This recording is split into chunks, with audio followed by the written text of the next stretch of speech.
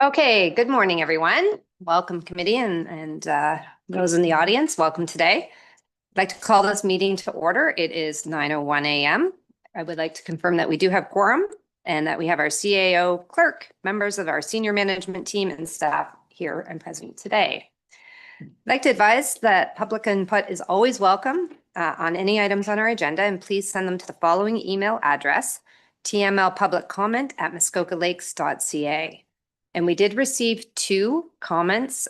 One was from the Skeleton Lake Cottagers Association, and the second one was from Mr. Sandy McNair. Today's meeting is being live streamed and recorded on the Township of Muskoka Lakes website and YouTube channel. By participating in the open public meeting today, you are consenting to your image, voice, and comments being recorded and posted online. There is no supplementary agenda issued today, and I would like to ask committee if there's any disclosures of pecuniary interest. Okay, seeing none. I will have a pecuniary interest, and as we get to a couple of these items on the agenda today, I will be recusing in potentially a different manner than is presented as per the agenda, and that is items, I should have had this organized.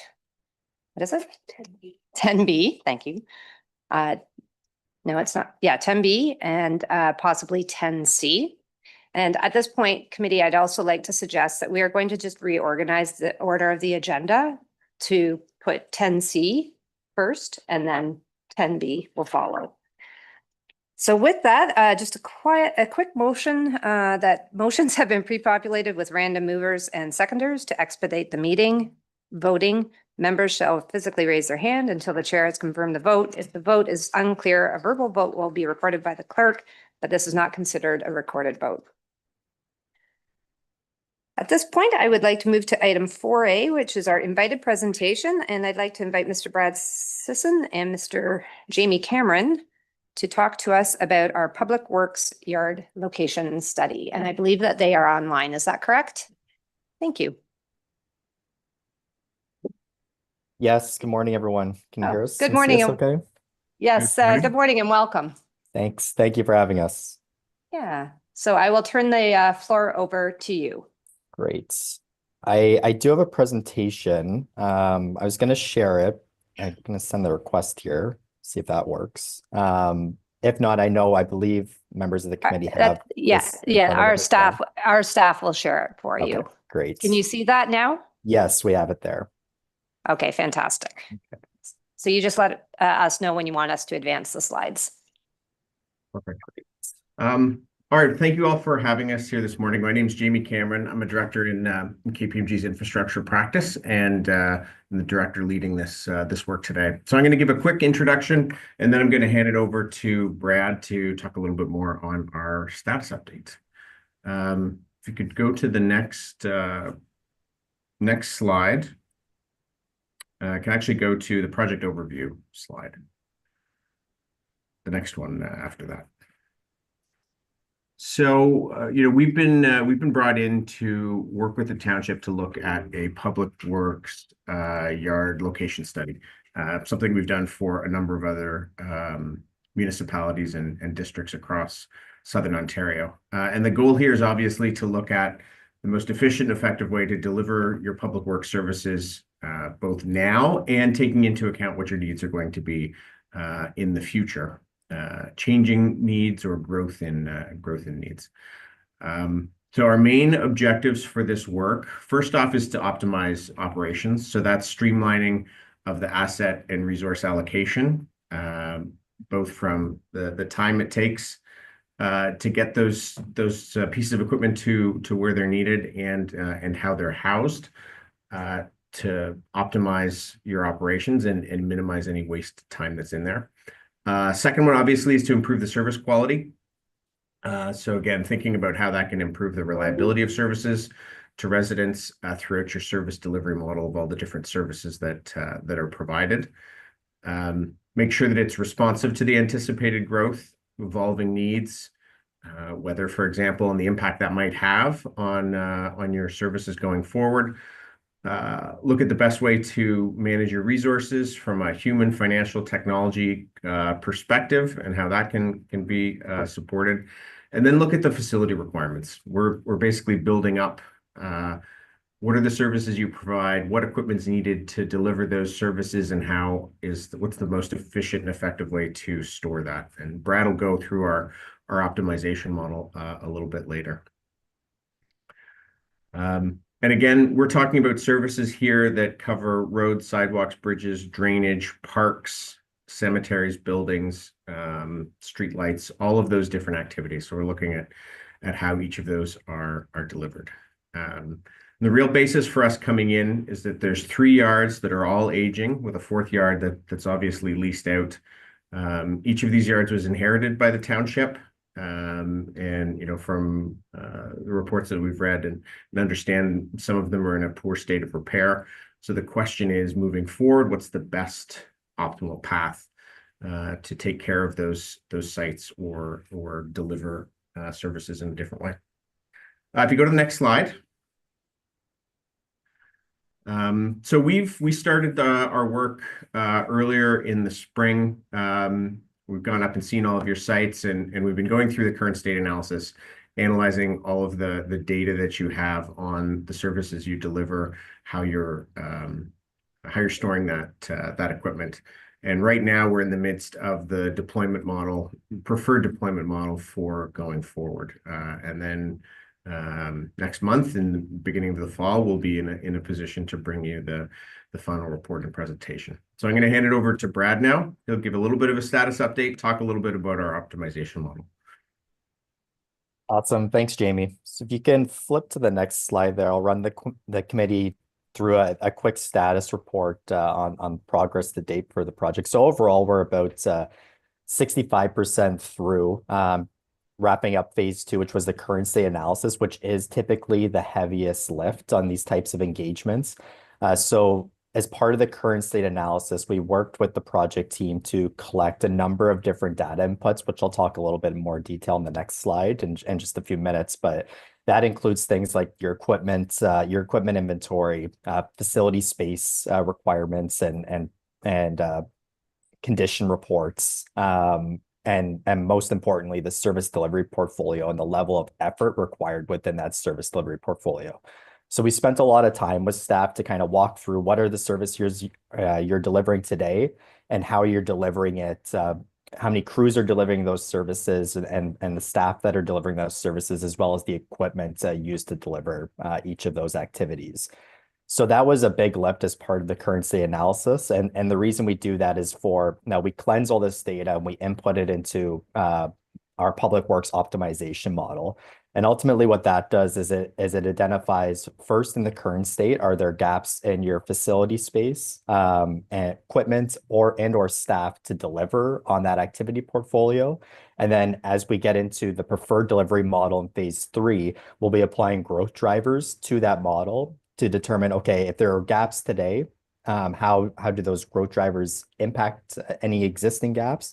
And if there aren't any gaps, where are those growth drivers really impact, and how are those growth drivers impacting the overall portfolio?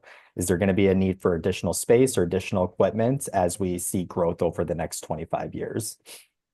So a lot of the project accomplishments today are all about gathering that data, cleansing that data, validating it with the project team, and then finally presenting that in a current state report, which provided that overview of current operations.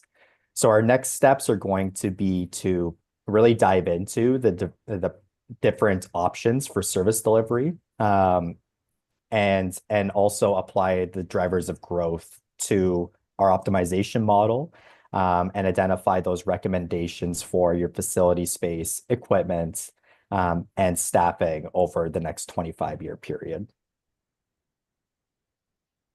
And then ultimately, all that will be presented into a final report, which we're targeting will be presented to staff in the fall. If you flip to the next slide, So this is just an overview of our methodology and the model that we're using. So I talked about a little bit of the inputs that go into that. So these are all the data pieces that we've been collecting over the last few months, which include the asset register, the operational budgets, the service delivery portfolio. So those activities, the facility space, and then now we're into collecting and understanding what are those key drivers of growth within the township. And then ultimately what comes out of that, so the first set of bullets there, that's the current state requirements. So like I mentioned, are there gaps in the current state with respect to equipment, space, or staff? And then after we apply the growth drivers, we look at, are there gaps, will there be future gaps with respect to those same equipment, space, and staff, and how are we going to address those gaps moving forward? So that's going to be through the review of a different service delivery model or optimizing facilities, and how are we going to achieve that? And ultimately, those are the outcomes from this model. So and we're looking at improving facilities through addressing those gaps in the current state, aligning with different storage practices where required, and just looking at a more efficient operations by addressing those equipment, facility, and staff concerns. And ultimately, what that does is it provides management with first data on current operations, and then sort of, recommendations on how to modernize facilities and streamline and optimize operations to address forecasted growth within the community.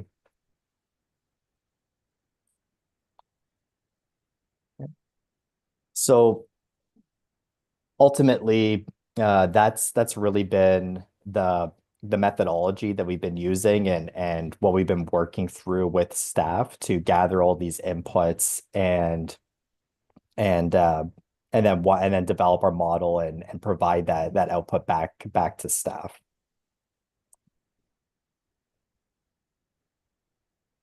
Okay. I'm assuming that means you're done. Is that correct? Yes, sorry. Okay. I was waiting for the thank you. Yes, no, thank you very much. Fantastic job. Thank you very much. The committee, are there any questions? I'm seeing none. Well, thank you very much for attending today. We look forward to the next step in the process and having you back to share your final results. So thank you very much, and have a great day. Thanks very much. You as well. Thank you. Thanks for having us. Take care. Okay, we're moving on now to 5A. Dr. Colucci.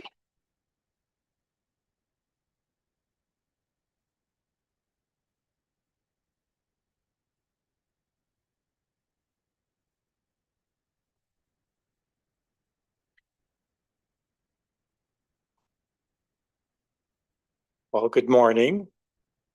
So the report before you is just a summary of the work to date on the Public Works Yard Location Study, as summarized by Brad and Jamie from KPMG.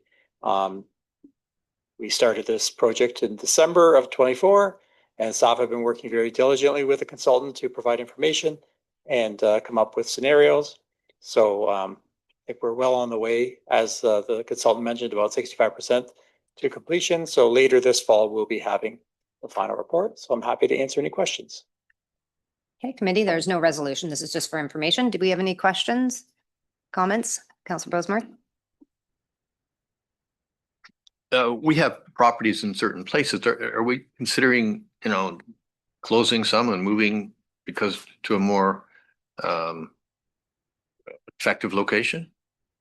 Dr. Colucci? So through you, we are looking at all options. So they're looking at our current locations that we have. We're looking at also properties that we own that may not be used right now for public works yards, and they're looking at the space in each of these public works yards. So they've done an inventory of all the covered areas and open storage areas and sand domes. So they're sort of working on the modeling now, so we don't really have any outputs from that, but they will look at all options. So that could be an option. Okay, thank you. Councilor Zavitz?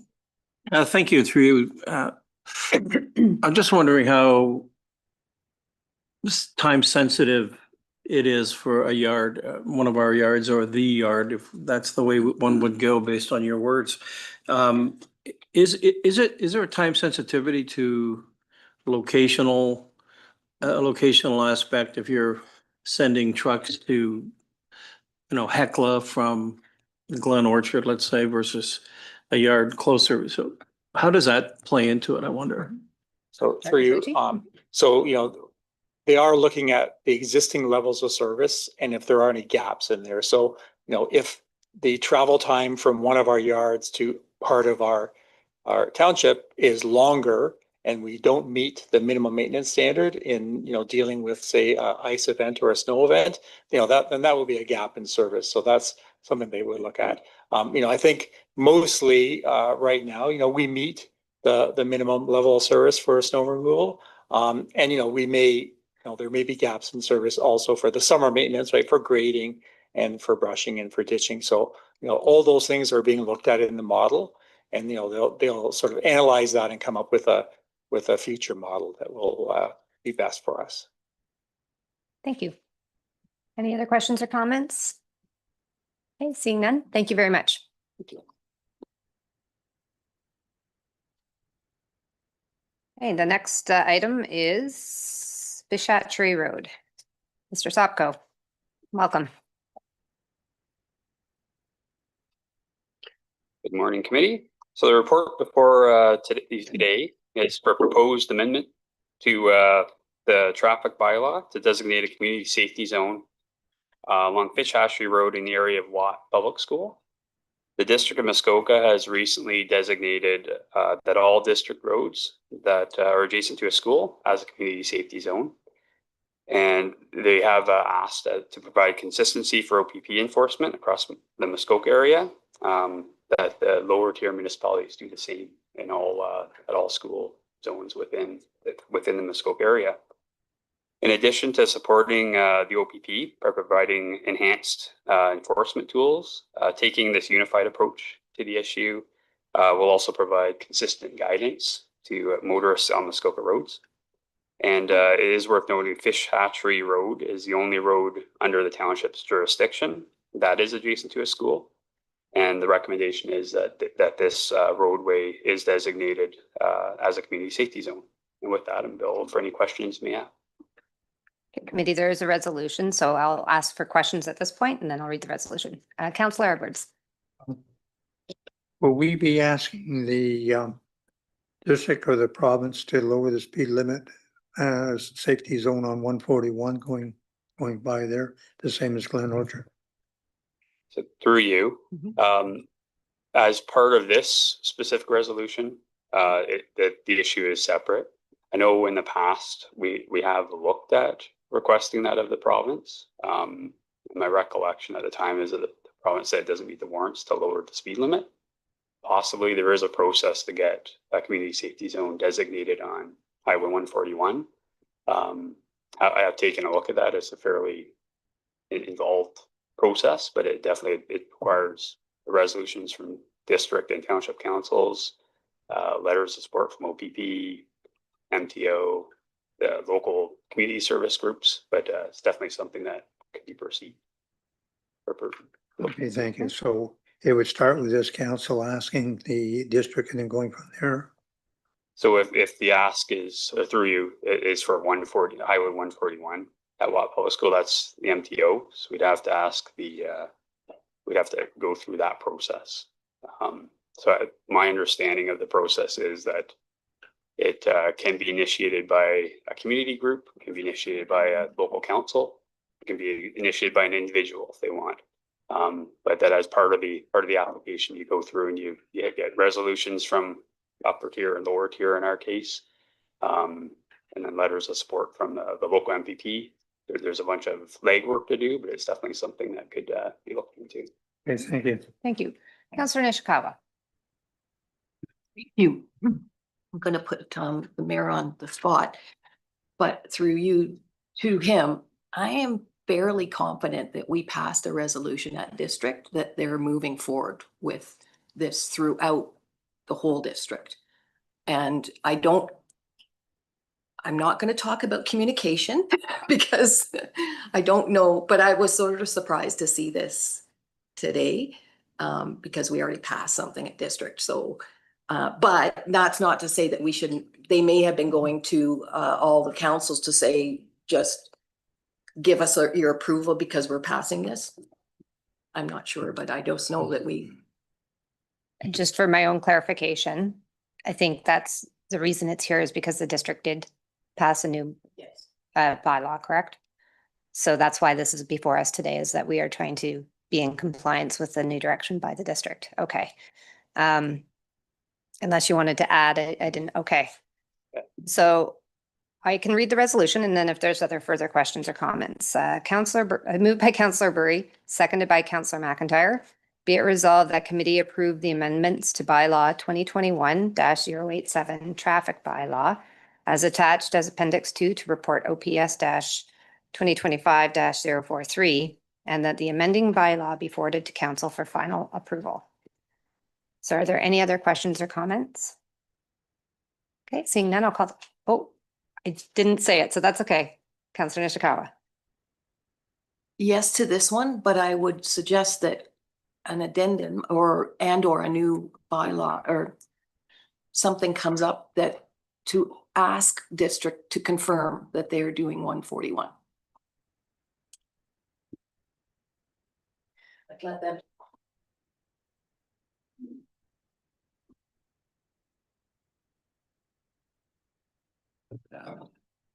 Should be documented. That's Dr. Peroshi. If I may suggest just with because I believe this is in regards to a community safety zone and what we're speaking about here is a speed reduction. They are two separate matters potentially. So I'm just wondering if you pass this resolution and then I can work with the councillor to craft something for the next meeting or do you want something else?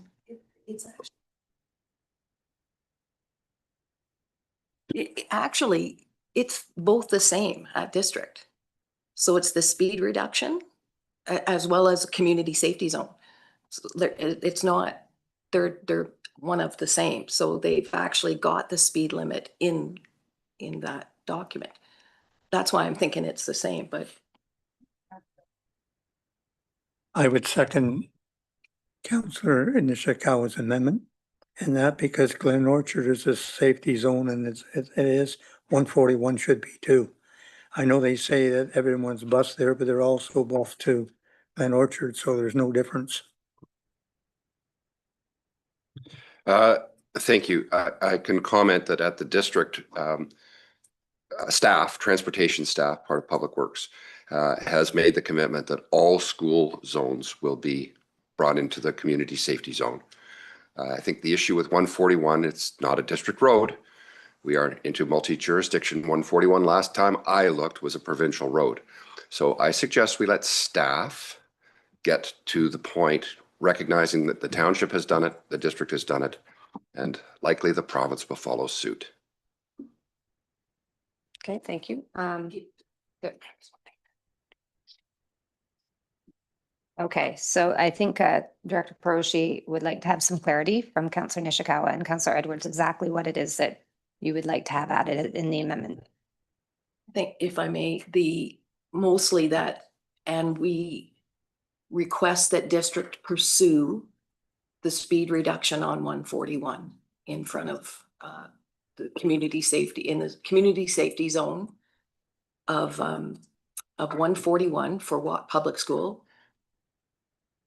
We asked the district to look into reducing that speed through the province. I know that they're, but let them do the heavy lifting is what I'm trying to get to.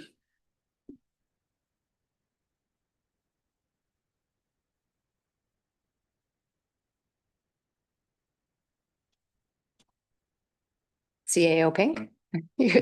Just sorry to put Mr. Supko on the spot. I think you mentioned perhaps the resolution should be clear that the township council supports a reduction and that requests the district as well to pursue that with the province, I think is the request. And should committee concur, that we can make those amendments. Yes, and through you, I would offer up the clarity that as has been mentioned, that the there is a difference between the community safety zone and a speed reduction. They really are two different mechanisms. The district in their bylaw consolidated their bylaw to have it in the same place, but it really is two separate things. So it is an ask. The ask for the community safety zone, there is a policy through the province where they have guidelines how to do that.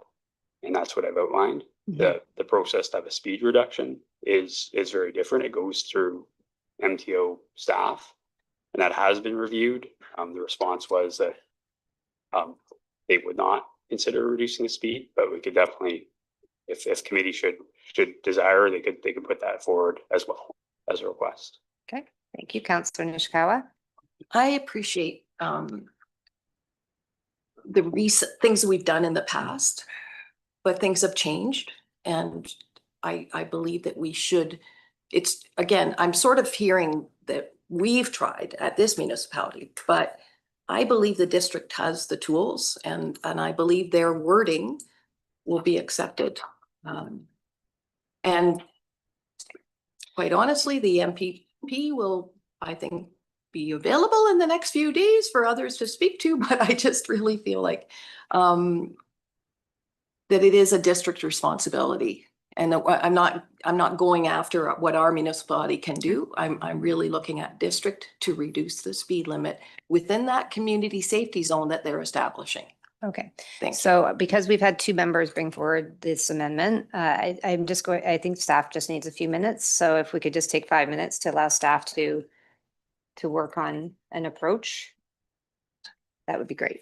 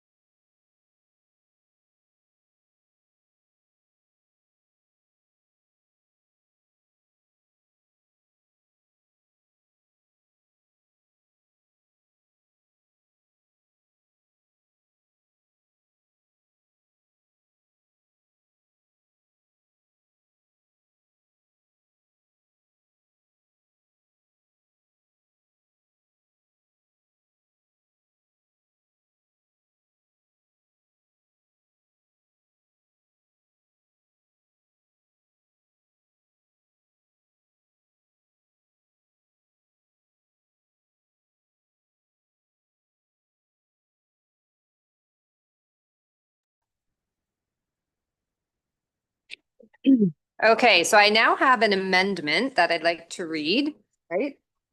Is that correct? No. Oh, that's what I start with, right? Okay. No problem. What's that? Seems like stuff.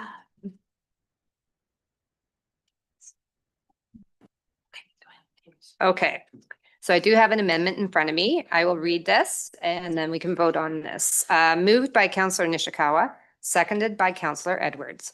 Be it resolved that the resolution be amended to include the following at the end of the resolution. And that committee support a community safety zone on Highway 141 in front of Watt Public School. And that committee requests that the district pursue a community safety zone with the province. Okay, so that is the amendment that has been put forward. I now call the, any questions, comments? Okay, seeing that, I'll call the question. All those in favor? Okay, that carries. Thank you. And then I now will call the main motion as amended.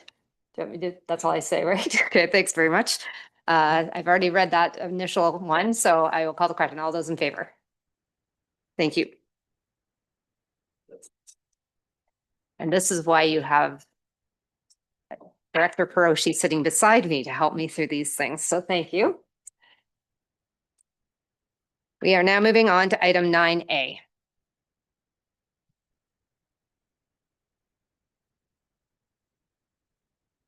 believe somebody's taking the lead on this one. Is that right?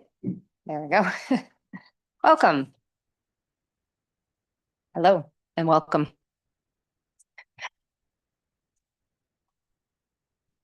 Good morning. This report is related to the results up to the end of the second quarter and is for information only. The Q2 report is showing some of the impacts of the risks that were identified in previous reports this year. But because of the cyclical nature of items, the percent of budget spent will change as the year continues. With summer, we generally see some areas with the bulk of their costs recorded over the next couple of months, and obviously any snow removal costs will fall in the last part of the year. And for revenues, we have some that will, where areas where there's more revenues in the summer and some fall at the end of the year. So this result is just basically the middle of the year and will change. For the ice storm, the costs of $936,885 that staff have identified as ice storm cleanup. Staff have also made a accrual for the municipal ice storm assistance grant of $584,800. The grant submission is in October, and information on the value of the grant that we will receive will occur sometime after that. So more accurate information will not be known for a while. Short-term rental accommodation portal went live at the end of July, so there's no revenue has been recorded up to the end of June. For capital, we have spent approximately $1.7 million to the end of the second quarter. 29% of that relates to projects carried forward from previous years. When looking at historical numbers, spend does vary year to year, but generally the trend is that we see the bulk of the expenses related to capital to occur in the last 2 quarters, with most of it in the fourth. And if you have any questions. Okay, thank you very much. Committee, this is for information only, so there's no resolution, so questions or comments. Councillor Bosemorth. Thank you. And through you, interested that you have accrued a grant from the federal government for the cost of these storms. Do we have that high degree of certainty on that revenue? We did. We didn't want to leave it. We assumed that we would get some money, so we did try to do somewhere of between a conservative and a realistic accrual. And as I said, we'll update it once we know more information. But we wanted it to. We feel that there will be some money coming through. We just don't have the certainty on how much. But we do have certainty that we will get something reasonable, enough certainty to make an accrual. I would say so, yeah. All right. Thank you. Councillor Bosemorth. And could I have another question? Interesting. You said we spent, I think, $1.5 million of capital, but my recollection is we're going to spend 8 or 9 million. It's a fairly large number. Mm-hmm. Can you give me an idea of what sort of things that will be such large amounts that happen in the third and fourth quarter? Through you, there's a large amount of it is in the roads budget.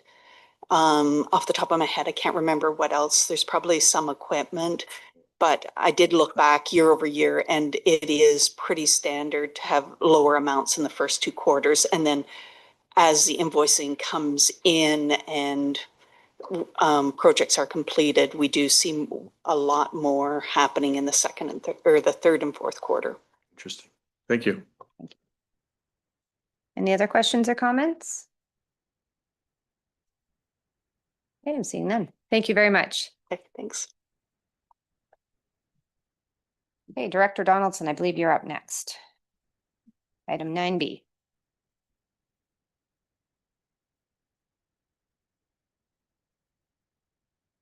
Thank you, Chair. So following up from last month's report and following up on the Q2 report we just heard, we did incur a number of unbudgeted costs this year. We're expecting that we will have a shortfall. Staff recommended last month that we go back, look at our capital budget, see what's there that we could perhaps repurpose for covering our operating deficit. So staff did go back and do that. The results are attached in Appendix 1. We have $607,200. $607,200 of projects. Just under half of that, about 270,000, council's already approved. Those were savings that were related to the kitchen projects that we had and earlier this year, and we said we could go with another alternative that would be far cheaper than what was in the capital budget. So we've picked that up, and we would use that for operating as well.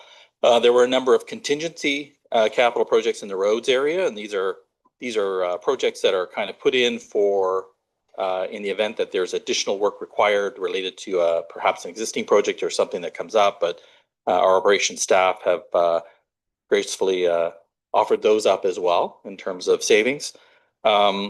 So thankfully, I mean, I think the good news is in the projects that we've identified, we're not looking at deferring a lot of these costs. A lot of these costs are actually been a rethink in terms of what was in the budget and whether or not we could create other ways of doing it. There are some that are being deferred, but a number of them are just being canceled.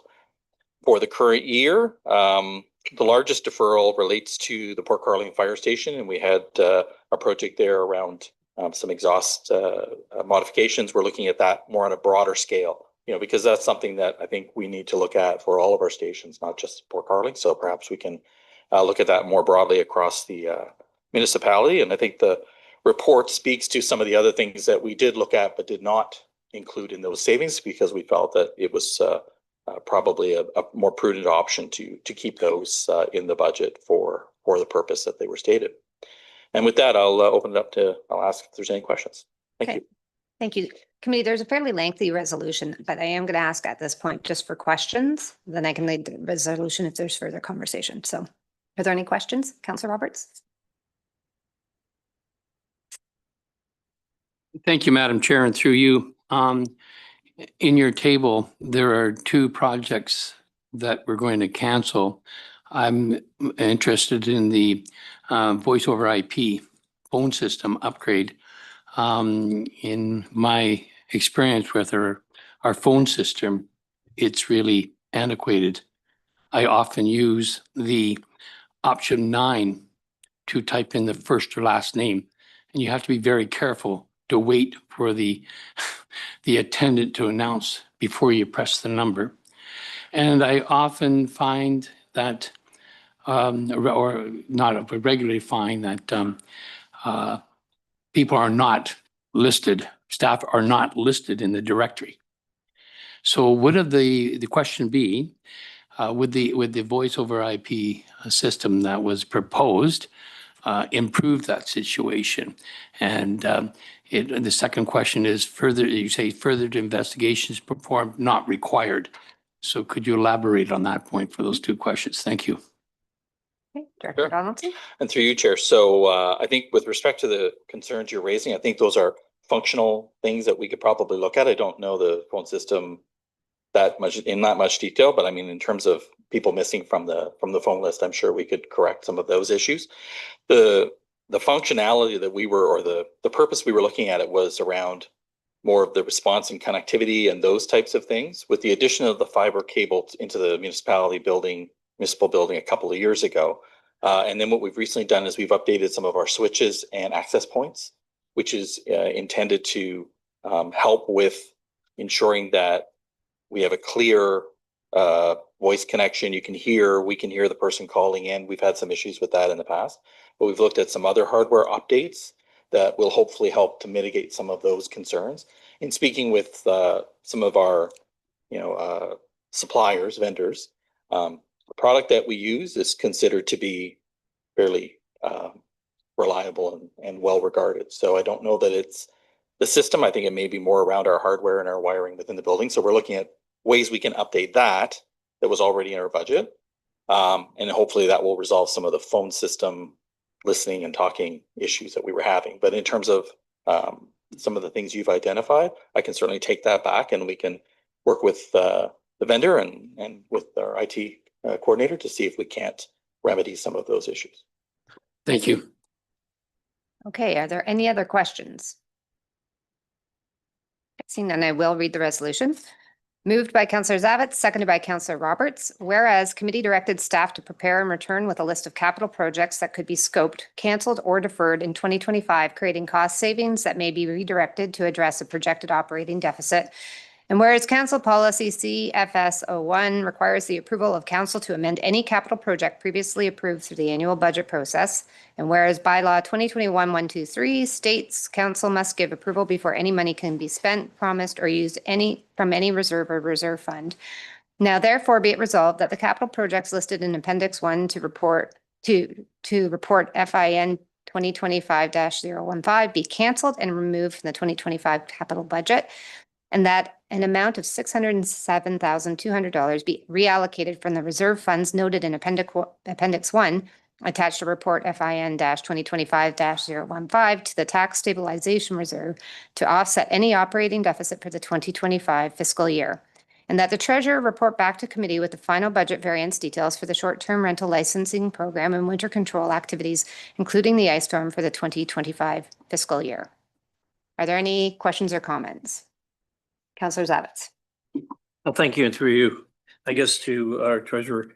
So I have very real concerns about the specter, if you will, of where we are in terms of not knowing how much money we're going to be getting, hopefully in recovery from any government, I suppose. And I do worry that, for the record, that our taxpayers will bear the brunt potentially of this shortfall, because it certainly feels like we're looking at a shortfall. That's how it feels to me personally, that, I worry that they've had a 15% tax increase 2 years ago, 10% last year. I'm hearing from some people concerned. Can you speak to that? I mean, I guess it's about a gap, right? And I guess this was more of a fireside chat, but I just wanted to say that, there is concern. And you must have it, and I just wonder how you feel about that. Dr. Donaldson? So thank you, Chair. So there's a lot to unpack there, but I would say that we're trying our best to manage the fiscal situation to the best of our ability. And so we certainly can't control the weather events for sure. And the structure of the program that's been set up by the province is going to leave the municipality on the hook for some of those costs. It will definitely not be 100% recovery for sure. In terms of the issues around some of the other programs, and I think we're looking at every expense and every opportunity where we can prudently and efficiently manage our fiscal house. But definitely, it is a problem. It is an issue coupled with our capital infrastructure needs that we're going to have to kind of look at in a very systematic and a strategic way to see how we can address this issue and minimize the impact on the ratepayer as much as possible. But the reality is of the infrastructure we have and the services that we provide the costs are what they are, and we'll do what we can to manage them. But yeah, it's definitely something that I think about quite a bit and want to ensure that we are being as clear and transparent with the committee, with council, with the public in terms of where we're at and how we think we're going to move forward on those issues. Thank you. Councillor Berry. Thank you. And through you, I'd just like to thank Director Donaldson for those words. I feel like we're playing T-ball and you've just teed up the ball for us. This council is going to have to make some very difficult decisions around the kinds of infrastructure and the kinds of services that we provide over the next little while. And I think you've just brought to point that we are at an inflection point where some difficult decisions are going to need to be made, and whether we do need to have as much of what we have, given the changes in technology and some of the things that we're apt to see certainly in our lifetime that can make this a better place to live. Interesting, I didn't personally have the conversation, but know of a conversation of an American friend, well thought of individual, who said he doesn't want to see Muskoka become like Connecticut, where you can no longer sell your home because of your tax liability, which I thought was pretty prudent. And I thank Director Donaldson for bringing to our attention in a very kind and thoughtful way. These are the things we're going to have to look at, and what services we provide and how we provide them, and making the best use of technology. Thank you. Mayor Kelly. Thank you. And through you, and just to pick up where Councillor Burry left off, if there was ever a battle cry for a much more aggressive review and understanding of budgeting at the district level, it's the situation that we're currently in. And I'm not passing a buck to anybody. We are responsible for the expenses and the capital investments that we make here. We're responsible for the efficient deployment of the resources we take from our taxpayers, and we will remain as vigilant in that regard as we can. But I can't be definitive about this, but I understand that the share of the tax dollar that's actually going to be remitted next year to district has slipped up to 54%, if I'm not mistaken, 56. 40, but 56 yeah. Of our tax bill, 56 cents of every dollar. 56 cents of every dollar. We are but 4 votes, but we have to be mighty. We have to punch above our weight. We have to be vigilant. We at district have approved a 2-year budget, or at least 2-year budget, multi-year budget. So actually pulling issues out and examining them the way we do at this level is, I won't say it's that much more difficult, but it's a bigger challenge this year than it was last year. But we can't back down. The sad reality is, every one of us, and the slight fallacy about saying, well, we don't know how much of the money is going to come from the feds. It's none of it comes from the feds. It all comes from the same taxpayer. Whether you want to get it with a check with a maple leaf on it or with a couple of pine trees on it, it's the same thing. It comes from the same source. Has to be raised only as needed, has to be deployed as efficiently as possible, has to be accounted for and accountable. And I'm extremely pleased with what we're working and how we're moving forward here. But we need to carry that same level of diligence and vigilance into district discussions and negotiations around how they operate and how the services that we take are delivered to us, so that we can avoid being sucked into this vortex where we're doing everything we can, but it's not enough to stave off increasing expenses from the district. Okay, thank you. Councillor Nishikawa. Thank you. And I don't expect a response. Well, maybe, but Okay. I'm curious as to, so I'm doing like everyone doing our staying in Ontario and traveling around and all of those such. There hasn't been a location that we haven't been that we're not charged an accommodation tax or some other tourist type tax within the community. And I would just like to say that I would like this municipality to move forward on that. because that's who we are. Yep. So, thank you. So I have read the resolution. I just want to say, are there any other comments on the actual capital initiatives that have been brought forward by staff? Thank you. Yeah, actually, good work. Thank you. I agree with that. It's not easy and we are trying to understand how to navigate. I will call it unprecedented times. So thank you for your leadership. I've read the resolution. I'm going to call the question. All those in favor? Thank you. That carries. Okay.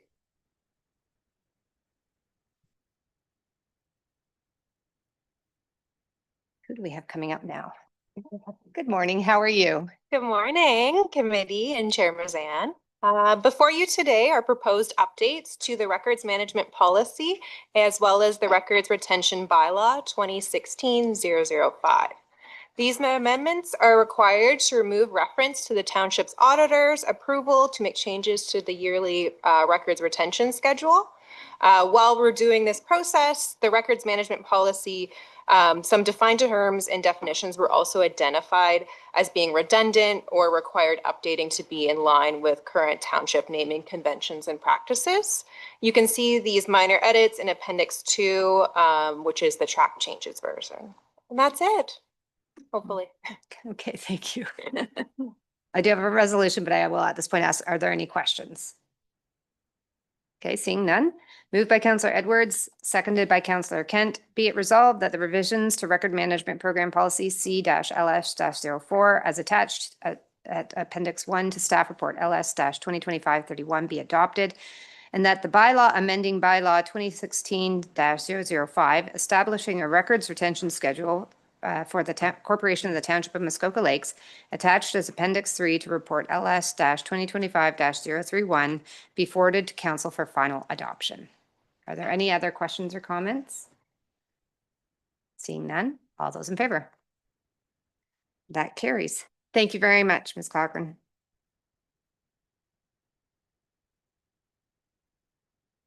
Okay, we have Ms. Story. Welcome. Thank you, Chair Mazan, and good morning, committee. As committee may recall, in April of this year, a new acquisition and disposition of real property policy was brought into effect, and as a result, staff have completed an up-to-date inventory of township-owned properties. Currently, the township owns over 320 parcels of land ranging in size, location, amongst other various attributes, many of which include our parks, cemeteries, community centers, and fire halls. As a result of the enactment of this new policy, and as a next step, staff are here today to determine whether committee wishes to confirm its intent to actively dispose of surplus township lands where no future municipal use is identified. If so, staff look to committee to confirm criteria to be used in order for staff to narrow down the search to identify properties that could be declared as surplus lands. Criteria for consideration is detailed in the staff report. Should staff be directed to proceed with this initiative, staff look to issue a request for proposal for a realtor of record to support the township throughout these transactions of selling or purchasing land on an as required basis. And with that said, I will turn it back to the chair. Okay, thank you. There's a resolution, but I am going to ask for questions first, and I saw Councillor. Yep. Okay, so questions at this point? Thank you, and through you. I wonder if we could talk about the proposal for the Realtor of Record. Do we have any thoughts or observations on, is there a cost to that? Do we have an established cost base for that? Or is that expected to be part of the, the Realtor package in the selection process? Okay. Ms. Story? Through you, Chair Mazan, to Councillor Zavitz, I think that would be, or maybe Director Peroshi, maybe she'll have a thanks. Thank you, and through you. When we put out the RFP, that will be part of the package, is what they're proposing in terms of costing, but we anticipate it will probably be commission based. So it won't be necessarily a cost to us. There may be a retainer fee, but we'll evaluate that, and that'll be part of the evaluation criteria. Okay, supplemental question? Supplemental, thank you, and through you. Would the Township of Muskoka Lakes be the single largest landholder property owner in the township of Muskoka Lakes, or does the district own some land in the township? I just wonder if there's an understanding of that. Okay. Just for, Lori? and again, that's just for public interest. Thank you. Sure, yeah, through you, Chair Mazan, to Councillor Zavitz. I don't know how much land the district would own in the township of Muskoka Lakes. I'm just familiar with obviously how many properties the township owns. But I would assume the district probably owns some properties within our township. Director Proshi, did you want to add? No, I concur with Ms. Story. I would assume we're probably larger, but that's a guess just based on some of the kind of different cases where we've looked at each area. But in terms of our property, we have kind of a set number, but I don't have a set number for the district. Okay, last question and then. Good, thank you. Well, thank you through you. Then I wonder if, given that there is a component of our township that is actually owned by the district, and further the mayor's earlier comments about the dynamic between our township and the district, I wonder if that could be or should be part of this discussion in terms of understanding what it is the district owns and any kind of dialogue that could be had about that in terms of, I mean, there's value there, is to my point.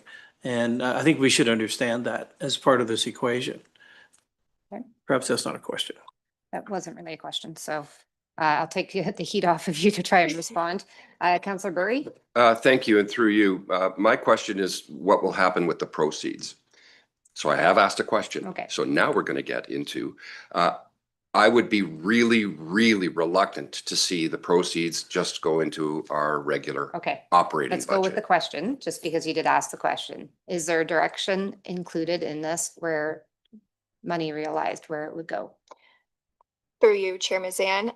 We do not have that information in the staff report. I think it is something that Director Donaldson could probably, Okay. suggest something, I think, when that time comes. We need to know where the proceeds are intended, I believe, before we start selling Okay. property. And it'd be really nice to see if we're taking a capital asset and selling it, that we save that money to realize it in another capital asset. Okay, so that. So we're doing a balance sheet transfer. So Director Proshi would like to add. Thank you very much. And thank you. It does pertain to your question and comments. In terms of the process, we've actually added this as kind of a little bit of a half step between what we were in our initial plan, in that we brought forward the new policy, and then we're going to move forward with the realtor of record and start to look at our all of our properties and to use the criteria to narrow them down to bring forward what we would suggest as surplus lands. The reason that we've put this step in between is some of the conversation that's happened around this table. We're hearing loud and clear that there are times when you are not interested in selling properties. So we do want to look at financing. Absolutely, that will be part. I think that's part of kind of the next step. And we've talked internally about whether we, each year bring forward 5 properties, and those properties are dedicated to a certain project. We've talked about whether it goes into a certain fund. We'll bring that forward kind of within the next step. But in this step, we would like the committee to be honest whether you would like us to actively sell property. So we will still receive applications from neighboring property owners or people in the municipality who might be interested in a property.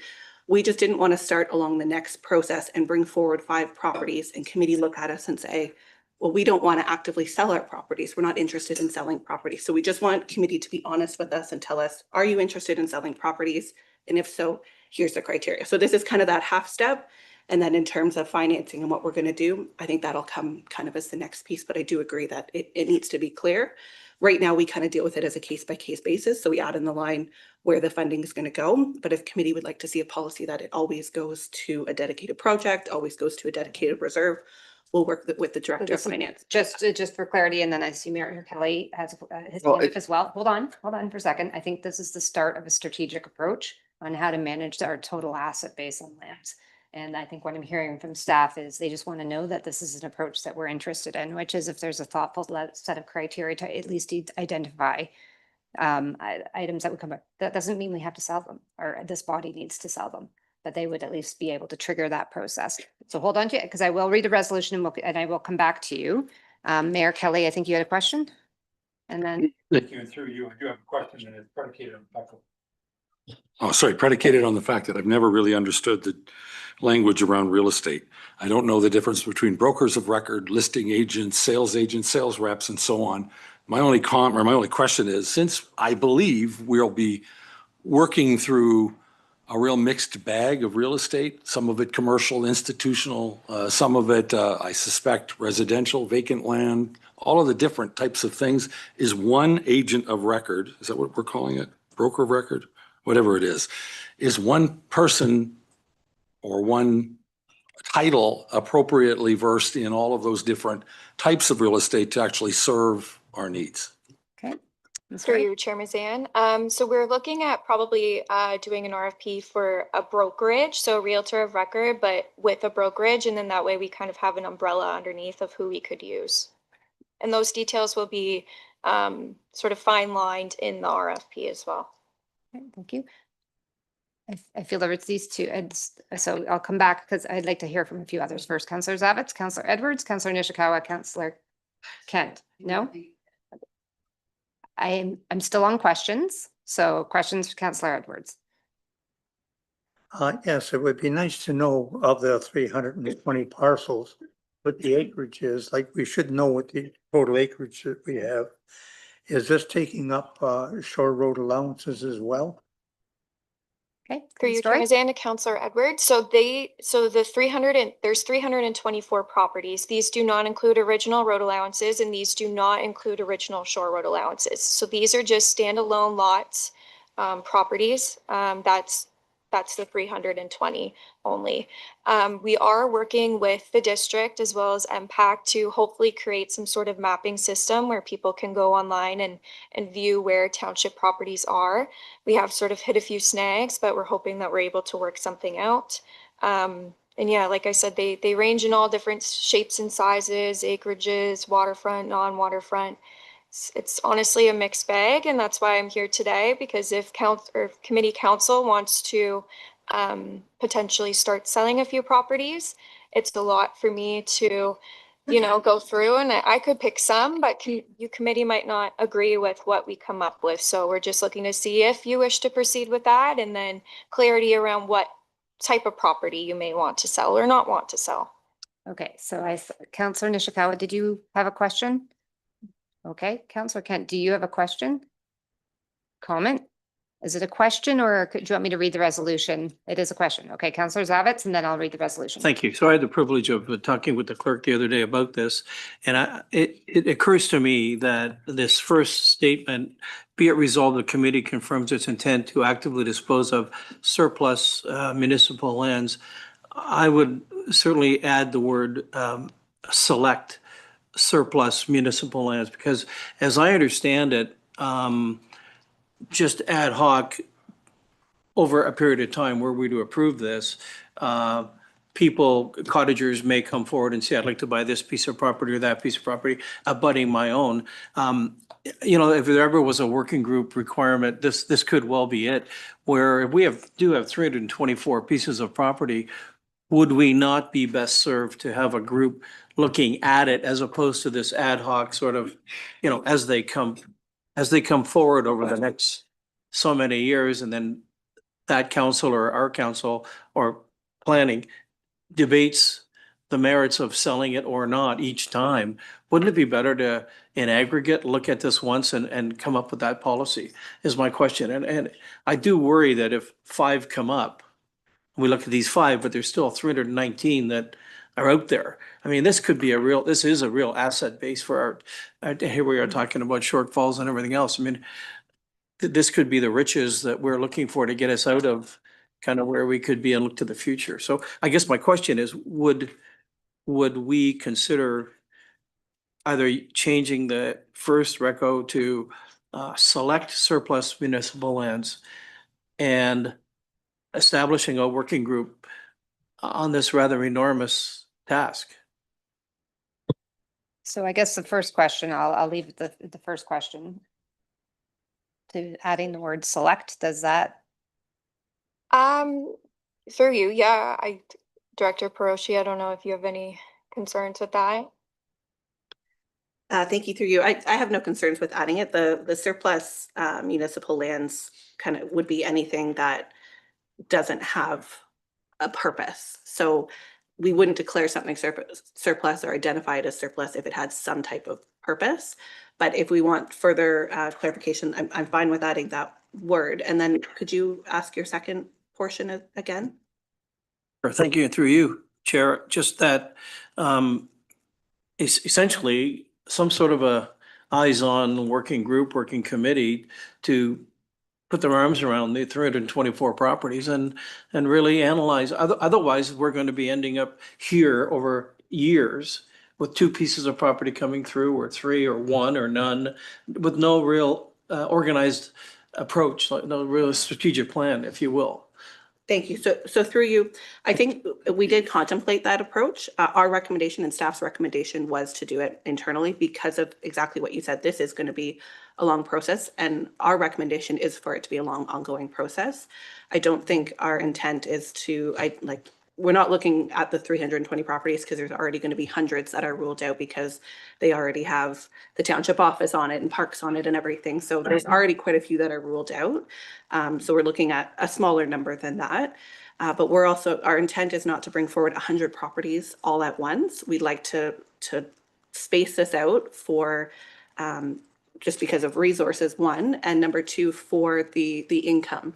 This isn't something where we all of a sudden want to bring in all the money all at once and then not have the lands. So we do see this as kind of an ongoing process. If we want to actively sell property and we have a realtor of record, and this is part of our service model, we see this as an ongoing matter. That wouldn't just be one thing. So that's why we have the criteria in there. That's why we recommended that it be staff, because we do see this as an ongoing thing. That's staff's recommendation.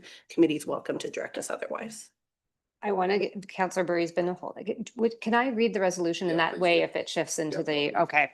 Moved by Councillor Nishikawa, seconded by Councillor Bosenworth. Be it resolved that committee confirms its intent to actively dispose of surplus municipal lands, and that staff be directed to proceed with completing an inventory of township-owned lands using the criteria as identified in report LS-2025-028, and that staff report back with a preliminary list of township-owned lands identified as being surplus to the municipality's needs, and that staff be authorized to proceed with issuing a request for proposal for realtor of record. Councillor Burry, then Councillor Kent, Councillor Roberts. Thank you. And through you. So this is a comment, and I am really reluctant to approve a project knowing only half of the balance sheet, and that's the sale. I think that integral to this whole piece is what happens to the proceeds, and having the proceeds trickle in over years to augment the operating budget doesn't do the corporation of the township of Muskoka Lakes any good. I've seen firsthand the thoughtful process around disposition of excess assets in the city of Toronto, where they actually took a sum of money from an old jail, turned it into the Toronto Atmospheric Fund, and now there's a multi-million-dollar fund that throws off hundreds of thousands of dollars a year to help the city augment climate change. Mm-hmm. We need to start thinking a whole lot bigger and a whole lot more strategically about our corporation and about the assets we have in our corporation. And selling pieces off one at a time is not very strategic. So I'd love to see us understand what we have. That's a really great idea. Selling pieces one off so that we can augment the operating budget is something I don't want to do. If it's something that we can then save for and create another, as I said, another capital asset, an arena, something else that something we need, a larger fire station, whatever that capital asset may be. But taking a capital asset and then throwing it into operating is something that I learned when I was about 3. You don't do if you really want to create wealth. And I think that that's something that we have to seriously look at. So sorry for my tirade, but and then I could get into the district, and I mean that's the other piece where we spend an inordinately large amount with the district. So why are we augmenting with with our assets trying to fix our budget when we really know that the piece we need to fix is how much is being taken by the district.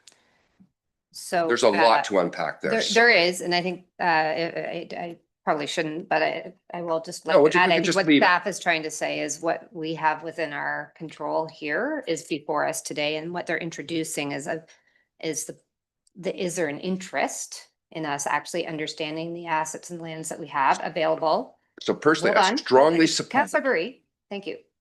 And the second thing is to understand as a next step, is there a list that could come back for us to continue this dialogue? I think that was the purpose of today, is to just bring this forward. Please add if I'm off base in that comment, to be able to approve anything moving forward. Is that correct? Or like this is to introduce that there could be some criteria or some thinking that goes to apply some strategic approach to the assets that we own here as the corporation, the township of Muskoka Lakes. Thank you, through you. That was our intent, based on what we've been hearing from committee. We just wanted to make sure that, and actively is kind of the key word there, that committee was in support of us actively selling property. We just didn't want to continue down this road if that wasn't something that committee wanted to see. So that was our intent. If there is concern about proceeds, we can look to address that. Our thought was addressing it at a later time, but if it's something that committee feels they need at this time, then we could address that either through this resolution or a postponement. Thank you. Councillor Kent? CAO Pink, you've got to speak up again. Sorry.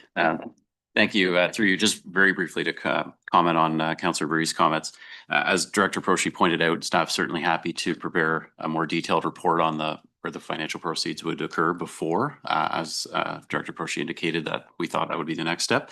But just to confirm it, and Director Donaldson can certainly provide his comments, I certainly never envisioned it going towards operating expenses. They would be towards capital projects. I think council needs to be cognizant that it's a finite resource, and we don't want to be accustomed to a regular revenue stream that will end at some point. So it would be identified capital projects would certainly my vision, and I think would be the report coming forward in the future. But we're happy to explore other strategic options like an ongoing fund and things that can be explored as well. But again, I think council needs to be cognizant that there's a finite number, there is a revenue stream, and it's certainly my hope that it will address some of our capital infrastructure needs and concerns that we've heard earlier today. But it's not going to, I think, solve it permanently. Thank you. Councillor Kent. I can't remember who had their hand up, so I do apologize. Councillor Kent, Councillor Roberts. I know Mayor Kelly's had his hand up as well. Councillor Edwards, and then Councillor Rosenworth. Keep me honest because I can't remember that list. Councillor Kent. Okay, thank you. He said a limited resource. I view this as like our township nest egg. Okay, and I don't think we're anywhere near ready to start putting for sale signs up. I'd like to see a proper inventory of what we have, how much we're talking about here. Like what, if we sold 50% of this, what might the actual dollar value received be? Okay, so we're trying to figure, is this a $10 million item? Is this a $20 million item? Is this a $500,000 item? I don't mean a by item, but in aggregate, what are we talking about here? Let's assume it's a big number. We have to plan, given that it's sort of the last of the nest eggs that you got. I agree that we have to figure out where it's going, but I think putting up a sign and saying, we'll take anybody who wants to sell a property now is the absolute wrong way to do it, because then if you're going to sell it, you let everything be for sale with a goal to sell $10 million of assets this year or in the next 3 years or whatever the number is, with a plan to put it in an account for the reserve fund. Okay, so we don't have to keep raising our taxes for people, so they can re-inventory that reserve fund for the arena and then for anything else. But without knowing how much we're talking about here, I think you're way too early to be putting up for sale signs and hiring brokers. I think you first got to inventory this properly, put an estimated dollar value on it, identify the types of properties by area. We have the area, but we don't have the types of properties, and then move forward. And if you don't have an identified item that is not operating, I don't think you should be moving forward at any in any way, unless we make a determination at council that says all dollars will go into this account and it be invested at this, by this management firm for this period of time. We certainly shouldn't take it to offset a current deficit in our operating plan. So it's the last of your resources. You got to use it carefully and inventory it properly. We've done such detailed reports on every other aspect of the business. To not spend the money on our biggest asset and nest egg would be, in my opinion, malpractice. And I don't know if you could give me any estimate of the kind of dollars you're talking about here? Through you, I can, and that's why we would need a realtor of record, because they would help us with evaluating those properties. Yeah. So just for that clarification, there isn't a plan tomorrow to put up for sale signs on it. No, there's not. It's the intention to get the foundational stuff in place. It's to to be get, able to answer yeah. a lot of those questions. Is that- Yes, is that's that fair? correct. Yeah. Okay. Is it the request then to maybe authorize her to go back, work with a realtor of record to come back with a report that over time that allocates and distributes and organizes these assets into something that we can then create a plan from? Director Peroshi, would you agree? Yeah, so what I think the process here, so as of right now, our process right now is very similar to what you're saying. We have all of our properties.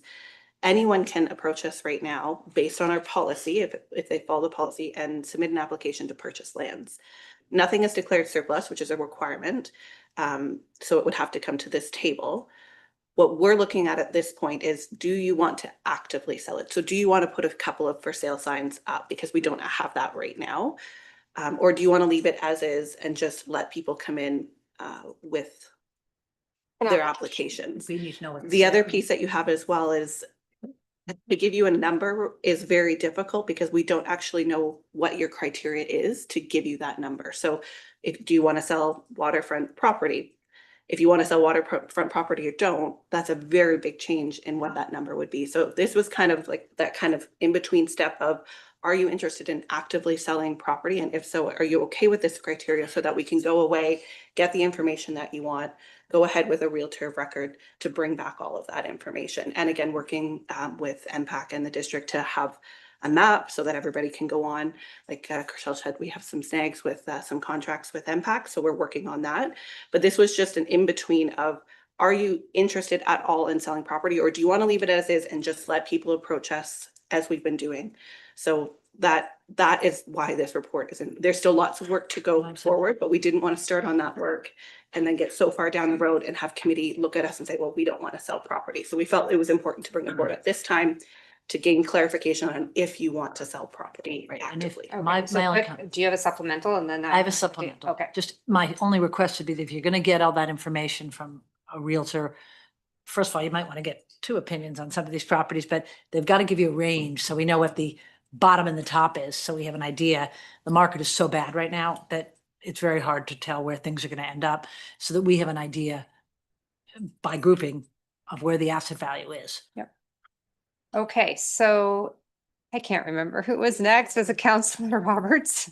Thank you, Madam Chair, and through you. Mine more something for the proposal for the realtor. And Councillor Barry spoke earlier about the issue that Connecticut is having because there's significant taxes on property. And we don't want to get into that area. So we got to find revenue. I'm fully of support of proceeding with the concepts or whatever of selling or selling property that was no longer valued or usable by the township. What I want, and the reason we're doing this, the only reason is we need money. It's obvious in everything we speak to. So let's proceed with this, but I would like to maybe propose something that the realtor should also include is looking at our properties that we own that can be leased. We have thousands of those pieces of property that individuals are using for their own benefit. And we could possibly think about leasing that property back to them. So I'm proposing that this package include that. Thank you. Okay, Ms. Story, does that? Yeah, no, that's a great idea. And I think that's something a realtor could definitely help us with. Okay, thank you. I can't remember. I think it was, I can't remember who's, okay, Mayor Kelly, Councillor Edwards, Councillor Bozeman. Thank you, and through you, I'm going to direct everybody's attention to item 12A on today's agenda, unfinished business, where we're going to try for, I don't know how many times, to come to some conclusion on a Walker's Point Fire Hall. Has been abandoned. You know, we really need to commit, and I think all we're looking for here, I hope all we're looking for here is a commitment that we're serious about dealing with property that we're dragging around behind us. Like I've used it before. We can't afford to drag piles of bricks around if we're not putting them to any good use. The process for disposition, the use of funds, how they get sold, quite frankly, I think is in very competent hands with staff. I can also tell you that as someone who works with the district's task force on affordable housing, we've already approached staff at Township to ask, are there any suitable pieces of property, for instance, that meet certain criteria for the development of affordable housing. So unless we're all going to accompany staff on open houses and stuff, I think we need to understand that broker of record is the right first step.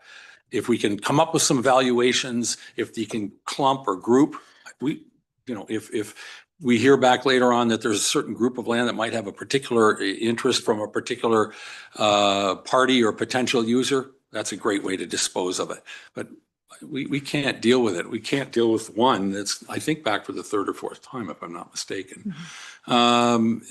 We need to be crisp about this. We need to commit to offloading stuff that brings no value. We need to commit to putting the proceeds to the best use, the highest use possible. I think there's probably very strong guidelines about what we can and can't do with the use of the disposition of these assets. And we need to get out of the way and let this thing happen. I'll be interested to see what happens when 12A comes up. Okay, thank you.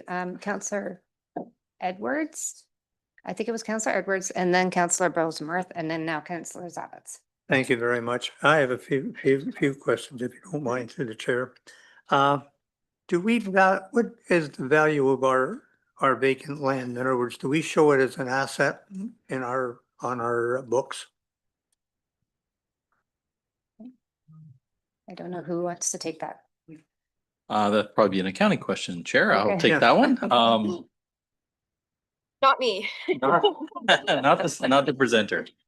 I actually don't know the answer to that question right off the top of my head. I'd have to go back and look at our asset list and see what's listed in our land. I think most of our land holdings on our balance sheet are things like roads and buildings and those types of things. So I don't believe they are, but I can't confirm that. I'd have to go back. No, where I was going with this is like if we were borrowing and that, showing our assets are actually more than maybe we think they are, then is what you're saying, if we haven't valued them.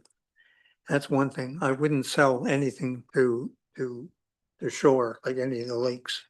And that in the future, 50 or 100 years from now, we may need that as parkland. Same as some of the big parcels where they are. I think we should go ahead and get them valued so we know actually what we own. But I'd like to see a breakdown of each parcel so we know what we've got. If it's a 5 acre, 10 acre or something, and then we can maybe use some of it for affordable housing or something like that we're looking at. But I would support getting an inventory of it and then see. But as far as just going out and putting everything on the market right away, no, I wouldn't agree to that. Okay. Councillor Bosemarth, Councillor Zavitz. It's been some time now. I can't remember. Have you read the resolution? I sure. You have. Yes, I did. Oh, you did. It's a Okay, good good. question. I think I have. So, because I don't have the question. So the resolution is basically saying, listen, we already know we've got, 324 properties. Fine, we know that. Resolution is suggesting that based on some set of criteria, we're going to take a subset of that and put them on a list. And I think that's fantastic. I would like to see the whole list of the 329. There was another big subset said, property owned by by the municipality with buildings on it that we're using, you know, and things that clearly are not for sale. And, you know, that's step one. And I think we need the broker of record to help us put some value on that. Then we have some quantum. We can't really talk about what we're, partly, you know, I completely agree with Councillor Kent, but saying how much. And if the numbers are big and there's great possibility, then we get, and if they're not, then they're not, at least, but we need to know that. But, and I don't, we shouldn't have our, so it's on the question is, are we interested in selling surplus land? Yes. How much? Well, we'll find that out when we get this work done. An example is, I am told that there is 100 feet of shoreline on Tobin Island, up the island for me, that's owned by the township. Whether it's true or not, I have no idea. But you can imagine these kinds of things happening for sale because of, you know, not paying taxes. And if this piece of property happened to be beside somebody who owns 710 feet, that extra 100 feet makes them now have a property that can be subdivided. And that 100 feet may have very significant value for a lousy 100 feet. So, you know, I think that sort of information would be useful. So I support it. Let's get this done. Let's get the information ahead of us, and then let's have the discussion that Councillor Burry was talking about. Thank you. Councillor Zavitz. Thank you. Perhaps my other last word there. So I can recall sitting over where Mayor Kelly was when he was a councillor in 2020, maybe even 2019. And this whole discussion was here and there, looking at this corporation and its assets, liabilities, and where do we take this? So certainly I think we're on the right track. I think this is an architectural framework, if you will. And I think we should just get at it and have some courage, as you said, and move on with this. So here. Okay, so I have read the question. Now, I just want to know if there's any, Councillor Nishikawa hasn't spoken, so I do want to make sure I give her a chance to speak. And then if there's new information that we think is important for this group to know, otherwise I have read the resolution. Councillor Nishikawa. Thank you. I've been doing this since 2001, not as like I've been council earlier than that, but literally doing this land inventory. Councillor Nancy Thompson really jumped on board later in 2005. We saw what we found was little slivers. So we've seen the amount. We're seeing stuff that, and in fact, we actually sold, like the council sold off a couple of those parcels only for people to come forward because they couldn't get a building permit. They thought that they were going to be able to, and we have 3 of them in Torrance right now. And we've had them come forward to different committees and it's not moving, and nor should they. They're on a cliff. They're on, like, there's all kinds of things that, so I want to tell council, there's not a lot of value here. There's not. So don't hang this on that we're going to get rich and famous and all those sort of things, because there's very little value in some of these parcels of land. It's more about those neighbors and that type of thing. And it quite often, some of those larger parcels were retained like islands, because we were part of that, because of the overall, the policies in place at the time. And ignoring those policies, I think we need to look at what we approved in the past and how we treated people in the past, because we have to be considerate of that as well. But I just want to let people know there's just not that much value here. And I totally agree. In the past, staff have dealt with this as a one-on-one issue. If you want to hire a realtor, do it. I just know that when we purchased property for the Walker's Point Lookout, it was a counselor that got together with the property owner, honestly, but it was our, basically the staff at the time that could make that recommendation. So I don't want to make a bigger deal than what is being presented at the time. Okay, so Councillor Kent, is there anything new that you want to add? Okay. My only comment would be, particularly given what Councillor Nishikawa just said, is I'm not 100% certain that a real, you're going to hire Chestnut Park or pick a name and they're going to go out and do all this work. I think there's somebody else who has to help you inventory this properly. It's not necessarily a real estate agent because they're not motivated to go through 400 properties, 300 properties and walk around and tell you what it looks like and is it saleable and, you know, what are the neighbors like? Where's the location? They're not going to want to do that work. So I think you should think about who the right person to hire is. That's all. Okay.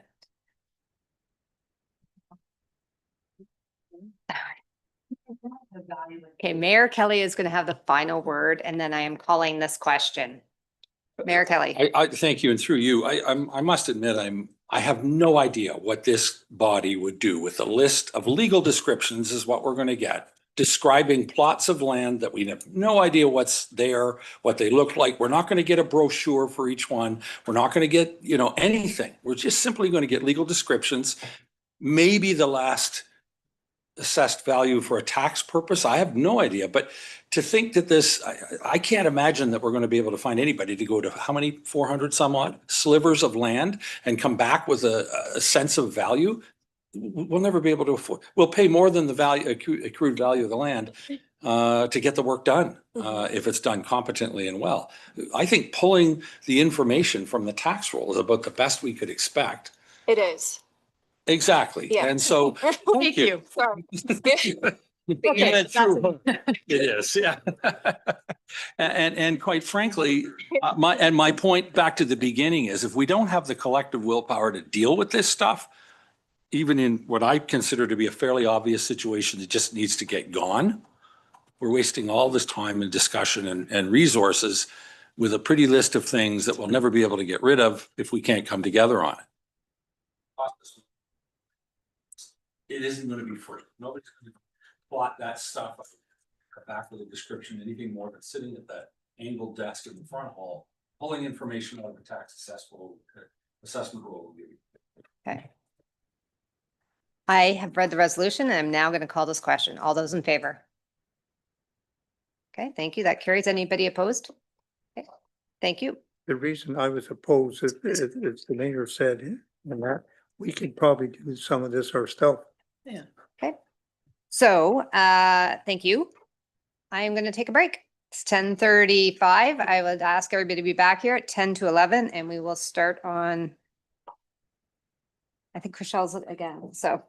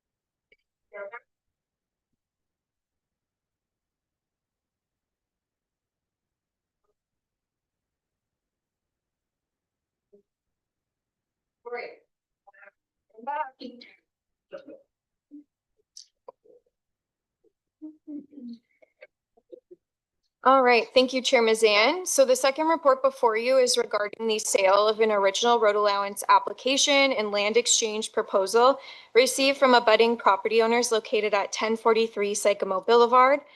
This request is aimed to realign Sycamore Boulevard to correct the trespassing of the traveled road onto private property and recognize existing encroachments located on the township's road allowance.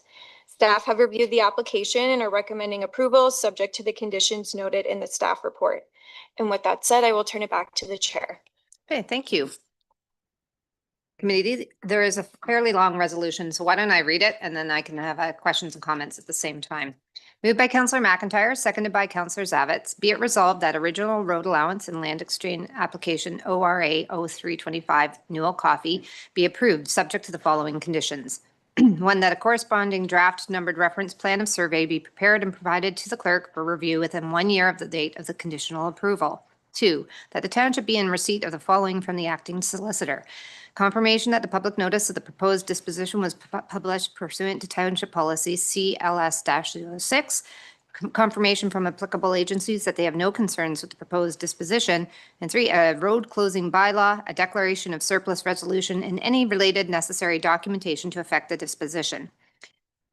3, a bylaw to dedicate the portion of lands as part of the public road allowance and any related necessary documentation to effect the acquisition of land. 4, a deeming bylaw to allow the merger of lots that are subject to a registered plan of subdivision if required. 5, payment of any applicable fees for the land costs, solicitor's time, and disbursements, as well as confirmation applicable property taxes have been paid up to date.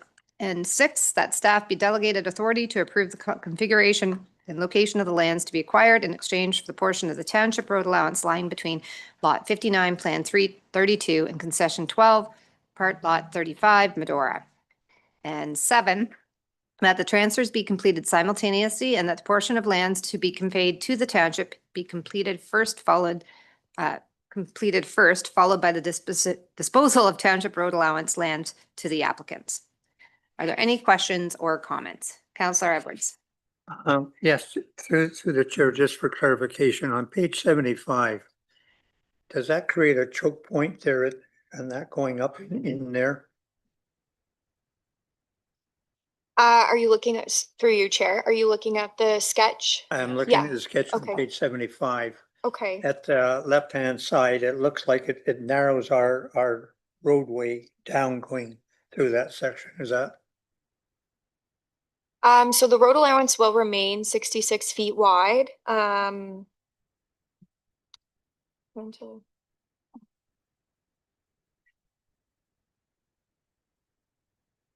That's a good question. I don't know, Nick, maybe if you have a comment. Okay.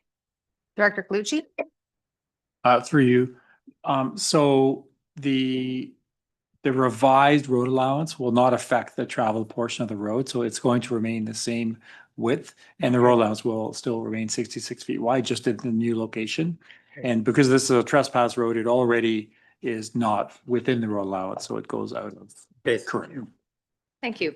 Are there any other questions or comments? Okay, seeing none, I'll call the question. All those in favor?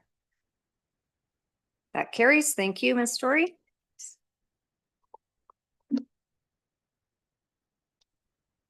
Ms. Lehman.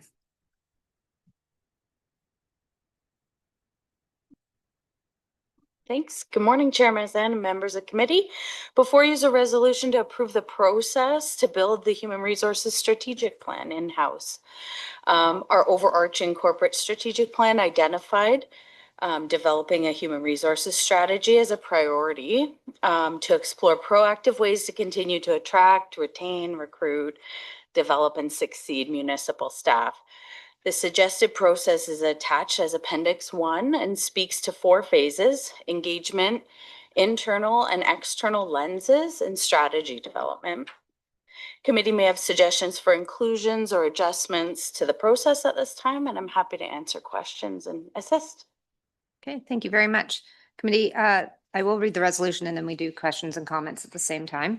Moved by Councillor Burry, seconded by Councillor Edwards. Be it resolved that committee approve the process to build the Human Resources Strategic Plan as outlined in Appendix 1 to report HR-2025-004. So at this point, are there any questions or comments? I'm not seeing any. Thank you. I'll call the question. All those in favor? That carries. Thank you very much. Thanks, Ms. Lehman. Good luck on your strategic plan. Okay, item 9G. This never ends well when you leave the seat beside me. I'll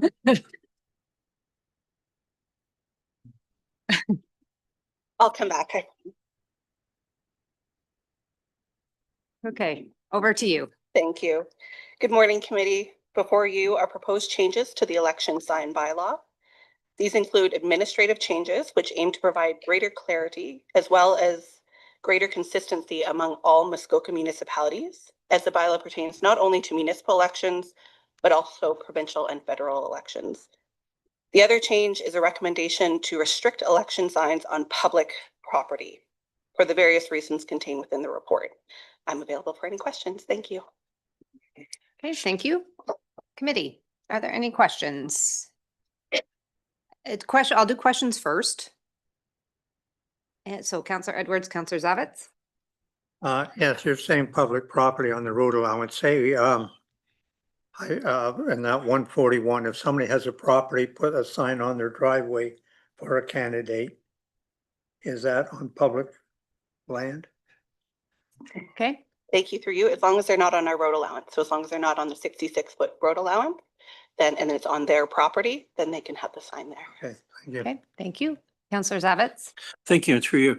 So very often, commercial businesses along the roadway don't really want to, in my experience, don't really want to align with any particular person or party, if you will.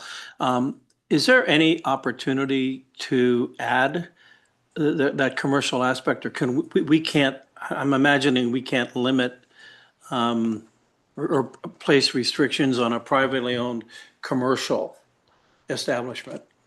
Is that a fair question? Yes, thank you through you. So I think a lot of the concerns had come from public and private owners, commercial and residential owners of property, where people would put signs on the road allowance in front of their property. And per their current bylaw, your councillors or candidates were able to do that. In terms of private property, whether it's commercially owned or residential, no one can put a sign on there unless they have the permission of the property owner. So if a commercial entity doesn't want to have a sign there, they just don't give the permission and there wouldn't be a sign. Okay, questions? Okay, I will read the resolution. Moved by Councillor Roberts, seconded by Councillor McIntyre. Be it resolved that the draft election sign bylaw attached as Appendix 3 to report LS 2025-029 be approved, and that the amendments to Schedule A1 and A1.4 of the Township's Administrative Monetary Penalty System bylaw 2023-048 attached as Appendix 4 to report LS 2025-029 be approved, and that the bylaws be forwarded to Council for final adoption. Comments? Mayor Kelly, Councillor Kent, Councillor Bosemarth. Thank you, and through you. Just let me make a comment that, it may not be popular, but I quite frankly think that if we move forward with this, the people that are most impacted would be somebody who decides to run for council and has never run before. It has no established base of local citizens to offer up a front lawn to put a sign on. And I'm not sure that that's particularly healthy for democracy. I'm not sure that's particularly healthy when a bit of a churn among council is, in my humble opinion, a good thing. So I say that as a blanket statement. I want to make sure that perception doesn't exist from anything that happens from this group. The second point that I would make is that I really frankly think that consistency with the other 5 municipalities in the district of Muskoka is possibly the lowest level of concern for me, unless they want to pick up, each of them, the share of the tax burden that we seem to be saddled with. That would be consistency. So I'm not sure that's the reason. So I want to go back and ask a couple of questions. Have we had complaints, for instance, about the visual pollution? Have we had complaints about obstructing viewpoints down roads at intersections? In which case, there may be some merit in moving this thing forward, but there's probably other ways to solve those problems too. Thank you. Through you. I was not here during the last election, so I don't want to speak specifically on the complaints that were received. I could go back to our bylaw department and see if they have any inventory of that. These were just general comments that were received across the district. So anything that we've addressed in the covering report and the clerk's report that accompany were to address comments that were generally received. Okay. Councillor Kent, Councillor Nishikawa, Councillor Roberts, Councillor McIntyre. Were you here? Okay. I'll go back. Okay, thank you. I like the effort here. Thank you. You're helping me. Okay, Councillor Kent. My comment, I do believe that it was a bit excessive in my experience in the last election. And I think there are ways to deal with some of the issues that are identified in here. But I firmly agree. I was going to say it's slightly different than Mayor Cayley, but I think it's the antithetical to the approach of an election to require that a candidate have relationships with private landowners to be able to get an election sign up. That's the opposite of democracy. Okay, I think people need to be able to access the community. You don't know enough people, you live in, outside of McTier and you don't know anybody in Port Carling yet. I just think that's the wrong way to go. So I believe that everybody should have access to public lands. Perhaps we want to consider, don't think we need to conform, but I think perhaps we want to consider maybe every person can only put up 30 signs or pick a number. I'm going to print 200 signs and splatter them all over the district. 1, it takes a huge amount of time. 2, it creates all this competition at all the locations. Maybe we craft a way to limit what people are able to do, and that contains the problem, which I believe was a real problem for traffic and for too much signage and cost and environment. But I don't think it's for forcing people to have private relationships. That's not the right way to go. Okay. Councillor Bosenworth. Thank you very much. Ontario, possibly the rest of Canada, but Ontario has had a long, long history of vibrant, exciting signage at election time. It doesn't matter what election there is. It announces the election. It announces that we're having an election. And to tell us that we can't put it along the roadways is taking away, I think, one of the major ways of getting your name and the fact that there is an election out there. I'm sensitive. I was not aware of the drain it is on staff resources. And it said most of the plank comes from other candidates. I think you could have a simple rule that says other candidates cannot complain. And only let the people who really care and have a real reason to complain about where the signs are put. I will also say, as having put up lots of signs, I had some over exuberant guys helping me and had great fun with Rob Kennedy because I had to go and pull him out of the back of his truck. So I learned my lesson pretty quickly, but I don't know who was complaining. It was probably somebody running against me. That's fine, but and maybe all of that would have gone away. But he said, "This is where you put them." We fixed it, and that was it. It's colorful. It's a bit ugly. It does have an environmental impact. But the district or the township had a bucket or a bin at the transfer station where you could put your signs and they all get recycled. So the environmental impact can be reduced. To me, this is heresy. Yeah. It's absolute heresy. Okay. I'm going to need assistance because I think it was Councillor Nishikawa, Councillor Roberts, and then Councillor McIntyre.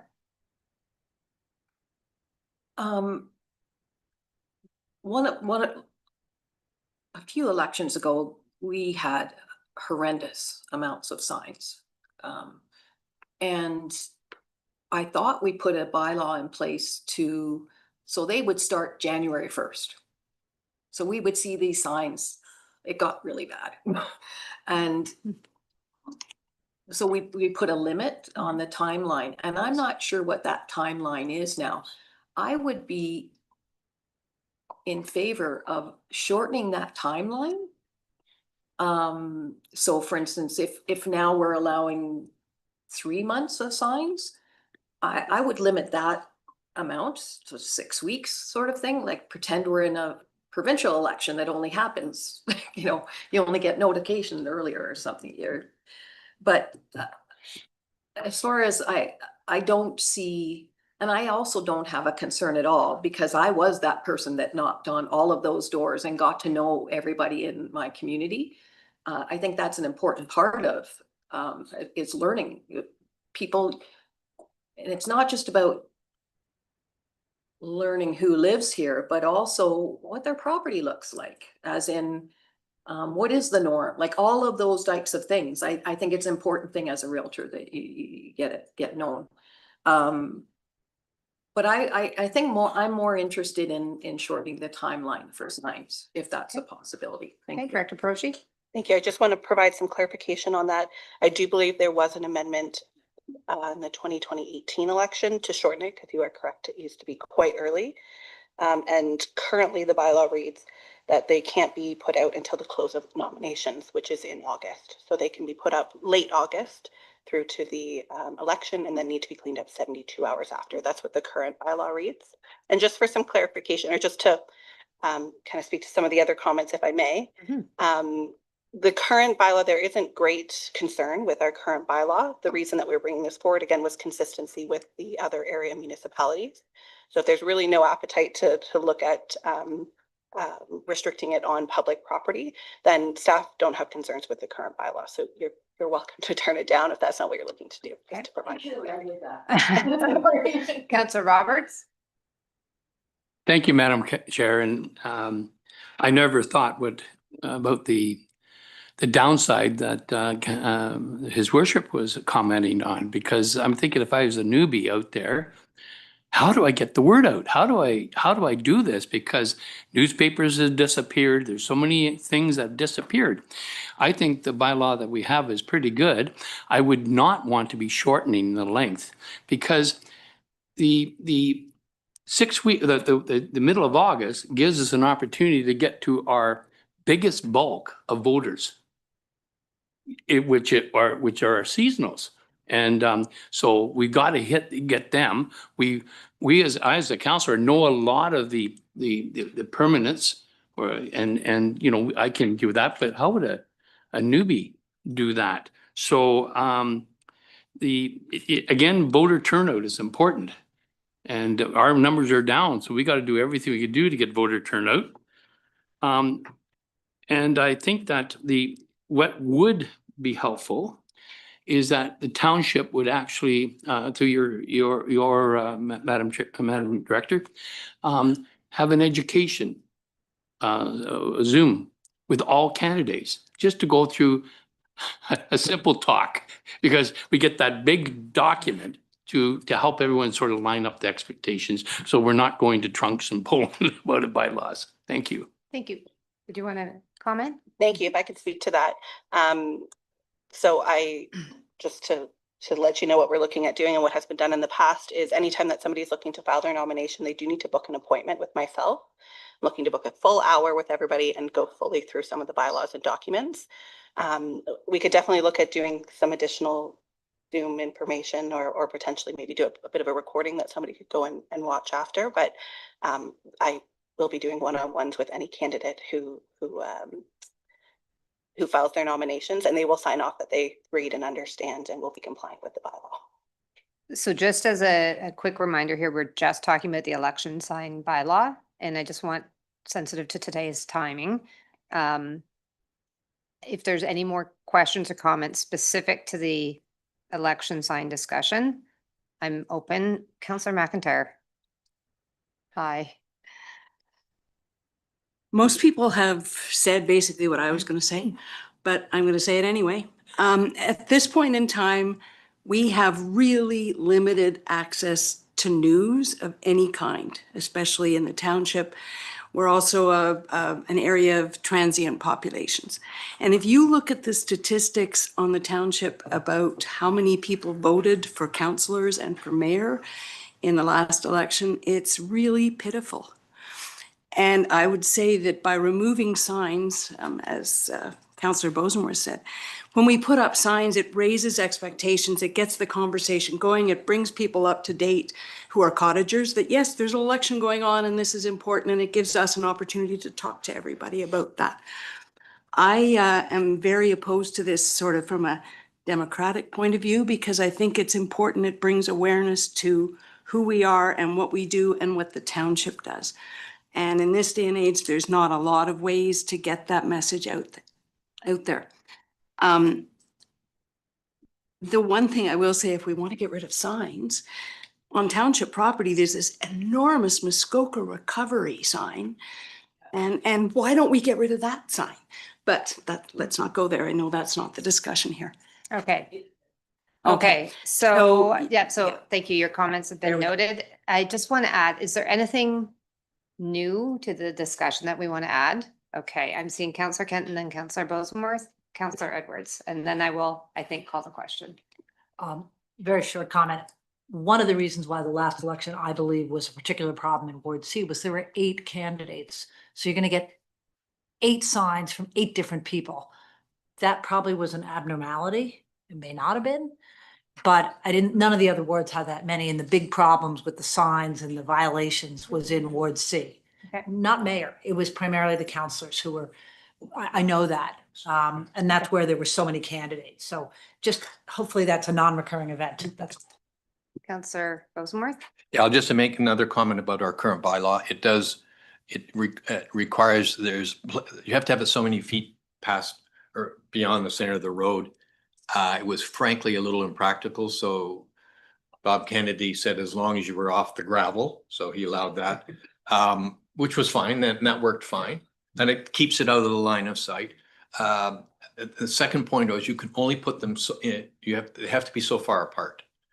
And if I happen to have been in Collingwood in the previous election, and they have no rules about where you can put them.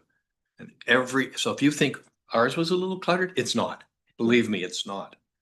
Because there would be hundreds of them at every corner, on every of the 4 corners. There were hundreds of signs, one every 3 feet, one after the other. It was unbelievable. So we have a good bylaw.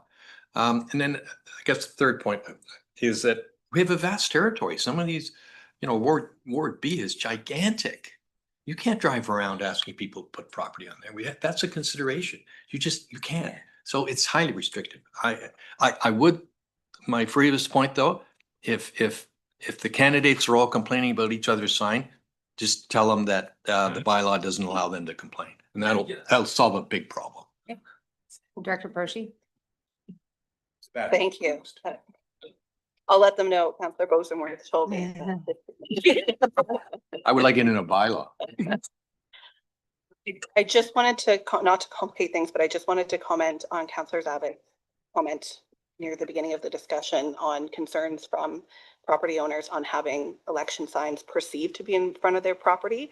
So if you allow, currently the bylaw allows for election signs on road allowances. So if somebody's house abuts the road allowance and there's a sign there and it's perceived to be that person's sign, there's nothing in the bylaw that states that. We have had that situation in the past.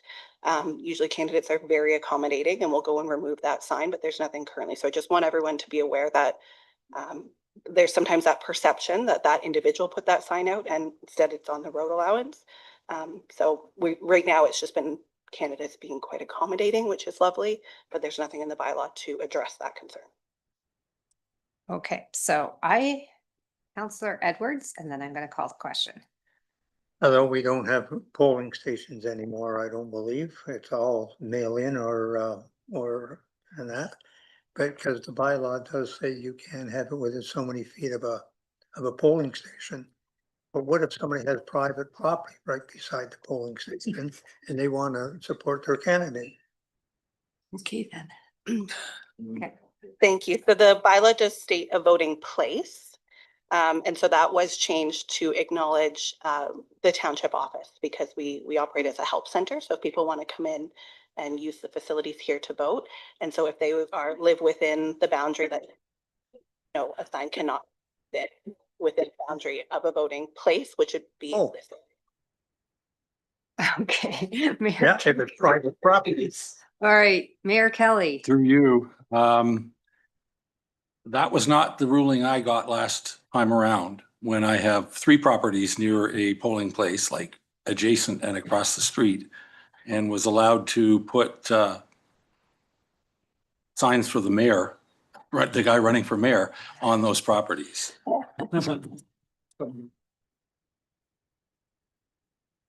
That's why you mentioned. We can have a further discussion because I was not at the time. Okay. And we'll have a discussion. New, is it new? Okay, so Councilor Nishikawa, and then I would like to call this question. But Councilor Nishikawa. Whatever this vote is going to happen, I have some ideas, quite honestly, that I'm going to bring forward to Crystal and I think things might change at council, at the next council when we're ratifying this. Because I'm not happy, like I'll vote for it today, but I think there's some inclusions that we could do. So for instance, again, the whole thing about people signs in front of your property, and all of that sort of stuff. So it's not. Yep. Okay, so I think what is before us today is not allowing it on public. So that would be what we're voting for. This is where when Director Peroshi is sitting beside me, she can lean over and say, here's another approach forward. If there is feedback on the current bylaw, could you assist me now in how we could get that kind of feedback to you to come back maybe at a future point? And do we need to have that in this resolution? Thank you.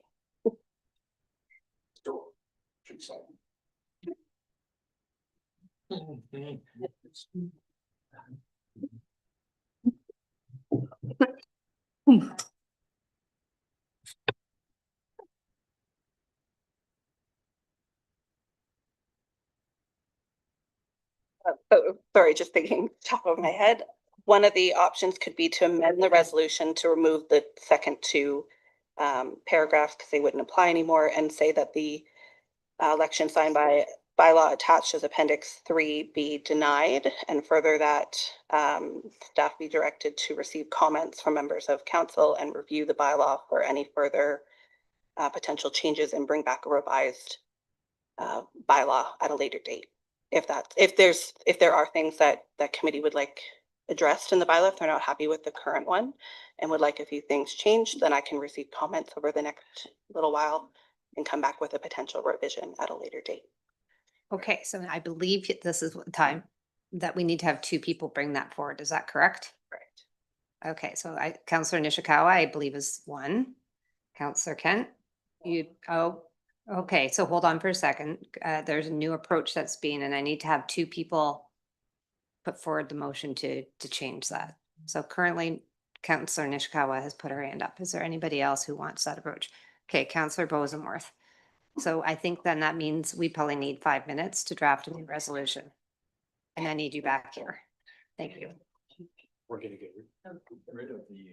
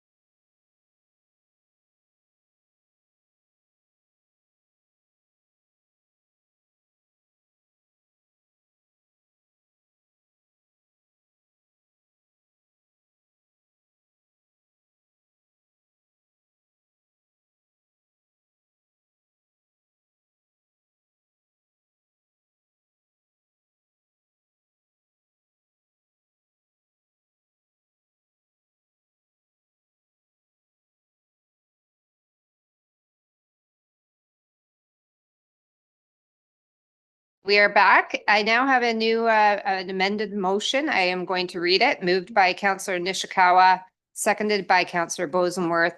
Be it resolved that the resolution be amended to strike out approved in the first paragraph and replace it with denied.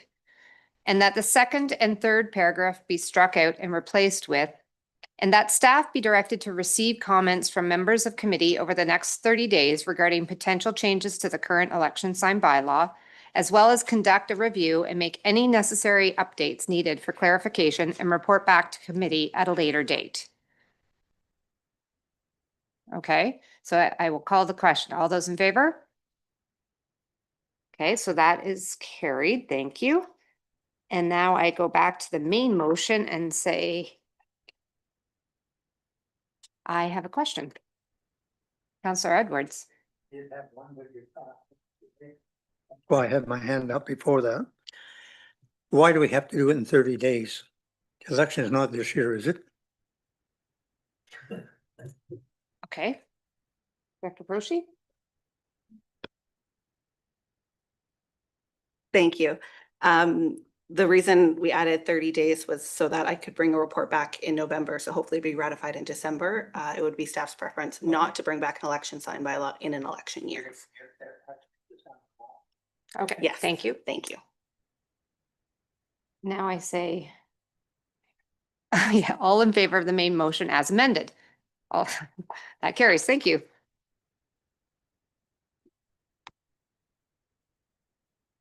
I'm much better when she's sitting beside me. Thank you. Okay. We are now moving on to item 10A, Chief Morrell.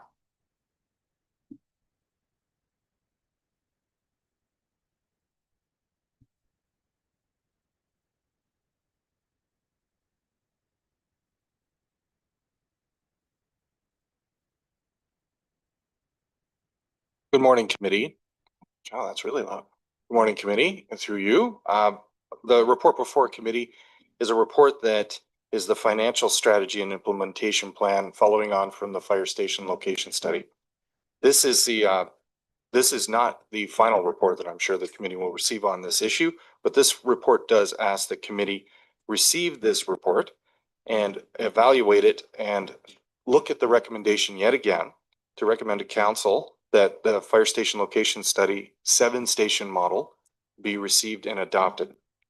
I will also like to recommend to council or to committee that this financial and implementation strategy is the next step in the fire station location study that was received first in July of 2024. It was referred for consideration in the level of service study, and it went through that process, and staff analyzed it and now recommend the 7-station model be adopted again. This adoption would follow on the consultant's recommendation from the original study. Prior to ratification, more public feedback should be gathered, analyzed, and reported back to this body. So there will be an opportunity for the public to have more involvement. That's the recommendation before you. Fire stations and their locations have been considered by the township since 2014. And you can see that in the old fire station fire master plan. This model suggests that this was all first introduced in that fire master plan. It was brought up again in 2023 and in the most recent fire master plan. The matter was referred to the fire station location study, which was a full study put forward in July of 2024, and the matter is not a new matter. Notably, many stations are old, lack the space to fit the equipment and the vehicles, and require upgrades for safety reasons. So there demonstrates the need. When you take a look at our reserve contribution, we are now up to $1.8 million towards financial reserves in the strategy that's set before you today in budget. Next year's budget has in the 3-year plan a $2 million commitment. As committee analyzes this report, you'll see in their recommendations to up that amount yet again, looking at the average, the 40-year average as you divide it out. So that's where the rationale for the financial strategy comes from. Staffing for us today is currently at 119 members, but only 105 are active due to leave. And the reason I mention this is the report before you doesn't get deep into the staffing requirement, but there are staffing requirements for fire stations based in best practice that are both live in insurance and they live in NFPA. And I can talk at length about that if council wants more information. We are losing members over time, over a 10-year period, despite us recruiting at a very high level. We are losing members. We're down to 8 members. So currently today, if we had to meet all the requirements for a fire station, we could only staff 7 fire stations and receive the full grading. So that matters to the report. So currently today, that is our staffing situation. Before you is a model and an analysis when you take a look at both our response times and our financial strategy for you to consider. I now stand for questions. Okay, thank you. Now, we are going to be very focused on questions because I know that there will be some thoughts and opinion, but that we will be after our resolution is read. I saw Mayor Kelly and then Councillor Zavitz. Thank you. Thank you. And through you, I have 2 questions for the chief. You mentioned that the fire station location study came to this body in July of last year, was a matter of public record. It was debated here and has been available either on the website or some indirectly through the website for anyone to pick up. First question, have you had any, other than the last 5 days, have you heard any feedback or challenge or question to some of the assumptions or some of the outcomes in that document? No, other than during the public information sessions from the fire station location study, of which were not very well attended. And we reported back to this body about that. Perfect. Thank you. And the other question was, last month, this group at the General and Finance Committee passed a resolution that basically set a standard for performance, an NFPA 1720 standard of a 14-minute rural fire response time achieved 80% of the time. Are you comfortable and confident that the fire station relocation or location study, when it's implemented, will be able to meet or beat that standard? Thank you. Currently, no. However, the station is in a position, if it were manned all the time, that it should be able to meet that standard based on travel time. But currently, we operate a limited service model, which is the volunteer part of the business. And really, it does depend on them being available and being able to get to the station. Okay. Just a quick clarification. So my question really was, once we've reconfigured according to the new study, you're still not confident that we will have a achievable goal? No, yes, you're right. I'm not confident, only in that it is a volunteer model. Got it. So the only other way around that would to be put people on a scheduled shift arrangement or to have staffed stations. But if the station was staffed, it is within the 14-minute window of travel time, correct? Thank you. Thank you. Okay. I feel like it was Councillor Zavitz next. Thank you. It's for you. So my question to the chief, I am also very concerned about the perception, and I would use that word, of the public that we've been hearing from these last days. Because there seems to be a perception in the suggestion and the proposal that we would close those 3 stations identified, and over quite a period of time. Right? So to that end, I'm wondering if you could share with us your thoughts on, why there seems to be all of a sudden this big, huge concern that, hey, I'm 7 minutes away, I'm going to lose my fire hall, and now I'm going to be, imperil my property. So again, the whole insurance thing. Can you speak to the insurance implications of us moving to I hate to use the word, like a slower arrival model to particular areas based on the new geography of the proposal? Okay. Chief Merrill? Through you to the councillor, I wouldn't suggest that this new model is a slower arrival model. And I'll use, I just took a look at the last 5 fire responses that we had. So when we go to a fire, we immediately dispatch 3 stations. So sometimes what happens is a station from out of area beats the local station. So in the last 5 fires that we've recorded in Windermere Raymond, the actual truck that got there first with manpower and water was out of Port Carling. So I wouldn't say that we're going to a slower model. Just, I want to be careful with that. I think the response is adequate right now. And I think what we're looking at with the model design is to do the right thing by the community. We have a lot of overlap. We have too many capital pieces that aren't making their way in the way that people think they are to the call. So we're trying to right size the fire department to fit the staffing. On the insurance piece, if I can add, the percentage of insurance cost savings resulting from a change in dwelling protection grade is really hard to determine. It does depend upon your insurer. Some insurers look at an 8-kilometer rule, some look at a 13-kilometer rule, some just take your word for it. So it's really a hard thing to nail down, but I can tell you that one of the stations considered in this report is already at a dwelling protection grade rating of 4, which is higher than most of our stations. And they would actually improve that would be Windermere. They would improve their dwelling protection grade rating if we were to move ahead with a 7-station model, because it would put the right apparatus in that building, which would then bring it back up. And it may improve the insurability for people in that area. So when you look at the map, I'll refer back to the maps that are there. In the 7-station model, you can see the blob that is there. Those people would presumably, if the insurance holds the way that it's supposed to, get a better insurance grade rating and therefore possibly get a better insurance premium. But to give you an example how hard it is to nail this down, yesterday I looked at a property on 141 that is actually right near the station, and I pretended that I was going to buy it, and I went for insurance quotes. And what I found when we did this was there was a big variation in what you were going to pay for premium, and it didn't have anything to do with the fire department. It had to do with what you were willing to pay and what other coverages you wanted to have on the property. So I understand the insurance. I know why people are bringing it up, because they're really hyper focused on fire underwriters and that rating guide. I would already check with your insurance about what that situation looks like, because we would like to have specific examples if that is a big change. And there are other things that can lower your insurance.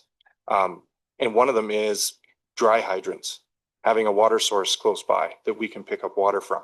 These are other opportunities, and they're real things that we would use that aren't involved with a station that sits dormant that's getting beat by trucks coming from another area. Thank you. Councillor Nishikawa, Councillor Roberts. Thank you. My question to Ryan would be about recruitment and staffing. And I will just speak about the Torrance Walker's Point area. Quite a few years ago, we had a mass exodus, and a lot of that came from our own council, quite frankly. So I want to be aware that our words are touching those firefighters and the decision of whether they volunteer or not, along with how they're treated from the chief and all of those other things. But mostly, I'm not sure how we're going to do the recruitment. And in fact, I was trying to understand that because while we see advertisements and things, it's changed. It's very different than what we used to act on. And we were more personal, quite frankly. And so I'm just curious what that looks like from your perspective. So it sounds like recruitment. Yeah. So on the issue of recruitment and staffing, and I know I brought this up, I would prefer to take a report to council to explain what we've done to actually show you some data.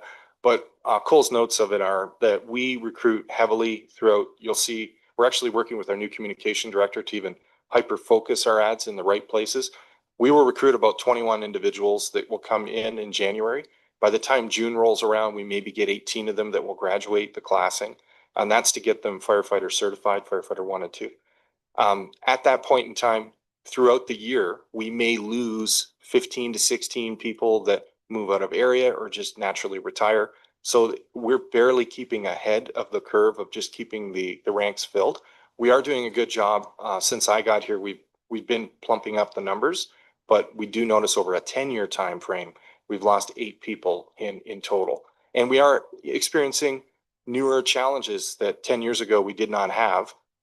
One of them is because it's an employee group, people take leaves. So we may have 120 people on paper right now, but really only 105 are active in the service. So, you know, it is a very challenging thing. Volunteer firefighting it's facing a lot of strain across Canada, and there's a lot of numbers that prove that.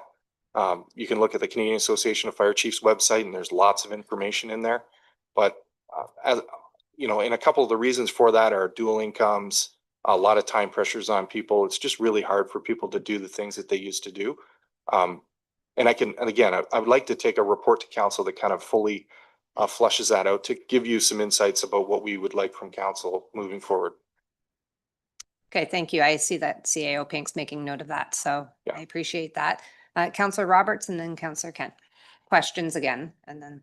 Yes, I have 4 questions. I've been dealing with the constituents very closely in the Raymond area.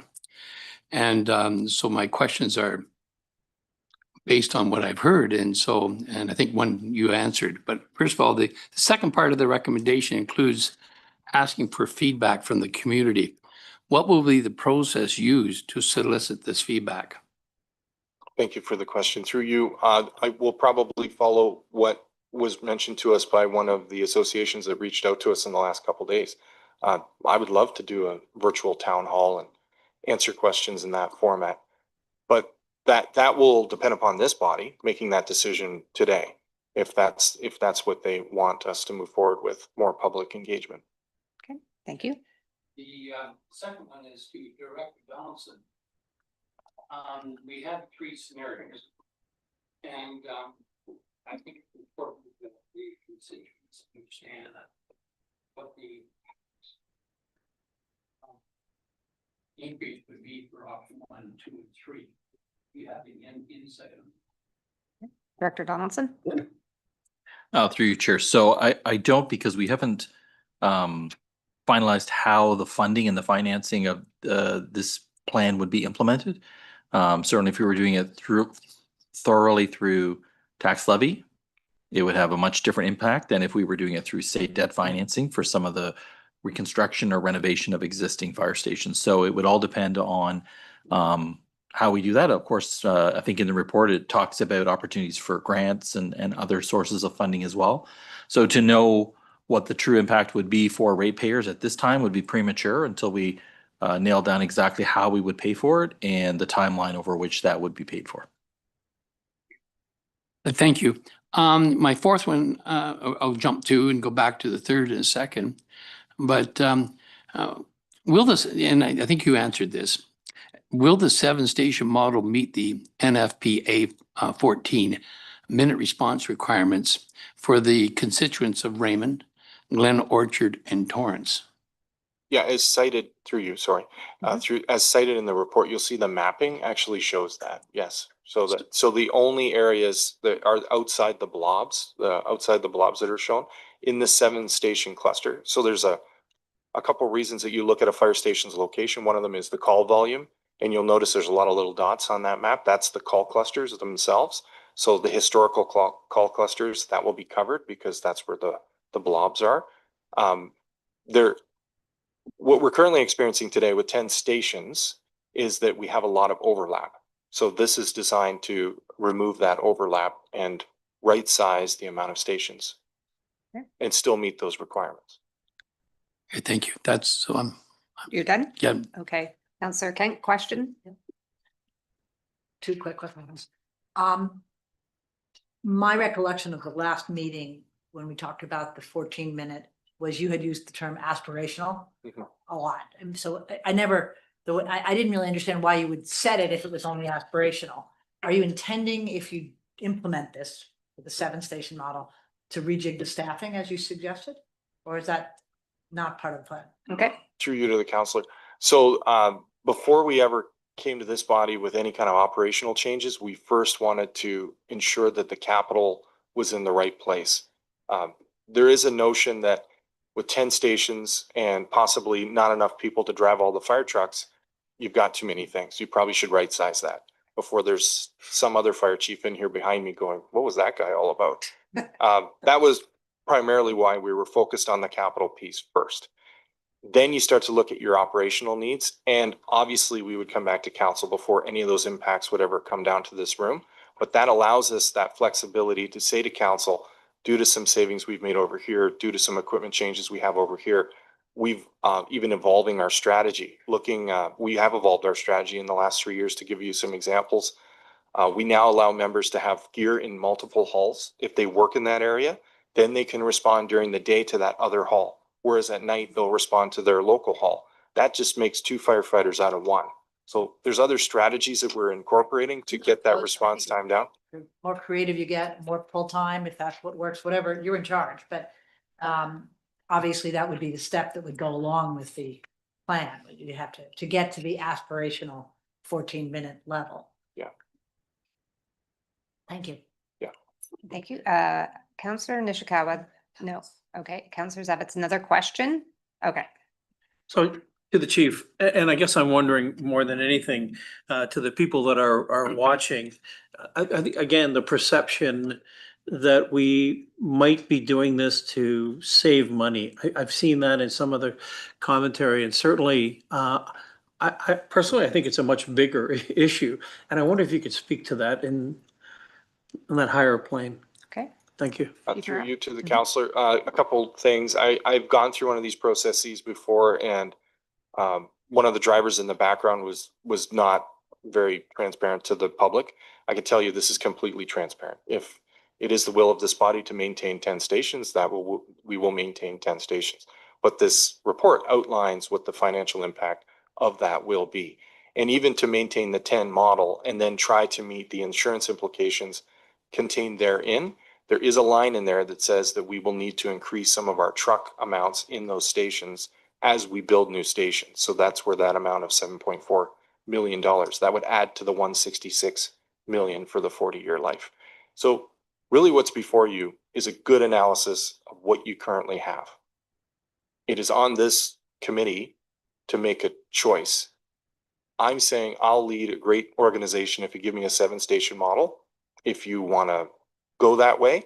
And over time, if we need to make it a 5-station model because we add other inputs that maybe cut those times down, that's an option for us. So really what's before you is a really good option that this staff, me, we say we can run effectively. And I would confidently put myself behind this model. We will work this model. The other benefit to this model is when you renovate and make your stations new, you tell your team, which is a volunteer team, we care about you. And we really want to give you the right things to do the job. And that volunteer team that you're getting a huge value added savings from, if you compare it against full-time, they come to work. And they come to work and they work better and they work harder and they love what they do. Right now, they're literally having to squeeze behind fire trucks to get to the other side of the door, to get in the truck to go to the call. We've got some ill-fitting stations, and it's my job to bring those concerns to you in hopes that we make the right decision. Okay, committee, I know that there's probably folks that want to make comments, so I'm going to read the resolution at this point. Moved by Councillor Kent, seconded by Councillor Burry, whereas the fire station location study was received by committee on July 10th, 2024, and the matter was referred for consideration of the level of service study, resolution GFC-5-10-0724, and whereas the asset levels of service study was approved by council at their meeting of July 16th, 2025, now therefore be it resolved that committee recommend to council that the fire station location study and the 7-station model contained within be adopted, and that prior to consideration of ratification at a future council meeting, that notification of this recommendation be provided to the community and staff, be directed to analyze and report back on any feedback received. So just before I open this up for discussion, I know that CAO Pink had his hand up to talk about public engagement. I apologize. I read the resolution and thought about it halfway through, so. Oh, thank you very much. It's actually timely just on that last whereas of the resolution in response to Councillor Roberts' question surrounding engagement. Staff is certainly at the direction of committee, should you wish more formal engagement. But in recognition that the fire station location study did go through a public engagement process, and there was engagement with the communities in each fire station, please just be aware that the resolution reads that the community be notified. So staff was envisioning just notification of the recommendation before you or the resolution before you, and we would report back on any feedback received. There are options in the report to extend those timelines should you wish. And again, should committee wish a more formal engagement, as the fire chief indicated, an open house, or more consultation, as I believe the Skeleton Lake Cottagers Owners Association inquired, I think that would necessitate a revision to the resolution. Okay, thank you. Okay, I see 3 hands up. I'm going to go Councillor Edwards, Councillor Nishikawa, Councillor Roberts. At this time, and that was especially with the Skeleton Lake Association asking for it to be reconsidered. I don't think we have to make a decision today, and we should go back as being transparent rather than passing something, saying, oh, by the way, we passed it, but now you can tell us what you think. Okay. And I think it's only fair. And like I say, when I look at what we're closing, and you're looking at Raymond Fire Hall closing at 2034, I think we have a little bit of time. We don't have to pass it today. Okay, thank you. Councillor Nishikawa? I had a question through you to Ryan about the shared agreements that we have with Seguin and Gravenhurst and whoever else. But primarily I was thinking about Raymond being part of that 141 corridor. And I didn't know how that was going to sit. And then if I had a follow-up, please. Through you to the council, I think I understand the genus of the question. The question is around what those agreements do for us right now and whether we consider that in lieu of our own response. No, Is that correct? no. Are we going to be reneging on our responsibilities that we've given to those other communities? Okay. Through you to the councillor, no. So the agreement that we have with Seguin, actually, they provide more service to us on the 141 corridor and also up to Hecla about halfway. On the other side, the rebuild in the 7-station model of Foots Bay considered that, how far away we were from CNIB, and that's where we assist Seguin with the other side of that agreement.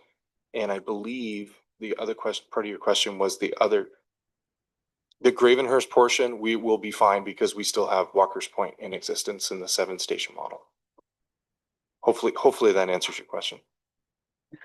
So just yes, where I was going. So fire stations don't put out fires. My concern is that our recruitment numbers have gone down quite a bit over the years. And I don't know what that's going to look like in the future. And I'm not looking to having a full-time fire department for 60 people or 60,000 people that live here at this point. But I am a little concerned that we do have to jump in and make a decision today. Whether it's gonna be awful, quite frankly, because in fact, this has been a common discussion, and I'm gonna say, who remembers Councillor Davidson way back when? And I'm just, you see? That's what I'm saying. So this was back in like 2009, 2008 that we were talking about closing the Torrance Fire Hall. And so it's not a new thing for the community, but eventually we got to make a decision. And I'm concerned also a little bit that we have given direction many times over the years to various fire chiefs that we really need to focus on smaller units, smaller fire trucks. I hear that our buildings don't fit the vehicles and things, but honestly, nor do our roads. That's the big thing for me. And so I hope that there's another opportunity later on to really look further to the effectiveness of our firefighting and how we can improve those things when in fact the roads are not going to be changing. So that's me, but I just wanted to say that I think we do have to make a vote And I'm not going to be popular, but we got to get on with it. We got to put our big boys pants on and pull them up.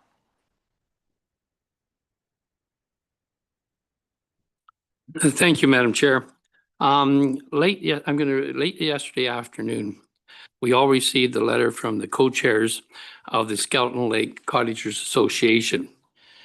Neither co-chair, Jeff Crocker or Laurie Simon, were available to delegate at this meeting this morning. And I was asked as their Ward B councillor to read into the public record this association letter that we received. The Skeleton Lake Cottagers Association are writing on behalf of the community of Skeleton Lake and members of the Skeleton Lake Cottagers organization regarding the motion being presented to adopt the 7-station model option in the fire station location study.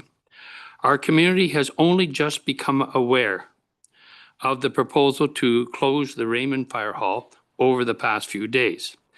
This is the scenario outlined in option 2 of the fire hall study. For whatever reason, communications on this issue have not been delivered well to our community. In the absence of a thorough understanding of underlying reasons, the information is now being received well, particularly by those particularly by those being served by the Raymond Fire Hall. And with good reason. Constituents are worried about the response times to emergencies and the effects on their property insurance coverage. In the absence, opinions and conclusions are circulating based on hearsay and possible mis- or disinformation. Our members are requesting that SLCO to not support the decision to close the Raymond Fire Hall. Unfortunately, and without additional information we believe resides with the township staff, the SLCO is unsure of what to recommend to our members. The community knows only what it stands to lose. There is nothing being conveyed about what it might win in future services, i.e., we do not fully understand the impacts of this decision. For that reason, the SLCO asked the General and Finance Committee to defer the decision before them for a period of time to allow concerted communication efforts to clarify the choices made, the rationale, and address concerns about impacts. To this end, the SLCO is willing to host an online town hall to allow township officials and staff and their constituents to present the facts to the community via virtual information Zoom seminar in September 2025. We do not wish to delay the process, but this plan will serve us for the next 20 to 40 years and respectfully suggest that another month or two will not matter.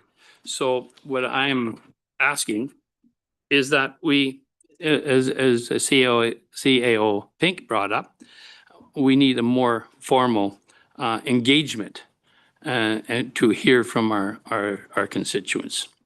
And I would like committee to consider that as a modification to the resolution.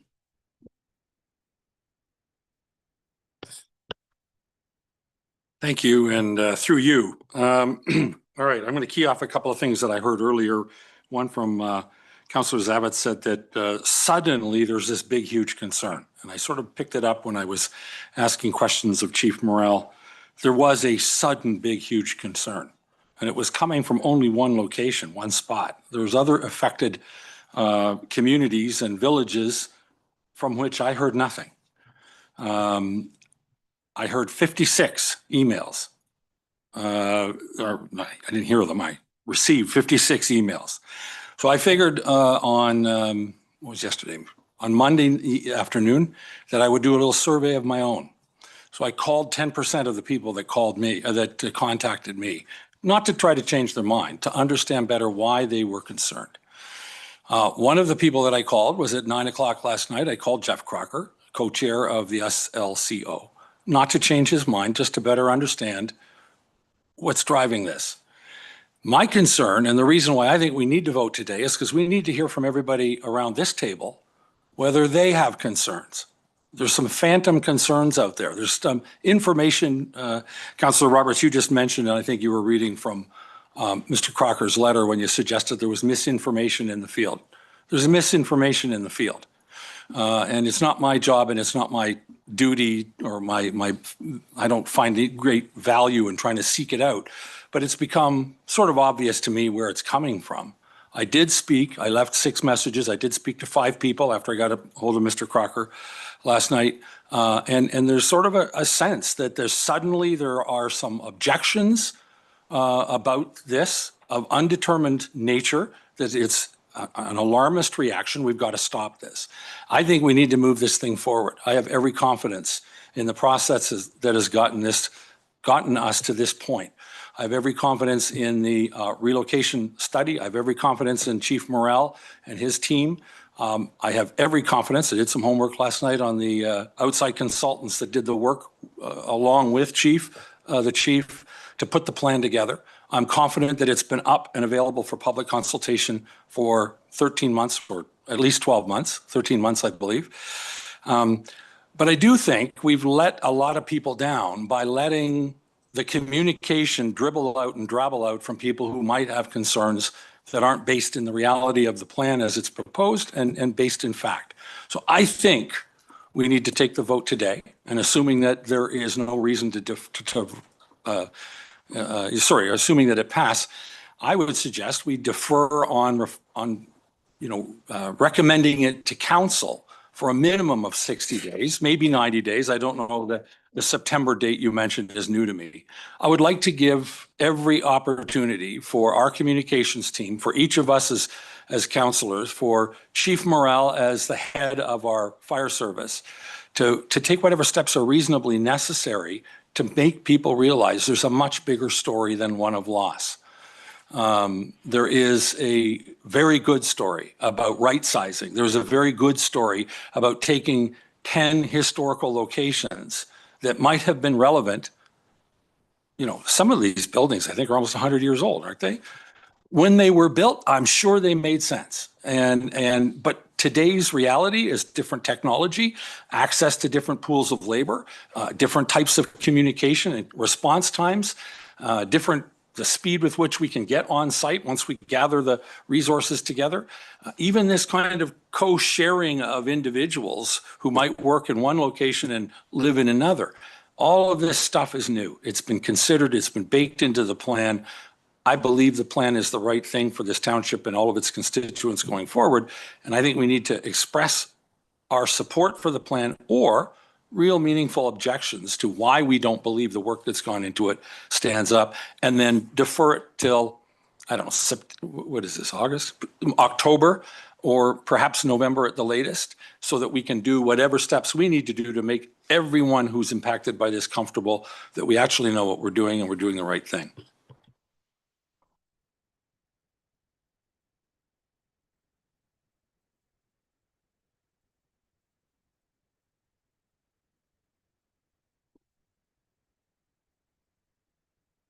Okay, well, I've used this list. Councillor Bozeman. I'd just like to endorse what the mayor said. The empirical data in front of us is incredibly well done. The maps alone tell the story. The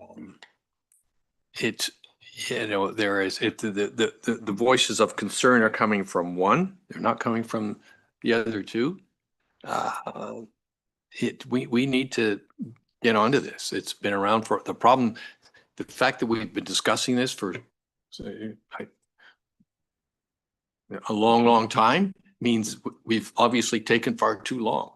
The world's a much different place. When this place was, what was it, 4 or 5 different townships, was managed differently, and that's when those were built. So let's move on.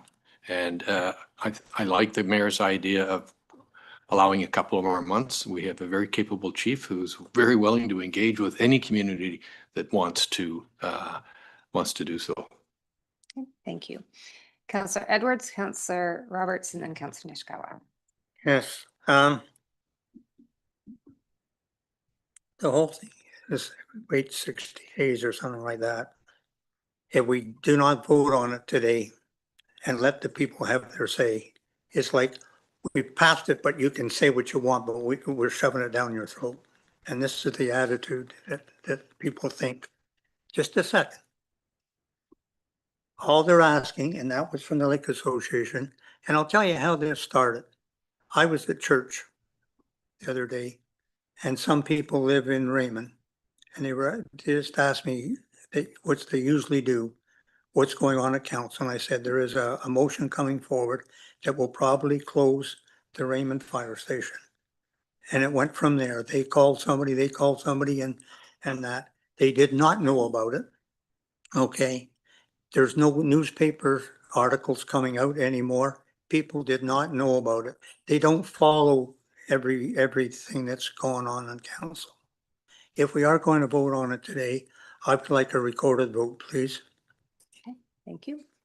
Councillor Roberts? Thank you. I'm very supportive of what his worship just mentioned about this has been a thorough process. We've had some great minds looking at this. The people around this table have given it a lot of thought. One of the truth points is that our constituents are not eager to read the thousands of pages that we put out. So they act on hearsay and what's going to happen to me. And that's all the Skeleton Lake, and I've heard that's couldn't happen. They're saying even the Skeleton Lake Association saying it's based on misinformation or disinformation type of thing. So with Fire Chief Morale, just meeting with that one community and any other community, just to alleviate their concerns and talk facts is the way to go. And I think in some time, we've got to really look at why are these people not getting the information? What is the reason that they did not see this coming? And it took Alan at a church meeting. I sent out an email on facts, just a summary, and it just lit up. So why my email list of 200 and some people, I sent it to them. Why aren't we getting to these people and well-informed people? Like Skeleton Lake is a very well-informed association. So somehow we're not getting the message out. So thank you. Thank you. Thank you. Councillor Nishikawa and then Mayor Cow. Oh, no, sorry, Councillor Zavitz and Mayor Cow. Thank you. Nishikawa. Ryan hasn't talked about trying to have meetings. So we have someone in attendance here that attended one of Ryan's meetings along with me. And that was it. That was it. And that was like last November, I think it was. And yeah, or like, it was like no one showed up. And I'm not sure. And honestly, he traveled quite a ways to show up, as did I. Like this wasn't not being held in Ward A. This was up at Manette. And so again, I don't know why people don't want to go and do things, but we can only do so much. And if you can't drag people, it's. Okay, thank you. Councillor Zavitz? Thank you. I think I started out at the beginning of this file today saying perception is reality. And again, to what Gord has said, the perception is that again, people don't know what's going on, and I agree with that. I'm sure they don't. I believe there's 28 people watching us today, and because they're engaged in this. But I can say from experience, so this whole notion of this proximity, my cottage in proximity to a fire hall happens to be very close to Torrance. Tiger Woods could probably drive it. And there's a fireboat at the end of the dock in Torrance Bay. And you guys came to a fire 2 years ago, total loss, ugly night. You were full present. I have pictures, a video. So the notion that proximity equals savior isn't reality. Now, I think a bit, it's not a sales job, but it's an informational exchange is what these fine folks are saying. The public is just absolutely scratching their head. What are we doing? And yet, you know, in this case, I'm prepared to vote, as some others are, to support what you've brought forward, because I do think it makes the most amount of sense. I also do think, though, we need to hear from the public so that they can get that off their chest. And so it's a dichotomy, isn't it? I'm ready to support the 7-station model. But I don't want it to say that I don't want to hear from the public, because I think it's vital that they get heard. So, And yet- I just want to keep, I just mindful of the time, and there's a bit of a theme here. I think it is, there's, with public engagement, there's two parts to it. One is you're seeking input, and another is an engagement and an education piece. And what I'm hearing is that second part is really what we're facing, is that there are people in our community who are receiving this, right or wrong, for the first time and are reacting. And is there a mechanism or an ability for us to be able to educate that group between now and this, before this comes to council, so that they have a comfort, the same comfort I think many of us share around this table with our chief's recommendation. So maybe I can look to staff. I know Mayor Kelly, you had your hand up, and I do want to give you another word, but I just want to look to staff. I hear our clerk is actually madly taping an amendment that I hope could reflect that portion of the discussion and bring that part to a close. So I will take a 5-minute break in a minute just to let staff come up with that amendment. I think at this point, though, I'd like to give Mayor Kelly the last comment before we do that. Thank you, and through you, and you did an excellent job of identifying the sort of two-way street.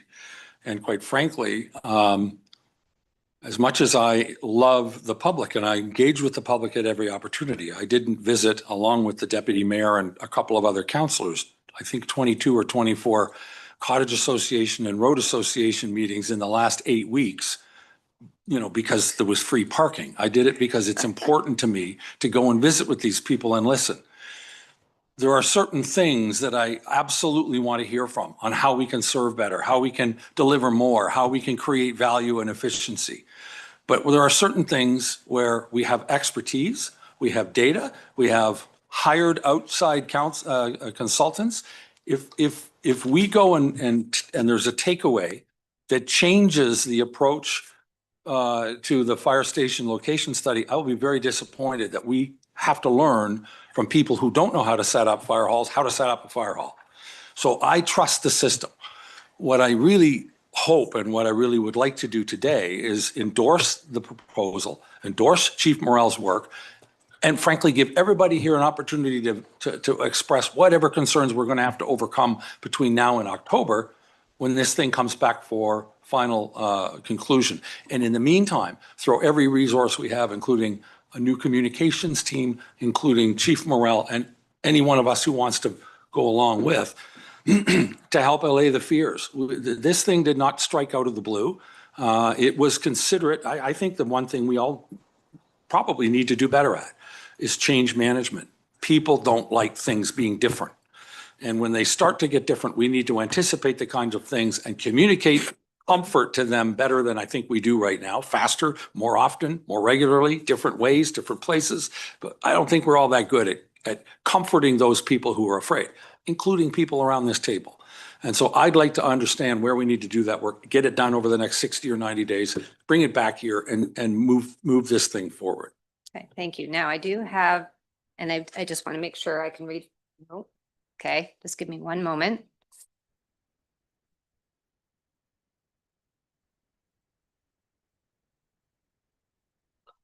You can go ahead. Thank you.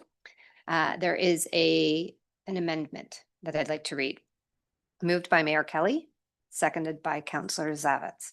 Be it resolved that the resolution be amended to strike out the final paragraph and replace it with the following. And that prior to consideration of ratification no earlier than the October 2025 council meeting, that notification of this recommendation be provided to the community, public consultation be made available, and staff be directed to analyze and report back on any feedback received. A question, comment? Councillor Edwards had requested a recorded vote. Right, thank you. Just for clarification, would you like the recorded vote on the amendment or the main motion as amended, or both? Mike, please. Probably both. Okay. So, Probably or absolutely. okay, so we're having a recorded vote. Our clerk will walk us through that. I've read the amendment.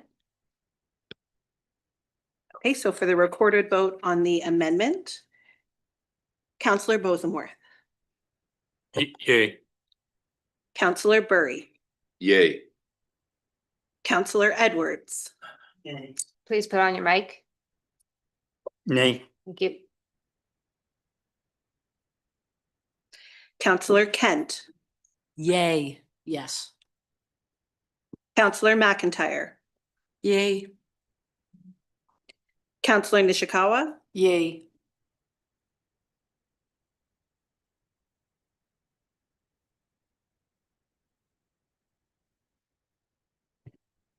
Councillor Roberts, Yay. Councillor Zavitz, Yay. Mayor Kelly, Yay. and Councillor Mazin. Yay. For my recording, the yeas have it 9-1. Thank you. So that was the amendment. I've read the main motion. So we will now vote on the main motion as it was amended. That final paragraph. And there is a request for a recorded vote again. So I will turn this, oh, thank you. Okay, so for the recorded vote on the main motion as amended, Councillor Bosenworth, Yay. Councillor Burry, Yay. Councillor Edwards, Please put on your mic. Thank you. Nay. Councillor Kent, Yay. Councillor McIntyre, Yay. Councillor Nishikawa, Yay. Councillor Roberts, Yay. Councillor Zavit, Yay. Mayor Kelly, Yay. Councillor Mazin. Yay. The yeas have it 9-1. Thank you very much. So that I just want to take a moment. We heard a lot from the community. This has been a really long process that led by you and an extended group to help this committee make a decision. And it sounds like this has been taking a long time, way before even I started this job. And I really want to thank you for that leadership. How you presented today and the confidence I think this group has in you and your leadership in the team. I hope, I think Councillor Nishikawa said something really important earlier. What we do and how we decide and how we make decisions here sitting around this table has a direct impact on not only your ability to recruit great people, but those are the folks that are showing up and going to situations that all of us run from. And I've had the privilege, honestly, of spending the last, as noted, 8 weeks even bumping into your crew well beyond the service of just showing up where we don't want to go, into all these different community events. And personally, I just would like that group to know that through your leadership, through the support of the senior staff, the consultant, to help us understand how to deliver fire service now better, faster, more effectively, and into the next 20 and 40 years has really been appreciated. So thank you.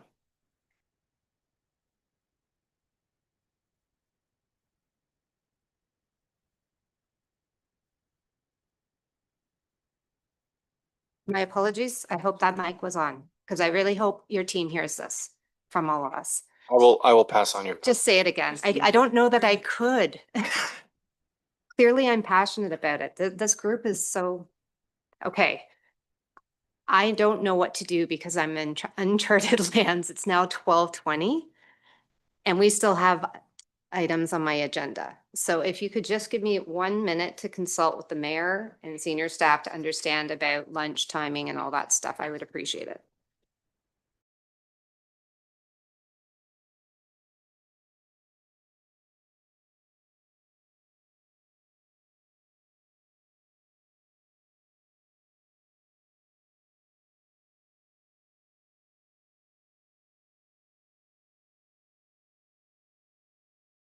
Time that we 1:15 is good. That's 45 minutes. Okay, So what I'm going to suggest, for consultation with Mayor Kelly, is that we will take a break for lunch until 1:15. We're going to resume here. We're not going to make a commitment as to when today's General Finance Committee will end. So just anybody that is participating online or waiting for the council meeting to come, stay tuned. Otherwise, have a great lunch and we will see you at 1:15.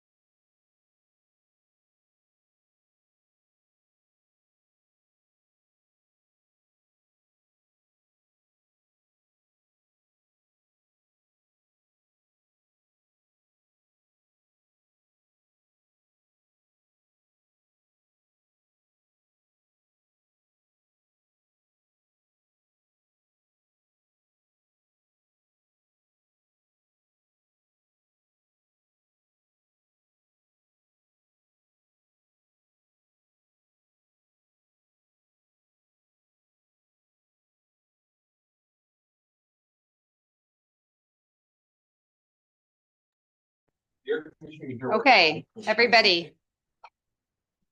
We are now back. Thank you very much for the indulgence and the extra few minutes here.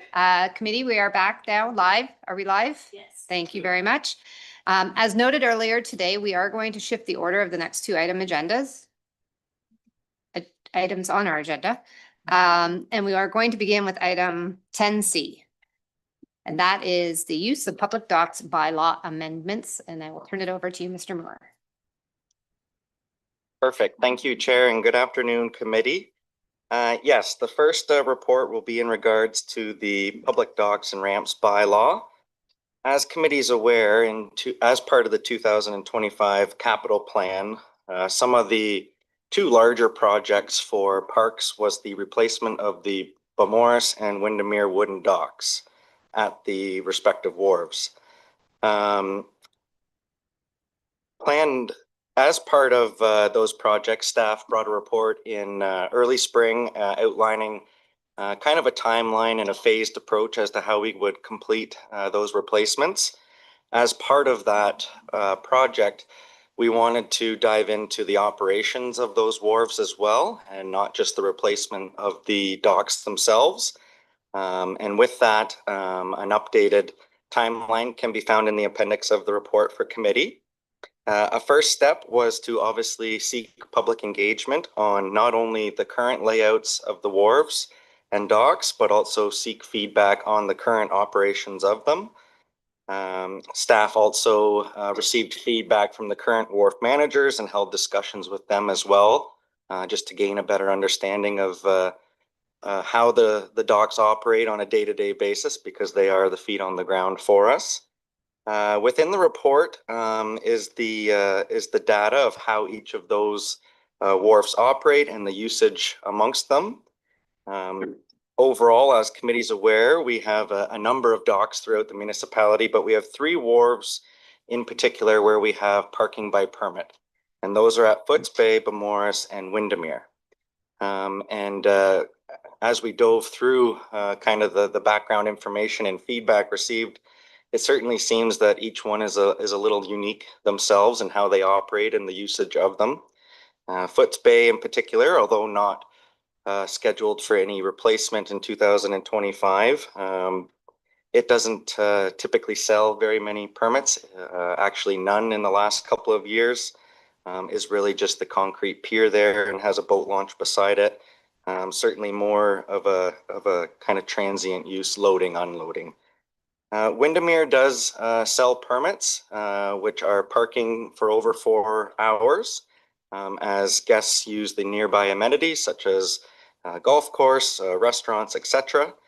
They do sell some seasonal permits as well, although it's not many, and they sell those to both residential use and commercial use as well.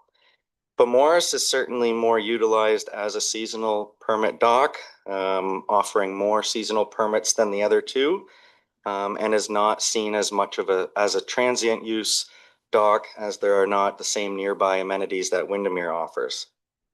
As we reviewed the feedback, there was certainly a desire in Beaumaris to keep the current use, layout, operation of them the same. Really, the feedback we heard was that it works well and people are happy with it. And really, we just need to replace the dock as it's in poor condition. In Windermere, there was more of a desire to find more boat parking. In the summertime, it can be very challenging to find a spot to dock. There was more of a willingness to perhaps eliminate seasonal permits, as often those spots take up valuable boat slips throughout the weekend, as commercial users are not working during that time. So as such, staff provided 3 options within the analysis of the report that we could consider moving forward. With all of the options, it was apparent that there definitely needs to be at least an increase in the fees within the bylaw. That was common in discussions with both wharf masters, that we haven't seen a fee since the bylaw was introduced. So when we return back with further amendments to the bylaw, we'll certainly make sure we include fees within that. The other options involved just remaining the status quo. There seems to be some desire to keep things the same, and there would be no changes to the current bylaws except for the fees. Option 2, we could look at adding some additional parameters to the current bylaw. This would include language on how many permits, seasonal permits in particular, that are maybe sold and how those permits are distributed. Right now, it seems to be organized by the wharf master on kind of what has worked in the past, but there's not a lot of guidance around or regulation around those to make sure that everybody has an opportunity at those permits. Or 3 option, we could look at removing seasonal permits, determine whether the township should be in the game of providing boat slips to the public or whether the dock should just remain for public transient use. As such, in reviewing those, as can be seen from the recommendation, staff have recommended to go with option 3. And really at this time, what we're looking for from committee is that high level direction as to what we'd like to see in the bylaw. The intention certainly is for staff to return with what those amendments could possibly look like and the process for how we would get there. It should be noted that within option 3, there are certainly kind of some minor options that even come with that. There could be a decision that maybe we reduce the amount of wharves that offer seasonal slips. We could perhaps exempt some wharves from the bylaw, or we could potentially look at disposing of any Okay, I'm assets. gonna have to try and recuse at that point, the moment that comes up, so I'll turn the chair over to you. Hurry. Thank you.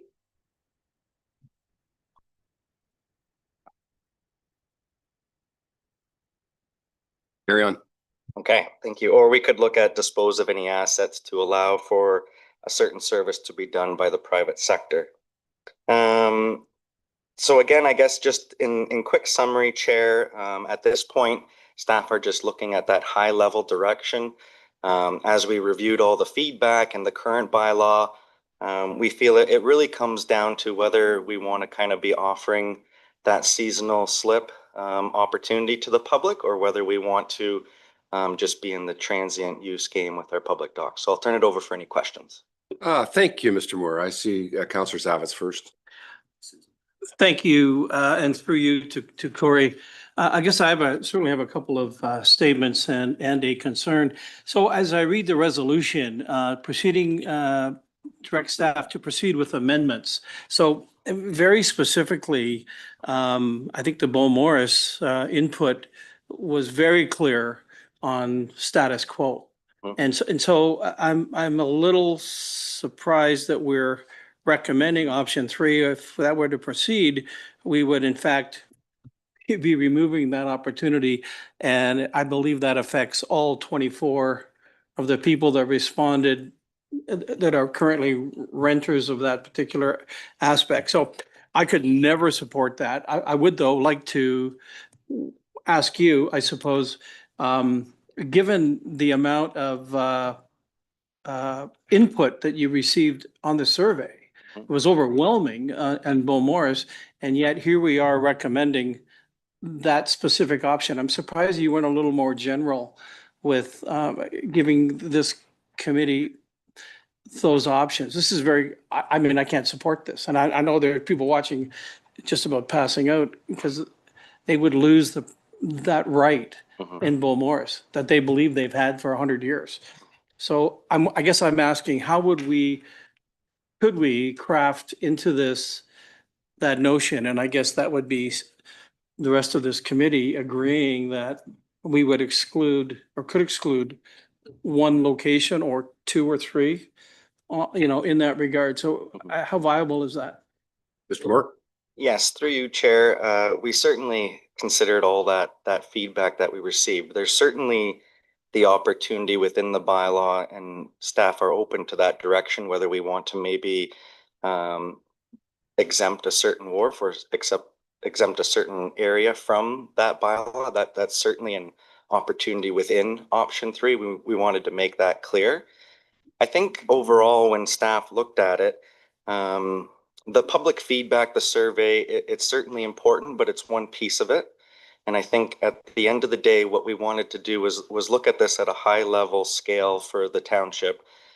Is providing boat slips the business we want to be in? And I think when staff reviewed the bylaw itself, of course, I haven't been around for 100 years. I don't know how long that kind of process has been in play, but it didn't come across to staff from the bylaw that was ever the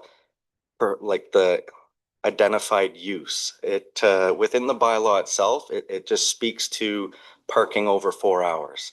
It doesn't speak to providing boat slips or anything in that regard. I think the intention of the bylaw at the time was to offer a seasonal permit rate for those that are reoccurring to the docks, a cheaper level and an opportunity to not have to go buy a permit every single day. I think the catch is the bylaw allows overnight parking if you have a permit. And I think it was staff's opinion that at some point in time that maybe got taken advantage of, because you could buy the seasonal pass, but then be allowed to park overnight. I think looking at the two areas, the immediate surrounding area of the docks, there's no parking available, which would be one huge necessary aspect to providing boat slips. So I think in staff's opinion, in reviewing that bylaw, I don't think it was ever the intention for these wharves to be operated as seasonal slips. I think the intention was if you need to park over 4 hours, you got a pass to do so, and that allowed you to stay. And the seasonal permit identified within the bylaw was the opportunity to just purchase that for the year all at once at a cheaper rate if you were going to be going golfing or using restaurants on a regular basis.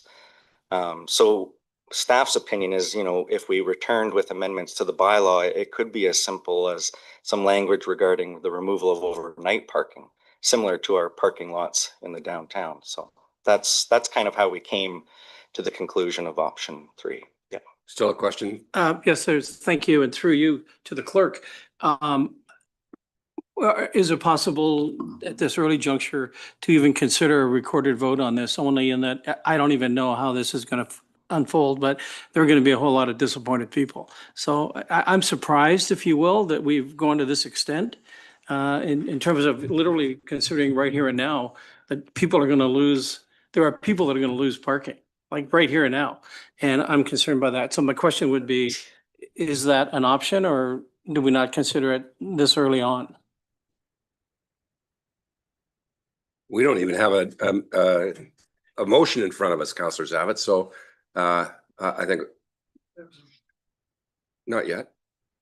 We haven't read a resolution. We are entertaining Manager Moore's report. Councillor Bosemuth. Thank you. I have some questions and related to both Windermere and Morris. Of those seasonal ones, and in both locations, there are two types of seasonals. There are people who don't have island property and want the convenience of having their boat there so they can go for a boat ride whenever they want. And then there are the ones who have island property and through this over time have become to rely on them. Do we know in both locations the breakdown of the seasonals? Through you, Chair, I don't know that level of detail, but I could certainly get that information for us. And through you, Chair, to some of the earlier comments, the intention of today would just be to receive that high level direction, and we could return with any amendments to the bylaw at that time for future consideration. Supplemental? From what I read in the report, I get the sense that most of the ones in Beaumaris are islanders using it for permanent parking. It's much less clear at Windermere, although from observation and from the report, there are a lot of contractors using it. So I get the sense that at Windermere, it's mostly contractors or people who use the boat, the docks for convenience. And they may be islanders who are golfers, because we've got a golf course there, right? Yeah. And anyway, so I think that's a fair way to capture it. Would you agree? Through you, Chair, yes, I would agree with the councillor. Thank you very much, and through you. I like your report, Mr. Moore. I think you did a fine job. I have a couple of questions, and just well, we're not into comments yet, but when you take a look at who has responded, do we have any way? I know you've broken it down 122 and 55. I think the number was 122 being. Do we have any way of understanding whether or not we heard from any one person who would love to tie their boat up there and can't get access to it, who come there and realize every time I come here, it's jammed up and I can't get to it? I think we're hearing more from people who use it either transiently or on a seasonal basis, as opposed to the people who live in the township, pay for this infrastructure, have a little boat they'd like to go in on a Friday night and take their kid fishing, but can't get access to that asset. I'm curious to know if there's any work we can do to dig into that number. Mr. Moore? Yes, through you, Chair. You're right. It's hard to get like that specific finite number for that. I think what we can look at is the comments within those surveys, and you start to get a little bit of an understanding reading through those that there are some individuals that are frustrated or on the lack of space and the opportunity. So I think that would be right now currently where we're at, the only opportunity to try to find a number. Just real quick follow-up, and maybe I've forgotten, but I know there's a launch ramp right next to our pier in Footsbay. Is there a launch ramp available at Beaumaris or at Windermere? No, at either one, there's not a public launch ramp. Thank you.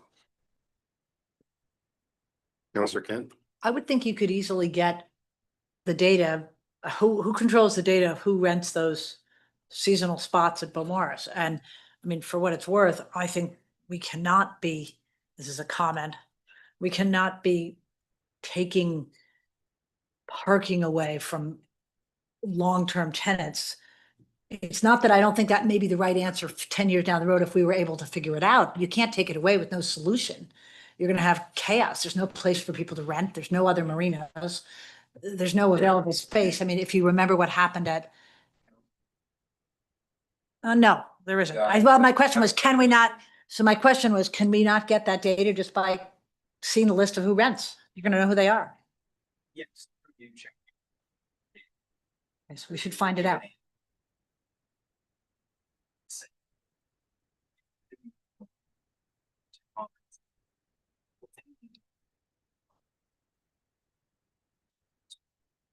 Certainly highlight the desire to eventually get to a point of not providing seasonal boat slips and that not be a business the town would like to be in.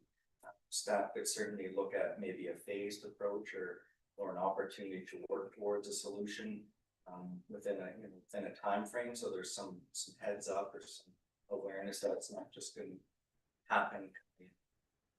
While you're collecting data, can you also collect the Windermere, how much is contractors? And how much, well, if you could, 50%. Okay, that's still a lot. There were 15 spots, so it's as many as Beaumaris. 8 seasonals who are islanders or other non-water access people. Councillor Roberts? Sorry. That's right. Thank you, Chair. A question. First of all, just a little bit of a preamble here. The official plan for the Beaumaris area, when we were talking the official plan, we had a lot of comments from the residents there about parking of boats. Now, from the staff point of view, what are the consequences of no longer providing seasonal docking permits from the user's perspective? And does staff have any suggestions where current dock permit holders, specifically in the Beaumaris area, will secure the mainland parking? And the final point is, we don't want to be in the business, but we have been in the business for decades. Thank you. Okay, for you, Chair. From a staff point of view, have they thought about the consequences of not allowing dock permits? Through the chairman, there's going to be some upset permit holder currently that will be on a spot, but as suggested, we could work towards a solution and you know, have a time frame when that may be implemented. I think from a financial perspective, it's fairly minimal for the township. And we collect about $20,000 with permits, so it wouldn't be too much of an impact that way. The second part of that question was, what are the tangible, what are the township's tangible plans to act? No, I'm sorry, the wrong one. Does staff have suggestions where the docking permit holders that currently use it, where they can park in Beaumaris? Where can they park? Because they do have parking, vehicle parking in Beaumaris. But park. Yeah.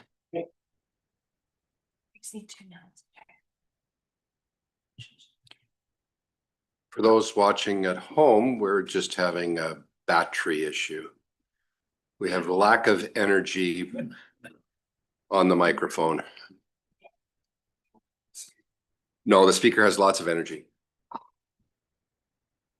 This speaker wishes he was at the side, not on the chair, because he has several opinions here. Good. Mr. Moore, I think we've got you back live. Yes, we're back. Thank you, Chair. So to the councillor's question, I think, as I was stating before, if we're going to perhaps phase in an implementation plan, we could work with those permit holders on a solution. Perhaps, you know, bring back how that would look to this committee when we bring those amended, when we bring the amended bylaw back. But there's certainly going to need to be an opportunity to look at opportunities elsewhere on the lake for sure. I'll save for comment. I'm going to read the resolution so that we can get to comments.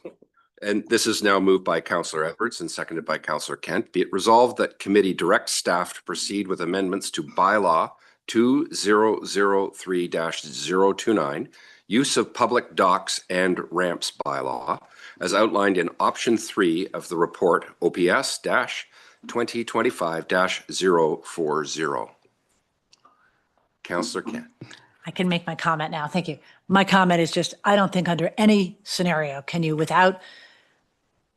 I can't even imagine. The situation is so bad as it is today. If you start taking away docking space that's been there for 20 years, these are people, probably the people who've been the longest on the lake. And that's the only way for them to get to their cottage. And there are no options. There's no land to be bought. It's not like you can buy a property nearby and make it your landing. It would be chaos and you'd have people suing. Like, it would be very bad, in my opinion. And I think that, yes, optimally, you wouldn't be in this business, but you're there. And now you got a problem you got to deal with if you're going to address this and go that route. Because the problem's getting worse and worse. And what I was going to mention was, do you remember the island? It was on Lake Muskoka where it was severed into 4 pieces. And the only way he got his building permits was to buy 4 slips at Mortimer's Point. And he kicked out 4 long-term tenants by getting his 4 slips, who said, I'll pay more money. Here's your money. So we don't want to turn it into that. That's not what this is supposed to be. So anyway, I think we need to think through that very. An interesting observation is, while we were talking about the plan and the Planning Act, we were as a council, some of us were here, some weren't. We talked about no severances to islands that didn't have access to mainland property because of this particular issue and the grandfathering of this issue.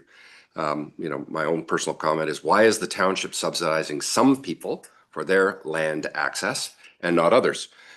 Because that's not fair. But I think there's probably some other comments. There may even, in fact, be an opportunity to sell this wharf to the group of people that are doing that, which is, I think, why Councillor Mazin has recused herself from this conversation. Are there other comments? Councillor Roberts? Yes, I appreciate the comment that we'll work with the people to find a solution, but we spoke about this a lot during the official plan, and we can't find a solution. So I could not support, from a Beaumaris point of view, displacing that many of people. So that many people, many voters, so. Councillor Edwards? Yes, there's a lot going on. But Morris is slightly different. They have been running for years there. It's out of the way. I would not sell waterfront property because in the future you may want it. So that's one thing. If they rent it, that's fine. I know more about Windermere, and that again, it went out about the docks, but they weren't talking about the swimming area, but some of these plans cut into that swimming area. It's the only park other than going up to the north end of Rosso for swimming. So there's not much swimming. I have people that are really concerned about the swimming area. I think I've talked to Corey about it. There was another plan on page, I think it was 258, was a little bit better, but I think we should not be cutting down on the swimming area. I can remember when that was just a single L-shaped dock there. So that, Yeah, and then renting, just meant I renting. think you're on the next report, not on this one. Okay, but the one renting docks, right? The contractors are using it to get to islands and that. I can see some of them and that, but for islanders, they can rent at Parkers and even the contractors if there's anything. But we're going in where we should be charging at least what the local marinas are charging for dockage. If we Councillor rent. Ishikawa? Oh, you.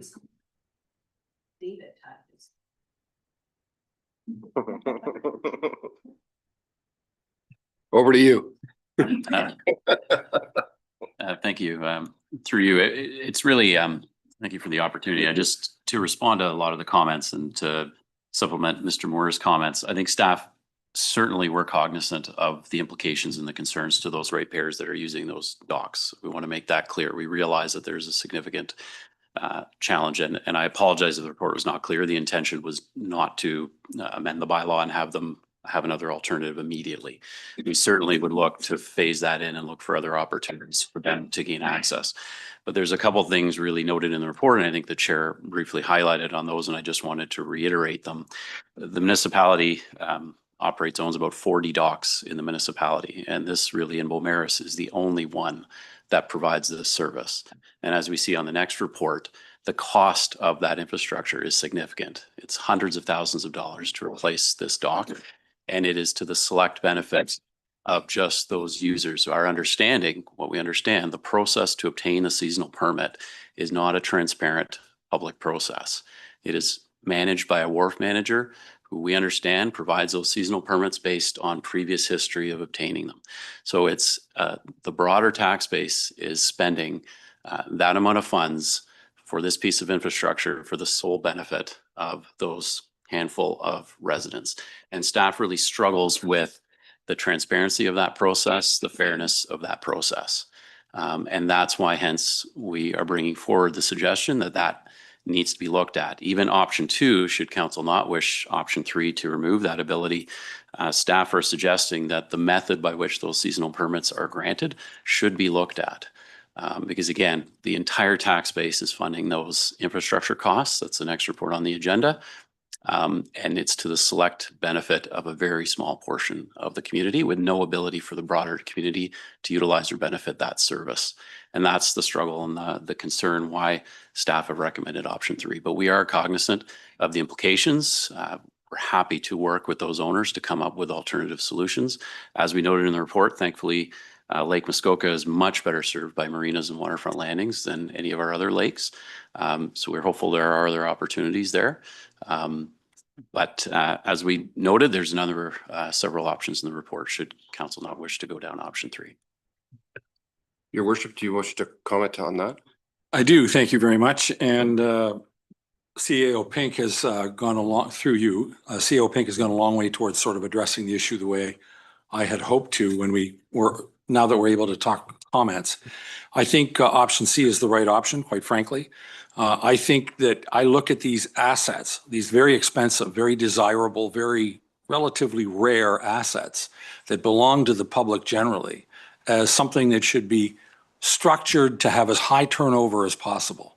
Everybody should have a shot at docking there for several hours at a time. But when you start using it and converting township infrastructure into your own infrastructure, the place where you do some work or tie up your barge or whatever it is, I think the people that are paying for it are getting shortchanged from the opportunity to make full use of it. It's not the first time that I've expressed concern that we have these beautiful lakes, absolutely gorgeous lakes, and they're not easy to get onto, and they're not easy to explore and get out and wander around and spend money in shops and hotels.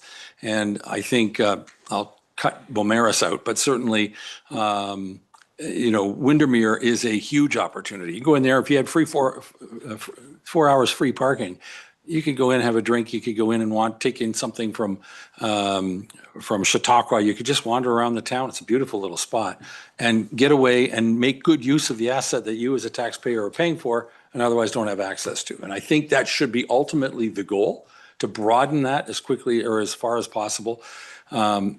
Nothing should happen overnight. That creates panic.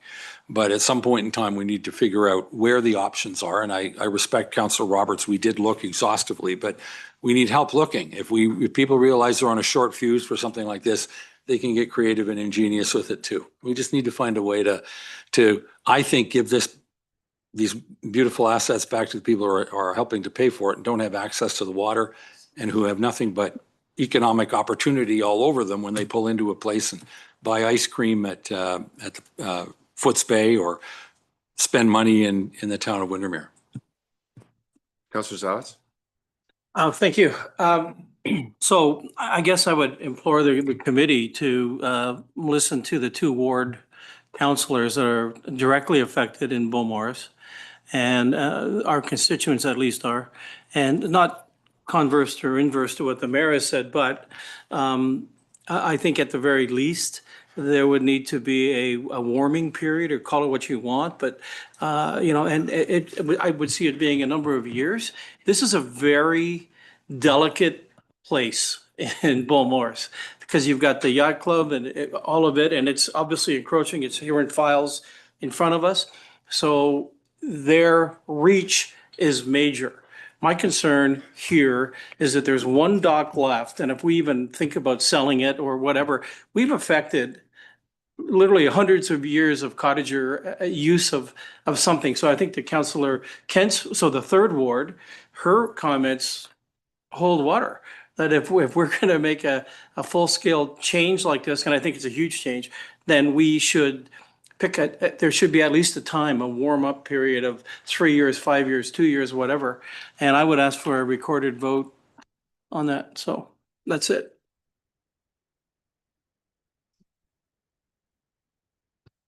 Yep. I was just gonna say one other thing. Have you looked at the fees that we charge? I mean, I know that we don't want to be in this business, and I would not object to a multi-year rollout, working with these people, finding out who they are, et cetera. But I think we could at least, while you're doing that, raise it so that you're paying what I'm paying at Foots Bay for a spot, which is expensive. Make sure we're getting whatever it is, a full freight. What do these people do with their cars, the people who park there seasonally? Because we don't provide car parking. Yes, through you, I'm not really sure what they do, or they must have some private arrangements made that they're able to park. But in terms of the fees, it is our intention to update the fees no matter what. And we have worked with the wharf masters on what those rates should be in comparison. So yes. Councillor Roberts? Thank you. The parking in Beaumaris, they do have parking there. With the spot? Privacy, not with the boat spot, Okay. but their cars. The other one that's very warming to me is the Milford Bay Community Center. On the weekend is very well used by visitors to islands. So that part has fallen in there. I like what I appreciate what his worship said about these are very expensive options for a handful of people. And I support that we need to move past that, even though we've been doing it for 100 years, but don't do it quickly. Because I mean, we put our heads, we haven't figured out, but maybe if there was a line in the sand that so many years down the road, this ends, it would get people thinking about it. And that's what my thoughts are. Councillor Edwards and then Councillor Postworth. Oh, yeah, but I'm recognizing you first. Okay, thank you. If we're going to make a change and we're putting new docks in, now's the time to make the change, not put new docks in and say, oh, by the way, in 2 or 3 years. And that only makes sense. One of the letters, because I read all the comments, somebody said they know 2 people that do not own property in Muskoka Lakes that rent slips in Windermere. And that, because it's cheaper to rent them, I think Parker's is probably over a couple of $1,000s a year now, I think. And that we're charging about $800. So like we're really out of whack on that and that, but and I can't see extending the docks more if we're going to be hurting other people, namely the local people that go to the beach and get it cut down. And I think there should be some changes there. Thank you. Councillor Postworth. Thank you. The resolution is that the staff should come back with a revised bylaw on option 3. And I think what I'm hearing is that the staff should come back with a probably another report that's incorporating some of these ideas. And I would suggest that they are, you know, I'm hearing that we don't want to be in this business in the long term. I would suggest that perhaps in Windermere, you could transition very quickly to no more seasonal permits. The other one, just not to forget it, another feedback we heard was 4 hours isn't enough, and that's probably correct in both places. So I would suggest minimum 5. The transition period in Beaumaris should probably be, you know, 3 to 5 years. These parking with both parking with land parking, the value, the commercial value of that certainly on Lake Rosso, and I think Lake Joe is somewhere between $250,000 and $300,000. These are very valuable pieces of property, to the mayor's point. Now we don't offer that the certainty or the parking in some cases. So we got transitions and whatever we charge in the transition should be at market rates. And, you know, I feel sorry for the contractors, but they're just, you know, they take up the docks for far too long. Most of them finish work by 4, so by 4:30, the lot thing is full. It's all weekend long. It's not the right place for contractor. Yeah, I think I think we should just. You missed overnight parking, I think. Well, no, there would be no seasonal parking. No overnight parking. Yeah. I think that's get caught by the 5 hours, right? Because, you know, when does night start? When does that finish? Depends on what your day looks like. Yeah, I don't think it's for us to actually dictate it. And I saw Mr. Moore write it down. So So I would suggest that we consider a revision to the resolution that staff come back with a report considering these things, if that makes sense. little straw poll. The clerk needs clarification.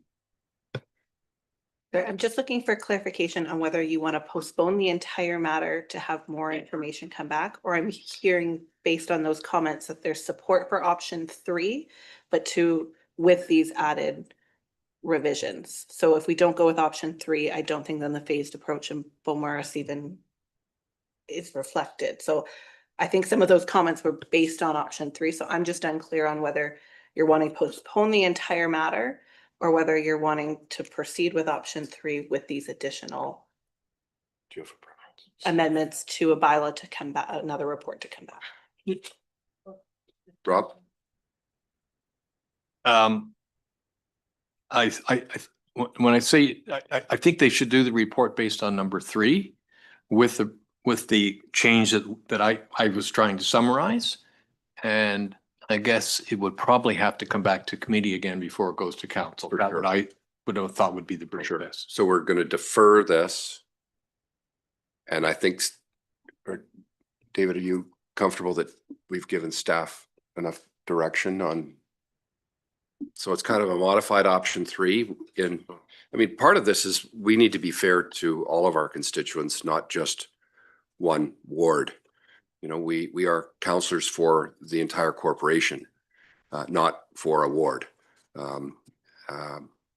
And we need to have courage to be able to do the right things for the township, not a few votes. That may be just a little harsh, but I apologize. So I think we're on the option 3, but do we need a resolution to defer it? I've read this resolution. Yeah. So we could vote to we could vote nay, and then it can't come back for how long? 3 rounds. Is that enough time? You don't want to do that. Okay. Go for it. Through you, I don't think you want to defeat the resolution. I think you want to decide on which option you'd like to move forward with. Because you're not making any decisions at this point. All you're doing is providing direction to staff to come back with bylaw amendments. So this is kind of a step in between. So if you can provide direction on what option you want, and if there's additional information. So far, I'm hearing that you want a phased-in approach in Beaumaris, longer time at the docks of 4 to 5 hours, an amendment to the fees to reflect market rates, some type of wording to reflect that we're not in the business of long-term or seasonal slips. But I think that would provide staff the direction that they need to then come back with a revised bylaw for further discussion. So again, you're not making any final decisions at this point. You're just providing staff the direction they need to come back with a bylaw amendment. Your worship. Thank you, and through you, and I support that notion completely, starting with sort of option 3. The only thing I would add to your list, I don't want to call it overnight parking, but no parking overnight. In other words, no parking after midnight, or some way without marking tires and coming back and seeing if the tires have changed. Some way to say this thing is out of compliance with the bylaw because it's here at 12:05 a.m. There should be no boats from 12:05. Sometime. I'm not going to say when it is, but right. At some point in time, it has to be easy enough we have to be able to enforce it. Yeah. That I disagreed with Councillor Bosworth on was I felt that it's not clear at Windermere that there are 50% of those things are people just like the people at Beaumaris. So I don't think you can force them out any faster than you have to force the people out at Beaumaris. If you're going to force them out, they all have to get a transition period of some sort. So I don't want to come to that conclusion until we see the data. He assumed it was easily doable. That's all. Councillor Edwards. If you make it 12:05, anybody that's going to a wedding at the Windermere House, there's no wedding's normally over at 1 o'clock. Okay. They come from an island. We shouldn't have set a time, Alan, and I'm sorry we went down that rabbit hole. No, We're talking about no overnight parking. Yeah, that's no going to bed with your boat still there. That's a good idea. Yeah, you could stay up all night and good luck with your kids the next day. If I may, through you, Chair, perhaps just an amendment to the resolution to state what we have there currently, option 3, and a rollout plan or implementation plan regarding the implementation of the updated bylaw, and staff can bring that as well back where we can talk about that phased in approach and what that may look like and everything. I think I'm going to have something very close to that to be able to read in a second. Perfect. You guys may not have known this, but we have a very good clerk. We do. Chair. Rob. I agree with Councillor Kent. I should have included that. If we have had people at Windermere who have been parking there for decades, I think there should be some consideration for them. But if they've only been parking there 2 or 3 years, I think there's less concern. Okay, I'm going to see if this amendment will work. So it's the same piece that we had, and that staff include additional amendments regarding a rollout plan for the new approach, wording pertaining to the township's business, not including seasonal slips, phased in approach to any changes in Beaumaris and Windermere, change in the length of time for docking to increase the allowable time, amendment to the fees to reflect market rates, and wording to restrict parking overnight. Does that catch everything? Councillor Bosemorth? Thank you. If I could just add one more item, in Maple Leaf Bay, which is one of the other docks at Windermere, it's a very small, it's not a very large dock.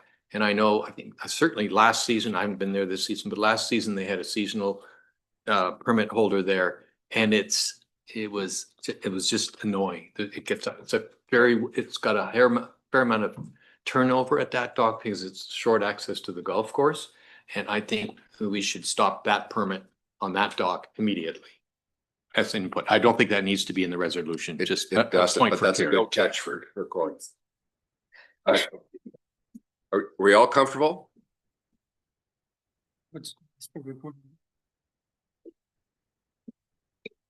Yep. We have nothing but time, Knox. Well, for your votes, apparently. It's a township, but we can do a recorded vote. With all due respect, sir, you've got 3 ward councillors here who expressed concerns. And so it's not just Ward A, it's Ward B and C. I think we're all concerned to do the right thing for our township. Well, then don't say what you said.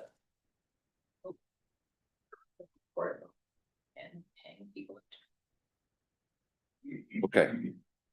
We're ready for the vote, yep. Or can I just confirm that staff are okay with those amendments? Yes. Thank you.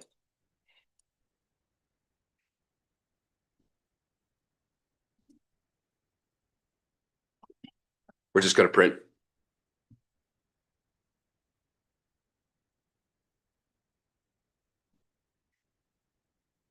Edwardson can. Sure, say.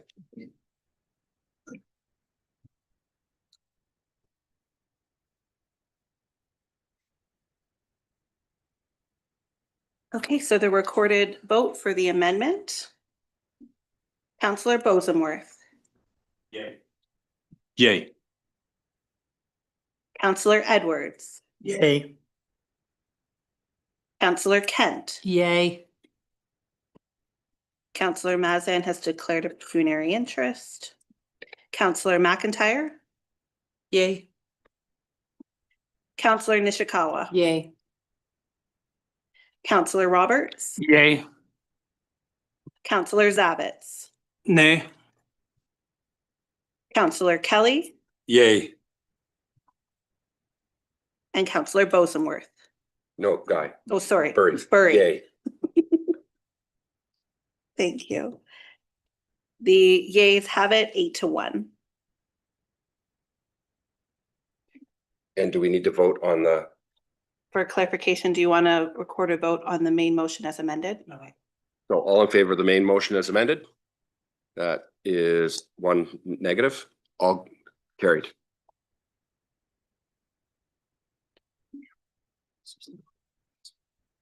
Yeah.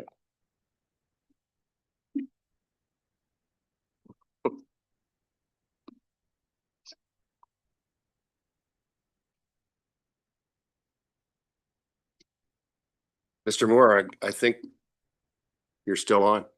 Yes, through you, Chair, part Thanks, sir. 2 of the wharf project. Oh, sorry. Waiting for the chair to. I thought she recused. Yeah, I think this is the issue. If we talk, if the word sale comes in. Maybe. Can I speak to that? Yeah. Sure. Thank you. If we can bring the chair back, because I do believe the chair mentioned at the beginning of the meeting that she would just like to declare on a portion of it. And if committee is amenable to dividing the resolution, that she could stay for part of it, but I'll let her speak to that.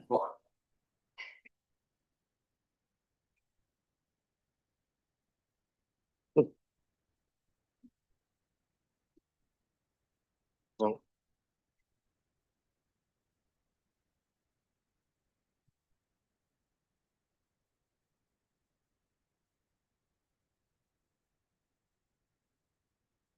Oh, that's okay. My lane, you guys heard it. That's okay. So this is 10B. We have not started 10B, and upon advice as well from the Integrity Commissioner as well internally is I was going to ask if we could put forward a motion to separate within this report. There's a discussion on both Windermere, the dock layout, as well as Beaumaris and the dock layout. And that's just the way it's been presented to us as a committee. But if there was interest to put forward a motion so we could divide the two topics, I could participate in the Windermere discussion. And then when it becomes the Morris discussion, once again, Councillor Burry would take over the chair. So I don't know if anybody on the floor. Okay. I move that we separate the two topics. Okay.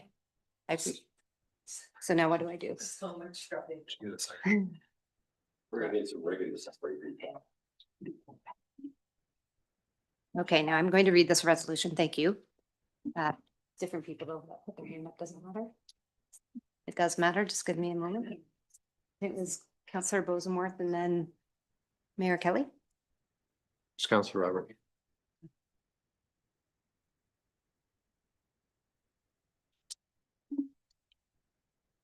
Thank you. Moved by Councillor Bosenworth, seconded by Mayor Kelly. Be it resolved that committee divide the resolution to consider the Beaumaris dock and the Windermere dock as separate matters. All those in favor? Thank you. I appreciate that. So we will start then with the Windermere discussion, which is right here. And I will turn the floor back to you, Mr. Miller. Sure, yes, through you, Chair. As I was saying, part 2 of the dock projects related to the layout designs for them. Windermere in particular obviously has more space available and more opportunity. So within the public survey, we actually provided a few various different options to get feedback on from the public. Those can be found in the appendix of the report. Additionally, we also met with local stakeholders in the area as well. Overall, a desire for more dock parking in this area, improved layout, some concerns with safety, and a desire to improve the public spaces in general and make the place aesthetically pleasing. As such, staff worked with a consultant on the proposed final layout that can be found in Appendix 5. Overall, the dock itself, you'll see, looks very similar to the current footprint we see, but with minor improvements. The dock system itself will be changed to a floating dock system that allows us the ability to move it in the winter and not take the abuse it does during the spring. The new layout does allow us to increase the number of dock slips from approximately 45 to approximately 60. Of course, that number depends on the size of boats, etc. So there's some variables there, but generally we're seeing an increase of about 10 to 15 spaces more.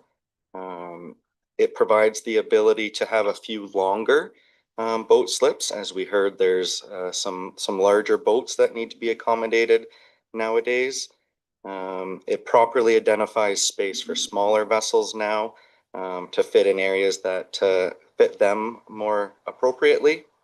As it relates to the beach swimming area, this is definitely an area where we want to keep safe, and the new layout allows, you can see there's a new line, but by actually moving the canoe kayak area out of the boat slip area to the far side of the beach, it allows us to have a perfectly occupied swimming area with no boat activity. It keeps the canoe kayak activity out of the boat area as well too. Again, another safety concern. As it relates to this area in particular, Maple Leaf Bay Dock is also grouped in with this wharf. Once upon a time did have extending floaters out from the main dock itself. When the main dock was replaced a number of years ago, unfortunately, those floaters weren't. So there's certainly an opportunity to extend a couple floaters there to add a few more spaces there as well. So, and then with that, no changes to the concrete wharf section. I will say, this won't be perfect. It won't solve every desire, but that almost kind of makes me feel like we hit a win. it's challenging because the use itself, the area itself has very many uses. It's recreational, it's got commercial activity, swimming, canoeing, kayaking, large steamships. So we have to be cognizant of all the different uses and try to allow an opportunity for them all to take place. And I think with this layout, we're able to do that. So with that, Chair, I'll answer any questions. Okay, thank you. Committee, let's do questions first, and then I do have a resolution. So Councillor Nishikawa. Sorry, I'm just, my question would be to Corey about how much we're increasing, we're creating how many more spaces? And along with this, and I'm trying not to mix up what happened last conversation, but it leads me to, if we're increasing the amount of rental spots, are we looking at a different management model? Decrease it. Okay, Mr. Moore? Through you, Chair, I would say no, I don't think so. The last phase of this project is to discuss those wharf agreements and how those will look, and we plan to tackle those this winter as they expire at the end of the year. But I think there's a desire and a need for more boat parking here regardless. I think based on the previous report's discussion, there's a potential desire to look at decreasing the amount of seasonal slip activity. So that would just add to the more availability of transient use parking. I think, does that help answer? Was there a second part? I'm blanking if there was a second. A supplement. Just as a follow-up, so I do have, I kind of think that you described the different user groups. Mm-hmm. And I feel like we should almost pull out the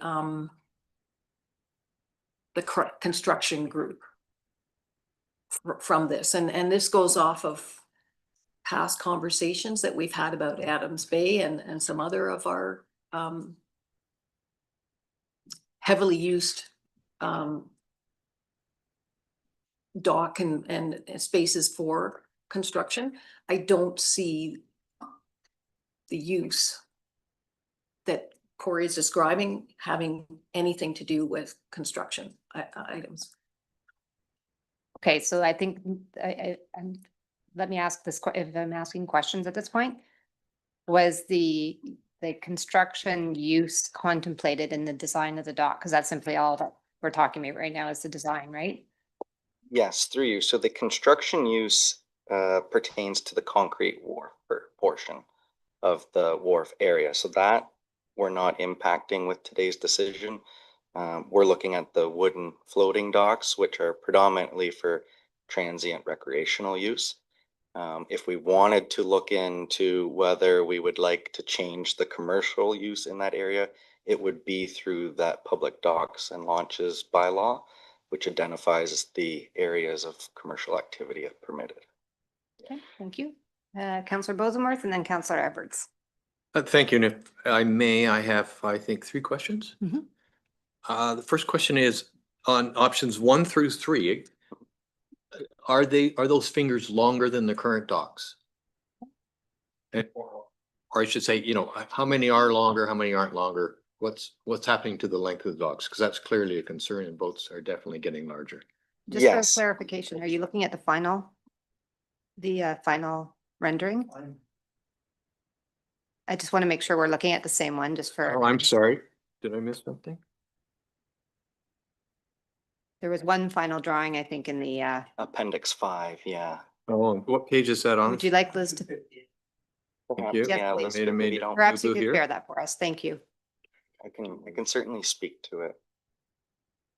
And that brings up the second question Ruth had, which was about the spaces. So I can talk to you. Okay, sorry. Can you see? My apologies, but I still have the same question. Yeah. I missed that. Yes, so looking, this is the final proposed layout. The opportunity that it covers the same footprint. So the swimming area, etc., the area does not change, to Councillor Edwards' point. That would stay the same. Where we were able to add additional spaces was the different ends of the docks, we were able to add U's, which allowed us to accommodate more dock space. Those end docks are longer than what's there currently that you would typically see a 20-foot dock. They are a little bit longer to accommodate, I think, a boat up to 25, 27 feet. And additionally, the addition of the floaters at Maple Leaf Bay also allowed us a few more boat parking opportunities too. So that's how we increased the amount of slips with not drastically changing the whole layout of the area. And my second question is, how many permit holders have there been over the last few years? Remind me? Yep, approximately 16 annually. It's quite a bit. And how many 50. slips are there today? Just so I can get a percent. About 45. So about a third. Yeah. Thank you. That was your 3 questions? Okay, Councillor Edwards and then Councillor Kent.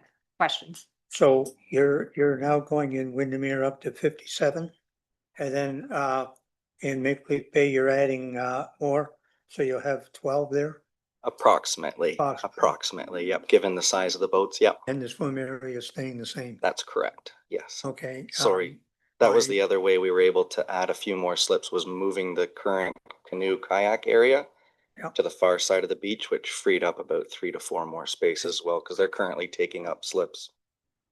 And that's fine. But we can talk later on the dock that's for the canoes, because it says like rental area all the time. We're not going into rental business. Correct, public use, yeah. Okay. Councillor Kent? I have 2 questions. One of the things I noticed, two things. One of the things I noticed at Foots Bay is when you pull in, often spots are being taken by a Sea-Doo. So you get this little Sea-Doo taking up a big spot. And I was wondering if there was any way, I've spoken to the people at Foots Bay about it, they need to put in like a little Sea-Doo parking pool. Yeah. Because they can all sort of stick in a pool, but they end up ruining 2 spots typically. And it causes a real problem for the boats. And there are as many of those coming in as there is anything. So maybe you should think about that a little in your design. The second question was, what material were you planning on doing the docks with? So there's 2 questions in there. Yeah. Was contemplation given to the smaller vessels like a Sea-Doo? Yes, absolutely. We were definitely thinking along the same lines, and working with the consultant, we're hoping to accommodate those vessels within the same area. And I think we can probably look at some signage to help with that, to help guide them to those It specific can also areas. be in like a pool area like this. And they can all go in Exactly. there. Yeah, we were thinking there's a Yeah. tight little area that around the wharf, and that'd be perfect for them. And then the second part, sorry, was What material are you planning? material. Your typical standard pressure treated wood. Yeah. Thank you. Are there any other questions, committee? Because, Mayor Kelly. Thank you, and through you. I can't help but ask, after spending half an hour trying to figure out what we're going to use these docks and how they're going to use them and who's going to use them and what time, how can we be designing the form of something until we've defined the function? I just don't understand this. We're guessing how big the boats are going to be, whether they're going to be there overnight, are they going to be barges? We haven't dealt with that yet. So how do we know what this thing should look like? Interesting question. I think I need to turn that over to staff. Yes, through you.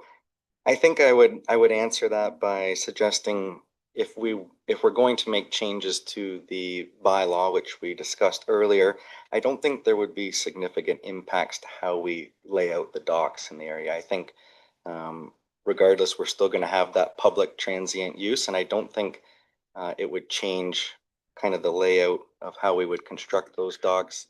I think the nice part about going with the floating system is there's the opportunity to adjust it, shrink it, make it larger. There's the ability that way, restructure the layout within them. So I do like that flexibility, which we can certainly discuss when we come back with the tender award and everything, but. Okay. Is supplemental, then I have to come back to Councillor Kent because I didn't realize you had a supplemental. So. And sorry, I didn't mean to, I just want to follow up on that. I mean, if we are truly going to eliminate seasons passes and overnights, we may not need as many slips as we have right now. That's the concern I have. When I spoke earlier, I talked about a higher turnover model, something that like a restaurant every 35 minutes, somebody gets up and leaves. If that's the model and if that's truly where we wind up on the function of this thing, I think the form would be a lot more compact, I would think, or could be a lot more compact. We leave more area for canoeists and swimmers or something. I just don't know why. It just seems to me like we're designing something and then we're going to figure out later on how we're going to use it.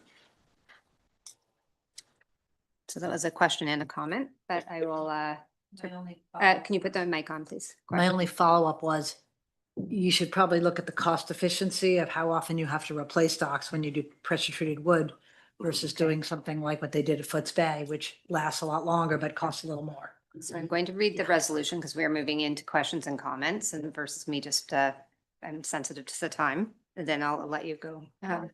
Moved by Councillor Nishikawa, seconded by Councillor Roberts. Be it resolved that committee approve the Windermere dock layout outlined in Appendix 5 of Report OPS-2025-39, and that the public be notified of the layouts and any comments received be forwarded to council prior to consideration of approval. So now I will turn it back to you, Councillor Bosworth. Question or comment? Thank you, and I'll do both. Just to be clear, my understanding is that those docks currently are floating. It's a floating structure, but they're attached. With chains? Yes, that's correct. Okay. Yeah. And I believe that's what these ones will be as well. Yes, they'll still be attached, but the ability to remove them more easily, like a more easy system to be able to bring them in for the winter. Okay, all right, so my general comment is, I like the recommendation. I think though that when we free up, to the mayor's point, when we free up 16 units, that for the most part, certainly the contractors ones seem to me to be always, they're always busy. So during the day, you can't always use them.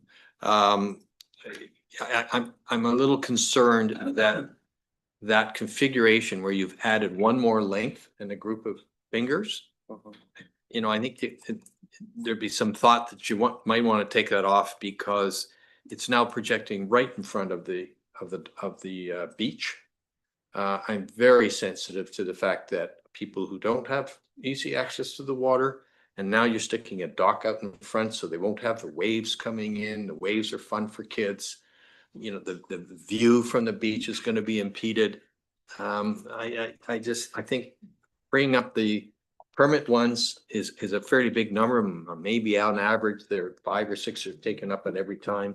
And certainly from 4 o'clock on, at least 8 of them are taken up because the contractors go home. I think you just could shorten that dock up a bit. Those are very big docks. And there was a comment, and I know about this personally very well, but you know, there's a lot of exposure to a southwest wind, which is one of the predominant winds. Those docks can take it, but you know, it does make them very difficult to walk on when the wind is really howling. That would be my just comments. I'm a little nervous that they're just too long. So I've read a resolution and I've heard a variety of kind of thoughts and opinions. Right before the horse, I'm hearing from staff that regardless, there's still the recommendation to be replacing these docks, and the new layout is designed to be able to increase the level of or the number of spots, but being able to still manage the other uses on the property, i.e. the public beach. So I'm looking to everybody. Councillor Edwards. Option 5 there, that looks fine. There could be some minor tweaking before we put it out, so I would support it. Okay. If I may, Chair, through the tender process, we can certainly, you know, incorporate some of those thoughts and ideas into that package. And, you know, when the professionals are making their bids to us, we can certainly get, you know, some of their input and thoughts as well too when we come back to actually award the project. Okay. So I've read the resolution. I don't see any other hands up, so I will now call the question. All those in favor? I've called the question, sorry. I could no. To a different number, so I'm just confirming one number here. Appendix 5 of the report. Yeah. Yeah. So I've read the resolution. I've called the question. All those in favor? Okay, all those opposed? Okay, I think that carries, right? Yeah. Thanks for help with the math.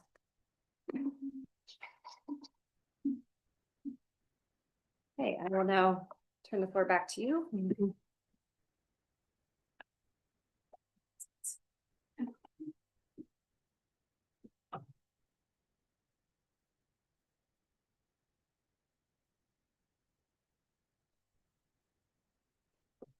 Mr. Moore? Yes, the Bemorus part of it, a little more straightforward to propose replacement like for like, same size. Replace the crib dock with a steel dock. The area in particular, there's not a lot of opportunity for much else. So certainly what we heard through the feedback and what staff would recommend moving forward with. Any questions? Councillor Nishikawa? Thank you. And I should have asked this even about Torrance when we were replacing that, going from a crib dock to a steel dock. Are we putting bubblers in? Through you, we do not plan on doing so. When we evaluate the idea of going towards a steel, we look at what the neighboring properties typically are doing, and in both of these areas, there's bubblers, which should the staff don't have any concerns that way of any damage, etc. So.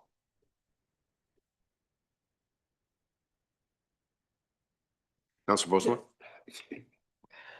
Thank you. Did we give it any consideration to a floating dock there?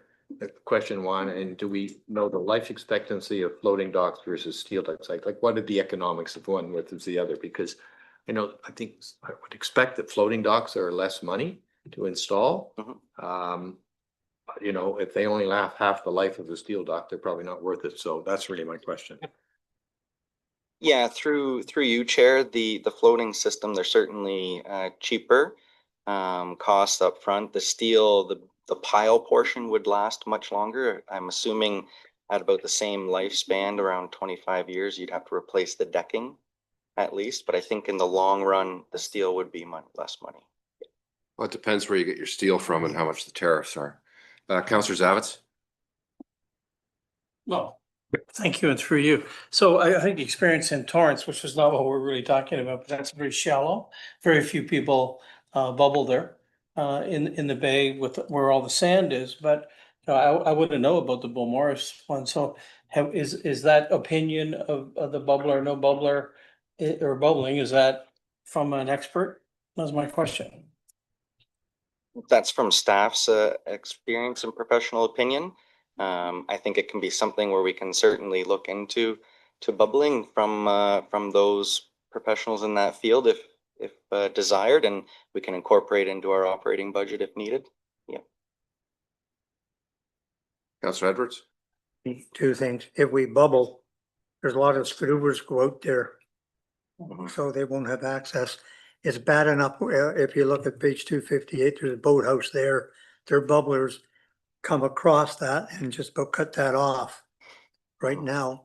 That's one question. But another I'm looking at this canoe launch. Is that fully accessible? Are we getting grant money for that? So that pertained to Windermere. That's certainly an opportunity that we would look at. Yes. Yeah. Okay. As we do with all these capital projects, if there's funding available, we'll certainly look at that with James. Yes. Thank you. Are there any other questions? I will read the resolution moved by Councillor Kent and seconded by Councillor Edwards. Be it resolved that committee approve the Beaumaris dock layout outlined in Appendix 5 of Report OPS-2025-39, and that the public be notified of the layouts and any comments received be forwarded to council prior to consideration for approval. Are there any other questions? No. Yeah, comments, yeah. So Councillor Nishikawa first then. And I'm this is not an assault or anything like against staff, but it's my expertise. quite frankly, and I've been involved with many, many steel docks being put in. Have one going in September, and I've also used different installers. Each use their own different method, but everywhere along the line, there's been part of the warranty kind of thing, and there's no warranties, but part of the warranty is that you need to bubble. And I personally feel that the cost for these steel docks where cribs had existed and they're very shallow doesn't warrant the expense for putting a steel in, as well as some of you already know, I experienced the steel dock collapse of the boathouse into Lake Muskoka this year. And that was an 18-year-old dock. And it had nothing to do with how good the wood looked. It really was the steel that collapsed. So I just have a concern that we maybe could be looking more towards a floater, because honestly, in other locations with very deep water, the large floating systems are working well for those. So I'm hesitant to vote on this today, because I just am not sure what the end result will be for the taxpayers in even 10 or 20 years from now. Councillor Postworth? The resolution sounds like we're approving the dock, but I did have a comment about the length in the Windermere docks. I heard from staff that comment can be addressed before we make a final decision. I just wanted that to be clear. I believe that this resolution is open enough to deal with comments prior to for consideration at council. I'm still with the mayor on why we're putting in docks when we haven't figured out what they're for, but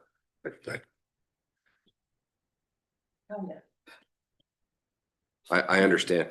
I mean, my reluctance to vote on this is, and my limited experience at council, is that once we give staff the go ahead, that's what happens, and we're not able to change it. And quite frankly, Councillor Nishikawa's comments on steel in shallow water, I think we have to take a look at. You know, cribbing has worked for 200 years. Our experience with steel is about 23, 24 years. And there was a time when some Chinese steel was used, and the colleagues and people that I know that have had those docks are now redoing them all. And it's a very expensive process to lift your boathouse and do the steel after. Not so much if it's just a dock, I get it, but you know, I think we are. I hope we're giving enough feedback to staff that you know, just because we're saying yes, I think there's some things that need to be looked at. But if you'd like, through you, Chair, when we do the tender process, we could certainly receive prices and quotes on the various options and bring those back for discussion.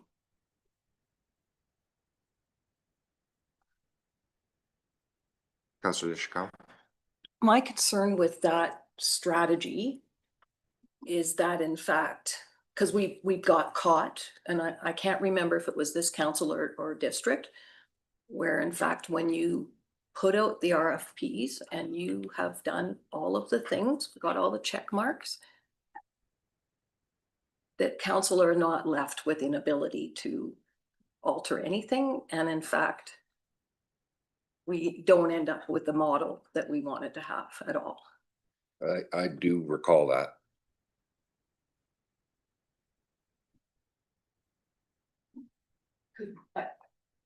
May I ask for a deferral?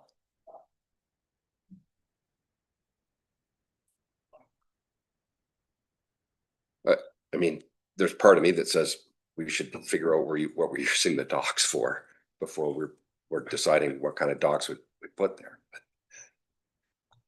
I don't, like, staff have done a lot of good work here, and there's a lot of moving parts, and I think we recognize that.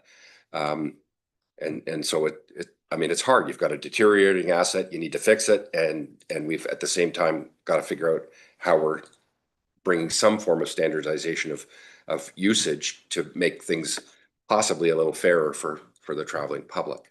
So I get it. It's very difficult. Thank you for indulging me. The other issue that's in my mind is, and I'm very aware of the number of years that I've been involved in construction cottages and docks here in Muskoka. And there's all new technology. There's so much new stuff out there, and I am not sure who will be bringing that forward. Like, I'm not sure if we even as a council know what product we want. So for instance, do we want that steel dock made with concrete in the middle, or like whatever those are? Because I honestly, respectfully would say that many of us around the table do not have that information available, as well as even when we get into the floaters and things, there's some great hardware available that makes them seamless and also silent. Like, there's a whole bunch of issues in my mind that maybe a committee big, whatever, but I'm just saying that today is too soon for me to be, you know, putting out this amount of money with a blank. I mean, we're not asking, we're just saying, just throw up a dock. But I think we should be more specific now. We should get into understanding what our assets are and how to make them last longer. We okay with a deferral? Defer this particular resolution. We're deferring it for more information. Construction, yeah. What are we getting? Go ahead. I think if I can, and I am sympathetic, I think it's an excellent point made about function before form.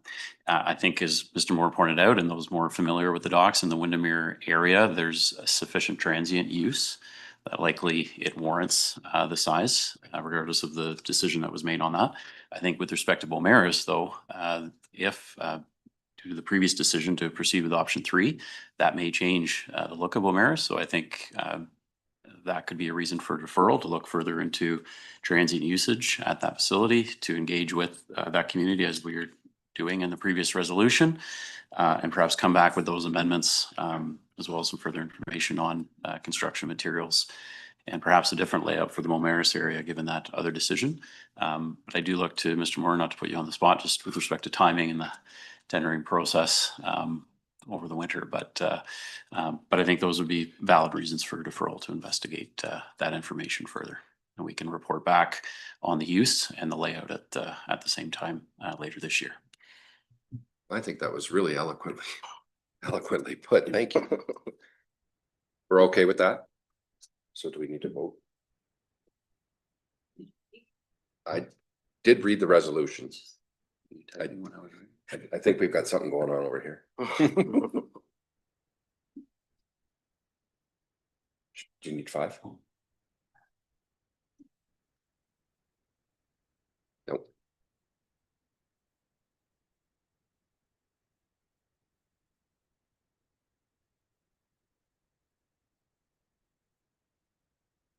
So are we amending Sounds this? like we just. No, we're just.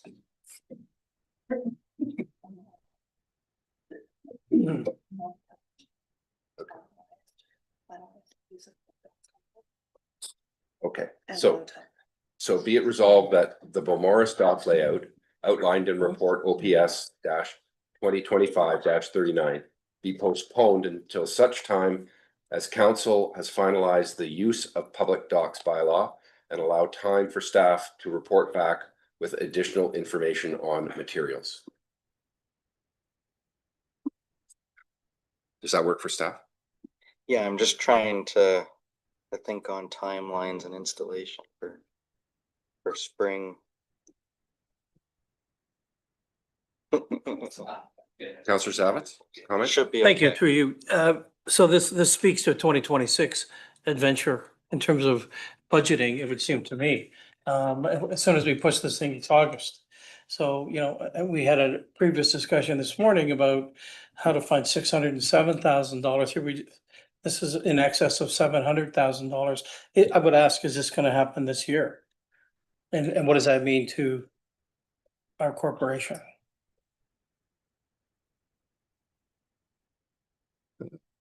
Director Donaldson, do you want to catch that hot potato? Through your chair, I can't speak to whether or not it will happen this year or not, but the practice we use is if we have contracted or committed before December 31st, then the money is committed. We wouldn't bring it back next year, or it wouldn't be included in next year's budget because we've already contractually obligated ourselves. It would, I think the issue is just around reserve balances. It's just a timing issue. I think the plan will be to move forward with some kind of remediation for the docks in both locations at some point. So it just becomes a timing of when those funds get drawn from reserve, as opposed to some of the things that were in the report this morning that were actual cancellations of the So we should get projects it, altogether. we should be able to get this done before the end of the year. But I think that's a great question. Thank you. Okay, so we have the amendment. Any other questions? So all in favor of the amendment is carried, and all in. Oh, the postponement, right. Okay, so we're postponing it. We're all good. Please get Susan back.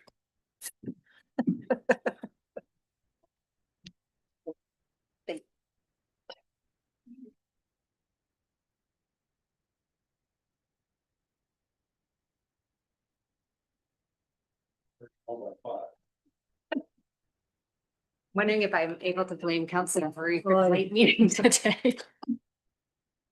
I don't think so. No. Oh, okay. I'll own what I own.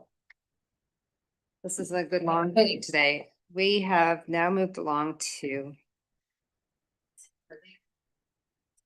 It's really warm in here. Yeah, smokes, okay. We are now moving on to. Where are we? Can you help me? 12A. Yes. Mr. Moore, how are you doing up there? Okay. Okay, the final report today is in regards to the old Walker's Point Fire Hall property. As committee will recall, this was pulled from the minutes last month, and staff were asked to return with an updated report on additional alternative options, including potential parking for nearby trail and housing opportunities. The original report came to committee in June, and 3 options were provided. They were to sell the 2 properties as is, demolish the building and create a parking lot to access the road allowance across the road that leads to Lake Muskoka and install a new public dock. And the third option to either repair or rebuild the existing building. At the time, staff's recommendation was option 1 to sell the 2 properties. And at the time, committee had recommended that option 2 be considered with potential options brought back for the road allowance portion leading to the water to evaluate future opportunities. As it relates to the area itself, I think it's important to recognize, so there's the small Walker's Point Fire Hall property, and then the township also owns another piece of property right beside it that actually kind of loops around to the backside of that Walker's Point Fire Hall property. Those are the 2 pieces of properties that staff are speaking to in regards to potential sale. The road allowance is across the road and leads down to the water, and that's your typical 50 to 60 feet road allowance that leads to the water that we have throughout the municipality. As it relates to the additional options, as for the additional parking for the Walker's Point Lookout Trail, that trail itself does already have a parking lot, as can be seen in the appendix. So staff sees that current parking lot as meeting the needs of that trail itself. As it relates to housing opportunities, the District of Muskoka is typically responsible for these, as we're aware, but on levels do partner with lower tier municipalities that tend to have available land to provide affordable housing. And we saw this in Bala with the Habitat build. In particular, when they're looking at these types of opportunities, they do want them to be in town with services available. The benefit of this for affordable housing is it's close to nearby amenities such as groceries, etc. as well too. So with that, we also provided kind of the descriptions and zoning of the two properties themselves too, for evaluation. And at this time, staff would still recommend our original option from June to sell the two properties as is. With that, Chair, we are available for any questions. Okay, committee, I do have a resolution. This one's very short, but what I would like to do is ask if there's any specific questions for Mr. Moore first. Councilor Nishikawa? Sorry, thank you. I'm just more aware of the concerns from the community. And so I'm not sure if they have been, like, did you hear what their concerns were? Because I'm kind of getting the feeling that you may not have.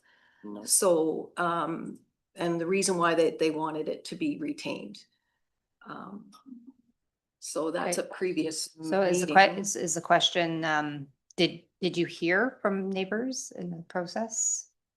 Any feedback from the public? Through you, Chair, I have not. Okay. Okay, Thank you. Supplemental question? Yeah. But we did. Okay. We actually had someone come forward, and I think it was Beth Dennis, or written comments into council. So, and the reason why they wanted to retain that land, it wasn't about just having an opportunity to do a waterfront thing. It was also about, so the reason why I brought up the Walker's Point Lookout Trail is that, in fact, there isn't adequate parking, and that it allows people to hike along the road to get up to the trail, which is a very, very short hike of the trail itself, but the walk to it is an experience, I'll just say. Okay. So again, I just hadn't heard anything back from what we had heard, excuse me, from the public. And I know we received stuff, so. So you have not received, we have not received. No. Okay. And I think noted in the report, just to address the distance, or is it the ideal location for parking for the Walker's Point Lookout? I think you noted in the report, correct, that you didn't feel that was the right location, is that? Correct. Yeah, within the report, it's in the appendix, but staff, there is a parking lot at the trailhead currently, and staff felt that it supported the current use that we see on that trail, so that there wouldn't be as much of a need for an additional parking lot. Yes. Okay, so I want to make sure I hear questions. What I think I'll do is I'll read the resolution, and that allows for questions, comments if required. Moved by Councillor Roberts, seconded by Councillor McIntyre. Be it resolved that committee approve option 1 outlined in staff report OPS-2025-30. So are there any other questions or comments? Councillor Edwards and then Councillor McIntyre. Yes, if we take option 2, which is just demolish the building, we don't even have to put a parking lot in it this time. And in future, a parking lot could be in, that would be another good spot to put one of the canoe launches that you were showing for Windermere, so that people could enjoy the area as well, park the car, carry the boat across the road. I was just asking to keep it for now, rather than selling it right away, because in the future, it's gonna cost us an awful lot more to get access like this to the lake. Okay. I feel like I saw somebody else saying it. Councillor McIntyre, and then I think Mayor Kelly. Follow up with Ruth's comments. Beth Dennis did reach out to me and reaffirmed her comments, and the other comments that I have received from constituents is much along the lines of Councillor Edwards, that we keep the property so that people can have access to the lake as well as access to the trails. Okay. Thank you for that summary. I appreciate it. Mayor Kelly and then Councillor Roberts. Thank you, and through you. This one continues to confound me. We don't have a use for it. We have not used this property in years. We've got this faint notion that somewhere down the line we'll regret selling it. So I say we sell it now and buy it back if it really troubles us that we don't have it. We aren't hoarders. We aren't collectors. We have no business dragging stuff that has no immediate purpose. Somebody's paying for this. A decision not to sell is the equivalent to a decision to buy in my books. We have no particular reason to buy this today. If it was sitting here, abandoned and empty, I don't care what the price is. We don't need it. We don't want it. Nobody's used it. It's a liability. We spent, I mean, how many hours or half hours this morning talking about a plan to offload 400, was it 400? Well, it's going to be 400 if we keep this up. These things aren't going away on their own. We've got to make tough decisions. This does not fit the current need of the township. I haven't heard anything to indicate that it needs, that the township needs it at any time in the future, has plans for it at any time in the future. To me, this has got to be about as easy as it gets to make a decision to dispose. It is for me anyhow. Thank you. Councillor Roberts. Thank you, Councillor Madam Kent. Chair, and through you to Mr. Moore. The Park and Trails Master Plan, it had no mention of this, of doing that in the area. They had other solutions. Is that correct? Through you, Chair, yes, that's correct. Okay. Supplemental? Supplemental, thank you, Chair. So if I wanted to canoe in this specific area, where would I go? Then how far do I have to go? Through you, Chair, this particular road allowance would still be available for that use. It's currently available for that use, and if we were to proceed with a sale of the old Walker's Point Fire Hall property on the opposite side of the road, that road allowance leading to the water would still be available for that use as we see today. Thank you. Thank you. Councillor Kent. I was just going to say, in adding on Mayor Kelly's comment, that I was questionable before this report came back, but the report answered my questions, which is it's not a good water access. And there was 2 other points made in there. The report answered my questions. We should move on and vote on this because the right answer is dispose of this. You answered the 2 concerns I had. Time to move on. Okay. Just looking to see if I have, okay, Councillor Nishikawa, Councillor Rosenworth. Just in case you're counting numbers, I'm in favor of selling the property. Okay, thank you. Councillor Nishikawa. Thank you. And this property has been discussed for years and years, but I just want to, there's something that overhangs me. And I don't know what order it was, just that the public did comment, and I want to make sure that that's, but also over the years, various fire chiefs have presented to us why we couldn't sell the property because it was contaminated.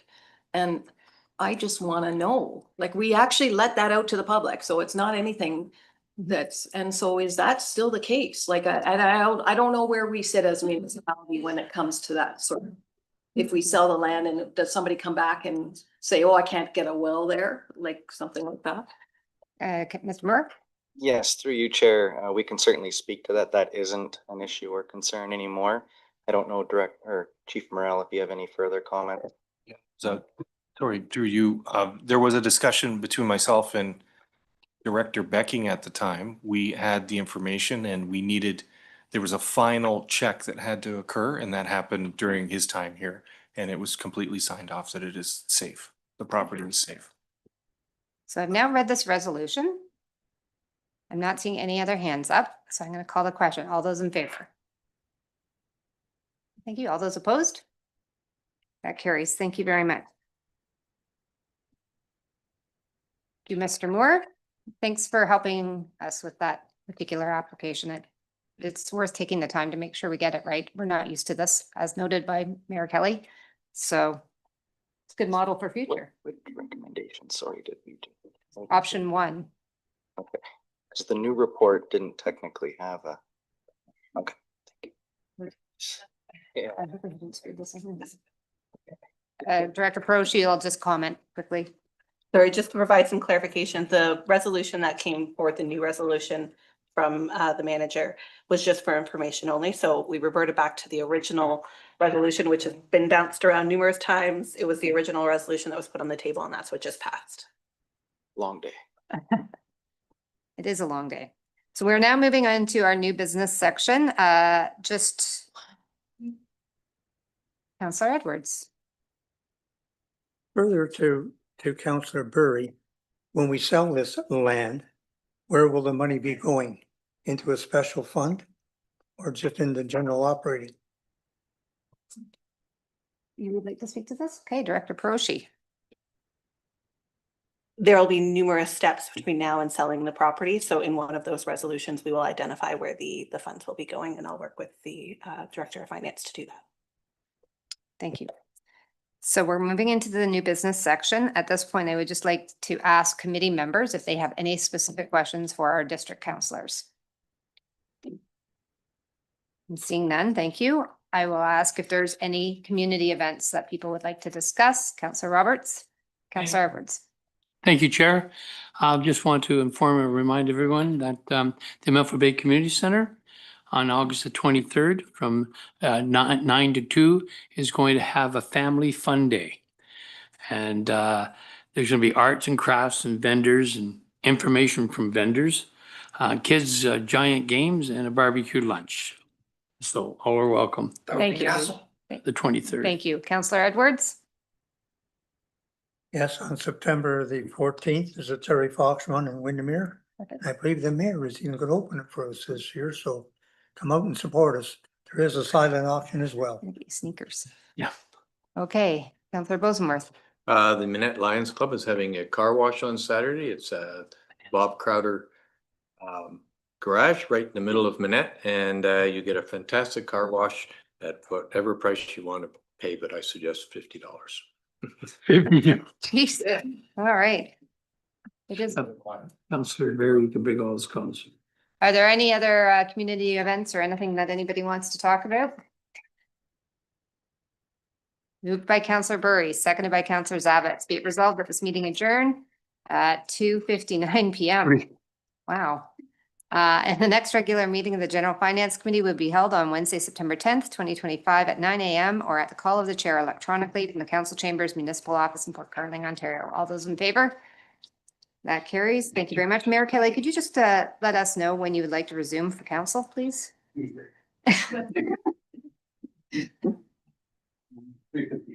Okay, we will be resuming for those anybody watching on 3:15. So 15 minutes, and we will. Thank you.